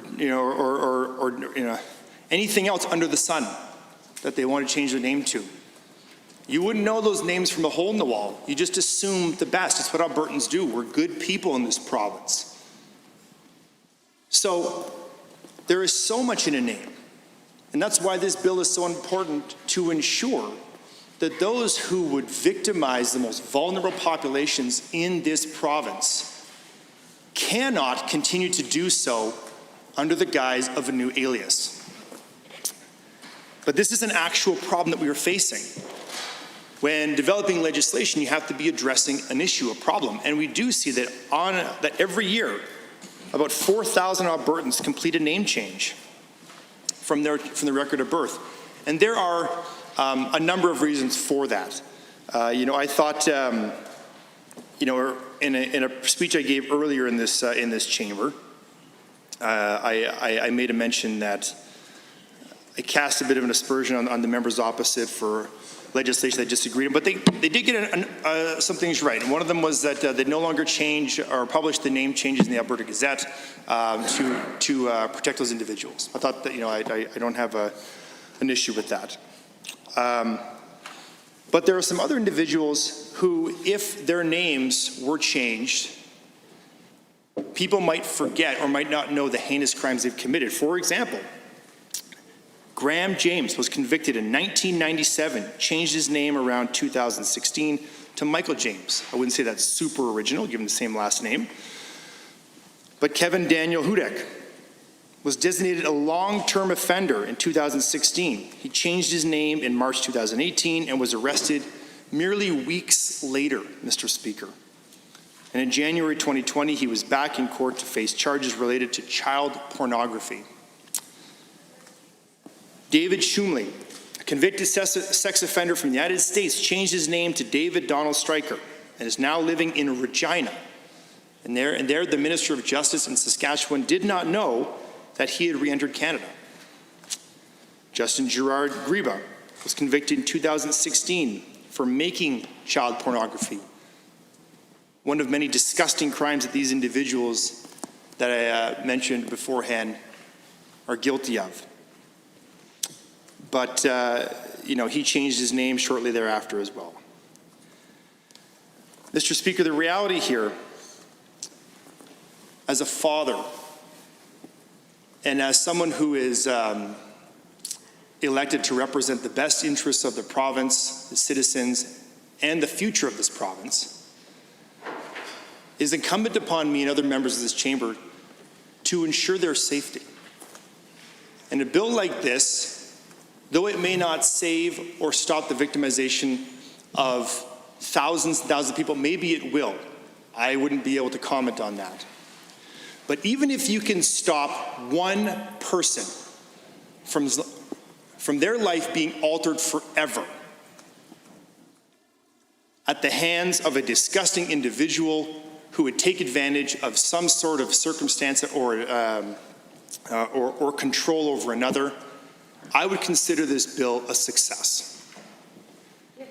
If I can save one person, I would consider this bill a success. I think of my own daughter. I thought I was a tough guy growing up. And then I had a daughter. And then I realized I got nothing. You know, I look at my daughter and I think, man, you know, heaven forbid when she gets old enough to drive and ask to borrow a vehicle, and I'm going to have a hard time saying no. And I hope she doesn't see this speech, because then she'll definitely take advantage of that. But the reality is, I think of her. I think of my two sons, Atlas and Ulysses, and think, what can I do as a father to protect them? And there's a lot of measures that my wife and I take to ensure their safety. You know, we have rules in the house and where they can go and where they can't go with and without us. Things about not talking to strangers, and we'll continue to teach them those important rules, how to protect themselves, maybe when we're not around. Because I can't be there forever. I would love to be, but every morning when I get up, my knees and ankles scream at me. I can tell I'm getting older, so I know I won't be there forever. But the point here is, Mr. Speaker, I would love to be there every moment of their lives to protect them, but I can't. But if I can help them and teach them correct principles so they can learn in the future, but if I can pass this bill, which I support wholeheartedly, I will know that I've taken one more step to ensuring their safety long term. So, Mr. Speaker, I don't have a ton of things to say on this besides how important this bill is to me, how grateful I am to the minister for putting this bill forward, and how grateful I am for this opportunity to speak on this bill, as I will likely speak on it again. But I encourage all my colleagues in this chamber, both in the government and the opposition side, who I trust also have the best interests of Albertan in mind, to look at this bill and its merits and recognize that we are talking simply about the safety of Albertans. We're talking about the safety of our kids, of our neighbors' kids, because we are stewards over our own families and the families of others. That's the way Albertans do it. If your neighbor's in trouble and you know about it, you do whatever you can to help them out. You don't have to be elected to do it. You can be elected, but what you need to do is recognize there's someone else in need and step in. It's the Alberta way, and I'm proud to be an Albertan. I'm proud to stand in this chamber and represent the fine people of Cardston-Siksika, represent my family name, and represent the Harker name, and so many of the names that I wear that you go further down the genealogy of my family, my ancestors. So with that, Mr. Speaker, thank you, and I will take my seat. Member, Standing Order 29-2A is available. I see the Honourable Member for Edmonton Rutherford. Thank you, Mr. Speaker. I appreciate the opportunity just to make a few comments in response to the previous speaker, in that I agree with him that all of us here in the House absolutely truly believe that the safety of children has got to be paramount in our decision making, and as such, I certainly would like to see the government move on a number of different issues that would help to ensure that children are safe in our society. But I also want, especially those people listening to the debate, to point out that I don't believe this bill actually does make people safer, although obviously the intent is there, and I actually agree with the statement from the member that even if it saved one child from one bad experience, I certainly would support that, and as a result, we'll vote in favor of the bill, because you're right, one child is enough to make it a successful bill. My concern after 30 years as a social worker with a specialization in the area of child sexual abuse is that sometimes we let people believe that there is safety where safety doesn't exist, and that becomes problematic. In that if someone believes that they're safe in a situation where they're not, they tend to be less self-protective.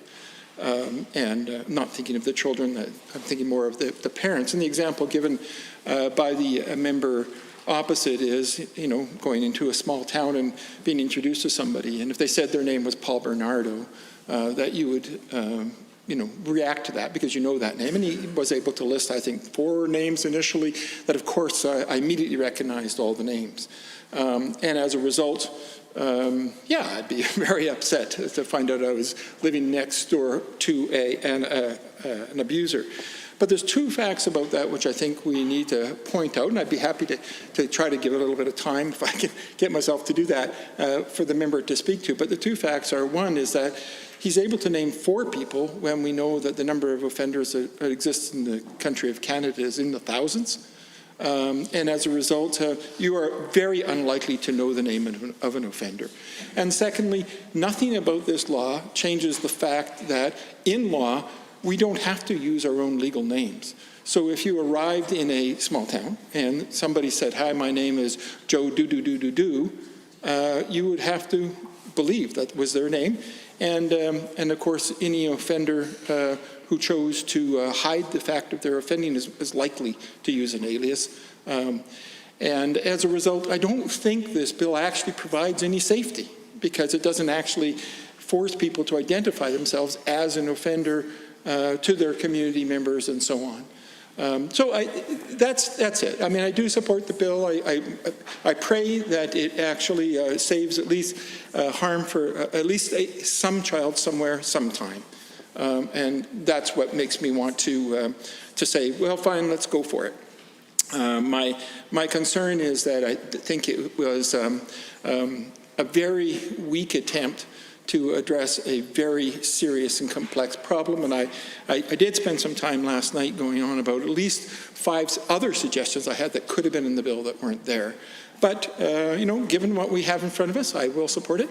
And just want to make sure that people recognize that the bill really doesn't do anything. If an offender does wish to change their name, we're talking about convicted offenders. They have to report that already. So, institutions and governments already know if there is a change of name. Probation officers and parole officers already know that. A change of address or a change of alias are all required reporting. So I just wanted to bring that point out because I don't want people to invest too much into the outcome of the bill, but I do support it in the hopes that some good will be derived. Thank you. There's approximately 30 seconds remaining if the member would like to respond. Yeah, I recognize and I acknowledge the comments made by the member opposite, and I appreciate his concern. I know he has a rich history of working with vulnerable populations, and I think that he should be applauded for his time doing that. I also recognize that it's impossible for us to legislate the necessity for someone to introduce themselves by their legal name as opposed to an alias, so I recognize there may be shortfalls, but anything I can do to help vulnerable populations from being victimized, I am there. The honourable member for Calgary East. Thank you, Mr. Speaker. This is a great opportunity for me to express my support for Bill 28, Vital Statistics, Protecting Albertans from Convicted Sex Offenders, Amendment Act 2020. I would like to applaud and thank the Minister for Service Alberta for listening to the numerous Albertans and stakeholders who have voiced their concerns on this serious issue, the ability of sex offenders to have their name changed legally. Our government's platform included the promise to make life better for Albertans. Included in that promise, we committed to protect vulnerable Albertans with legislation and increased funding for Alberta's specialized law enforcement agencies that combat domestic violence, stalkers, child exploitation and abuse, gang activity, and drug trafficking. This bill further strengthened our commitments to helping survivors of sexual assaults by ensuring that convicted sex offenders cannot hide in our communities under new names. It also follows the action from our government to increase police resources to fight rural crime in our province, the Clearance Law, and the protection for survivors of human trafficking. Prohibiting convicted sex offenders from being able to legally change their name is just one of the simple steps the government can ensure Albertans have a sense of safety, security, and protection in their communities. It is disturbing and unacceptable that convicted sex offenders that are unstable are currently able to change their legal name and can easily hide from their past. This is improper, Mr. Speaker. Designated offenses include sexual exploitation, incest, aggravated sexual assault, child pornography, and others. Those convicted of designated sexual offenses under the criminal code will be ineligible to complete a legal change of name in Alberta. By amending the current legislation, which is the Vital Statistics Act, and its corresponding regulation to prohibit convicted sex offenders from being able to change their name, will ensure offenders will have to live under their own names. It is unfair to the survivors and victims of sexual violence that are facing long-term effects of trauma for all Albertans that reside here. This is a major concern for Albertans. The media have recently reported several stories about sex offenders, although not about their legally changing their names, but there is high possibility and a risk to give a chance for offenders to take the opportunity to change their name if this amendment are not immediately taken seriously or implemented. Alberta already has one of the strongest legislation around some changes, but despite this safeguard, convicted sex offenders have still been allowed to legally change their names, provided the applications met all legislated requirements, and these proposed changes will make it even stronger, which will prevent the possibility to hide their identities. Mr. Speaker, we must do everything we can to protect the children and vulnerable Albertans. That is why it is important for this bill to pass, and there have been many groups and stakeholders who have voiced their support on this bill. Under existing rules, anyone applying for a legal change of name in Alberta must be fingerprinted and submit an RCMP fingerprint confirmation letter with their application. What the bill seeks to add to the requirement is that any person who is 18 years of age and older applying to change their name will have to submit a criminal record check or a police information check with their legal change of name application. Anyone who has been convicted of specific sexual offenses will not be eligible for a legal change of name. We understand ordeal challenges of the victim of those offenses that violate moral standards. The pain and suffering are too much for them to face, and it may take a long time for them to recover, while the effects of the trauma will be with them for the rest of their lives. It would hurt them even more if the offenders have secured a new name change and identity to hide their wrongful act in the past. This bill will make sure that the sexual offenders has to live by their own names. Nonetheless, we acknowledge the offenders may be rehabilitated, and we respect the rule and value of restorative justice. But we must recognize that the provision for changing the names would not block their ability to re-establish their standing in the community through different avenues for treatment. It will not restrain them from doing good deeds and from moving on to new horizons of their lives. I believe that a person's unlawful act in the past can be outshined by the exercise of remorse, good deeds, service to the community, and other acts that would show complete reformation. About changing the name would not be considered as one big factor in accomplishing that. This bill has a similar purpose with the order in council, which was passed by the province of Saskatchewan last January, Mr. Speaker. The order introduces criminal record check as part of the change of name application process, and also provides that it would not be in the public interest to register a change of name for the person convicted of a specific sexual offenses. Our government will continue to work with other provinces and territories so that the implementation of a similar legislation and order be made, ensuring the same goal and purpose would be as well attained in other jurisdictions. Other jurisdictions like Ontario and Nova Scotia are considering changes to strengthen requirement for an application of changing the name. The minister, together with the proper ministers from Saskatchewan, has sent a joint letter to their counterparts in other provinces and territories to consider these changes and to encourage them to take similar legislative approach to legal name changes. At the same time, explaining that this is a step to a better direction, it will be more effective as part of our pan-Canadian approach. I know this will receive positive remarks from other governments, and they would likely adopt these changes as we try to work harmoniously together. Mr. Speaker, this is not to single out sexual offenders. Alberta already maintains a high-risk offenders registry before a serious and violent offender is released from a federal prison or provincial correctional center into the community. Police determines if the offender presents a significant safety risk to the public and determines how best to inform the community. If there would be a need in future to consider other offenses that should be covered by this legislation, the bill has a provision that gives the government the authority to make changes to eligibility criteria and regulation, thereby removing the need to amend the Act for the said adjustments. Mr. Speaker, it is great to know that there will be no direct financial implications to the government to implement these changes to the Vital Statistics Act. The utmost duty of our government is to protect citizens and strengthen public safety for all Albertans. The changes in this bill are another step to ensure the government is taking actions to help protect families and support survivors that are facing trauma. The government does not want the public to feel that their child or loved ones are not in a safe environment or ever feeling that their safety is in danger when Albertans are at work and children are at school. Mr. Speaker, I encourage everyone in this chamber to support the bill and support all individuals that are dealing with these challenges and families that are affected.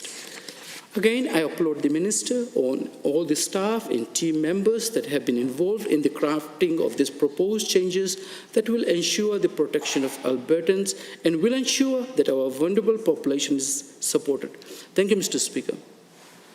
Honourable members, Standing Order 29-2A is available. I see the Honourable Minister of Children's Services risen to provide a brief question or comment. Thank you very much, Mr. Speaker. I really appreciated the comments by the member, and I do feel very passionately about this bill, especially after hearing the member for Edmonton Rutherford saying that it's really not going to be that helpful, but he's going to vote for it anyways, and I would beg to disagree, given that before this bill was introduced in the House, part of my work, part of our portfolio is to work with child advocacy centers across the province. I called each and every child advocacy center and heard loud and clear that they truly believe that this is an important piece of legislation that would make a difference for kids and families who have suffered things that many people would find unimaginable in this province. Cheryl Diebel, the CEO of Zebra Child Protection Center, she did say that this exact thing happened not long ago here in Edmonton. She was surprised to learn about this back in February. And so, you know, I was surprised to hear the member from Edmonton Rutherford say that this would not do anything helpful when other experts in this area feel the opposite. And then to hear the member from Calgary just talk about how important this bill will be, talk about service to community, talk about protecting citizens, their public safety, supporting families who are facing unimaginable trauma. I just want to ask the member, what types of things have you heard from your constituents in Calgary East about this bill in particular? The Honourable Member for Calgary East. Is there anyone else wishing to join in the debate? There's approximately 3 minutes. It appears that there's no other takers, so I'm happy to hear from the Honourable Member for Calgary Mountain View. However, there's only approximately 7 minutes remaining before 6 o'clock. That is fair, Mr. Speaker. I will attempt to make my comments brief. So I think in terms of this specific bill, certainly we're in support. It does, in my view, move forward something. I mean, presently it's the case that the registrar is perfectly able to deny a name change under these circumstances. I would be surprised to hear that a government employee would not deny the name change under such circumstances, but if the members opposite are claiming that that is the case, then this will potentially move us forward. And certainly, I appreciate the comments from the members opposite around if this saves even one child, it's important. And I don't disagree. I think that if it saves even one child, it is important, and that's why we will support it. But I also think let's see what we can do to save more than one. So, you know, I think this is definitely a step forward, but I think there are a lot of other steps forward that are possible. I think, for instance,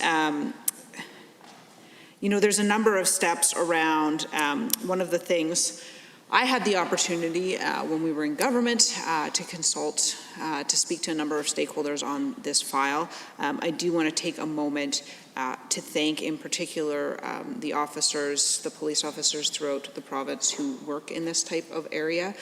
In particular, the Alberta Law Enforcement Response Team Alert has an ICE unit that does this work almost exclusively. The work they do is amazing. They work incredibly hard. I'd also like to take a moment to thank folks from the Zebra Child Protection Center and other child protection centers. There are many throughout the province for the amazing work that they do with survivors on this issue. So this is obviously a very serious issue. I think there are a number of things we can do to move forward, but one of the things I was interested to learn is that one of the big challenges with this area of law and policing is victims coming forward and reporting in the first place, especially when you're dealing with children. And one of the things that is incredibly protective to children when they're coming, in terms of enabling them to come forward, is knowing the anatomically correct names for the parts of their bodies. And that is something that I think ought to be considered as we move forward with curriculum review. Certainly there was curriculum review that was being rolled out, that was paused. I don't actually know what's become of that, but I think that knowing that that is an incredibly important protective factor in terms of children reporting when this sort of thing happens to them, I think that that is certainly another very important step. And it's an important step that doesn't even require the government to spend money. It's simply an alteration to the curriculum. So I think that that is a big, big step forward. I would also like to point out that, you know, the government, the same day that this was coming in, we had survivors of violence, not children, but survivors of violence stand with us to question the changes being made in Bill 16, which removes financial benefits for victims of crime. So I think that's a big concern as well. Certainly, we should take steps to prevent this from happening. That is absolutely the best case scenario. But we also need to take steps to support survivors in coming forward, to support survivors who have experienced this sort of violence as they move forward in their journey, and to support them in court. Certainly one of the things that victims advocates have been asking for is for the government to use more of the Victims of Crime Fund to buy additional screens. Our government did that, but even more screens would be useful to protect witnesses when they're testifying in court. So there are a number of additional steps that can be taken. I think that this is important, but I think that there are definitely other steps that can be taken as well, and I hope to see this government come forward and take those steps. I hope that they will be willing to do the things that are necessary, even if they perhaps conflict with their ideology with respect to curriculum. I hope that they're willing to make investments in addition to making these sorts of changes, because I think that this is an area on which a lot of progress can be made. Certainly with respect to how we handle survivors, how we handle court proceedings, how we handle a number of things. These are incredibly, incredibly challenging cases. I think we've moved forward a lot in the province over the last decade, but I think that there is definitely more work to do, and I hope to see more pieces come forward that will do this work. And again, we will be supporting this. Honourable members, I hesitate to interrupt, but pursuant to Standing Order 3-1, the House stands adjourned until this evening at 7:30 p.m. Order.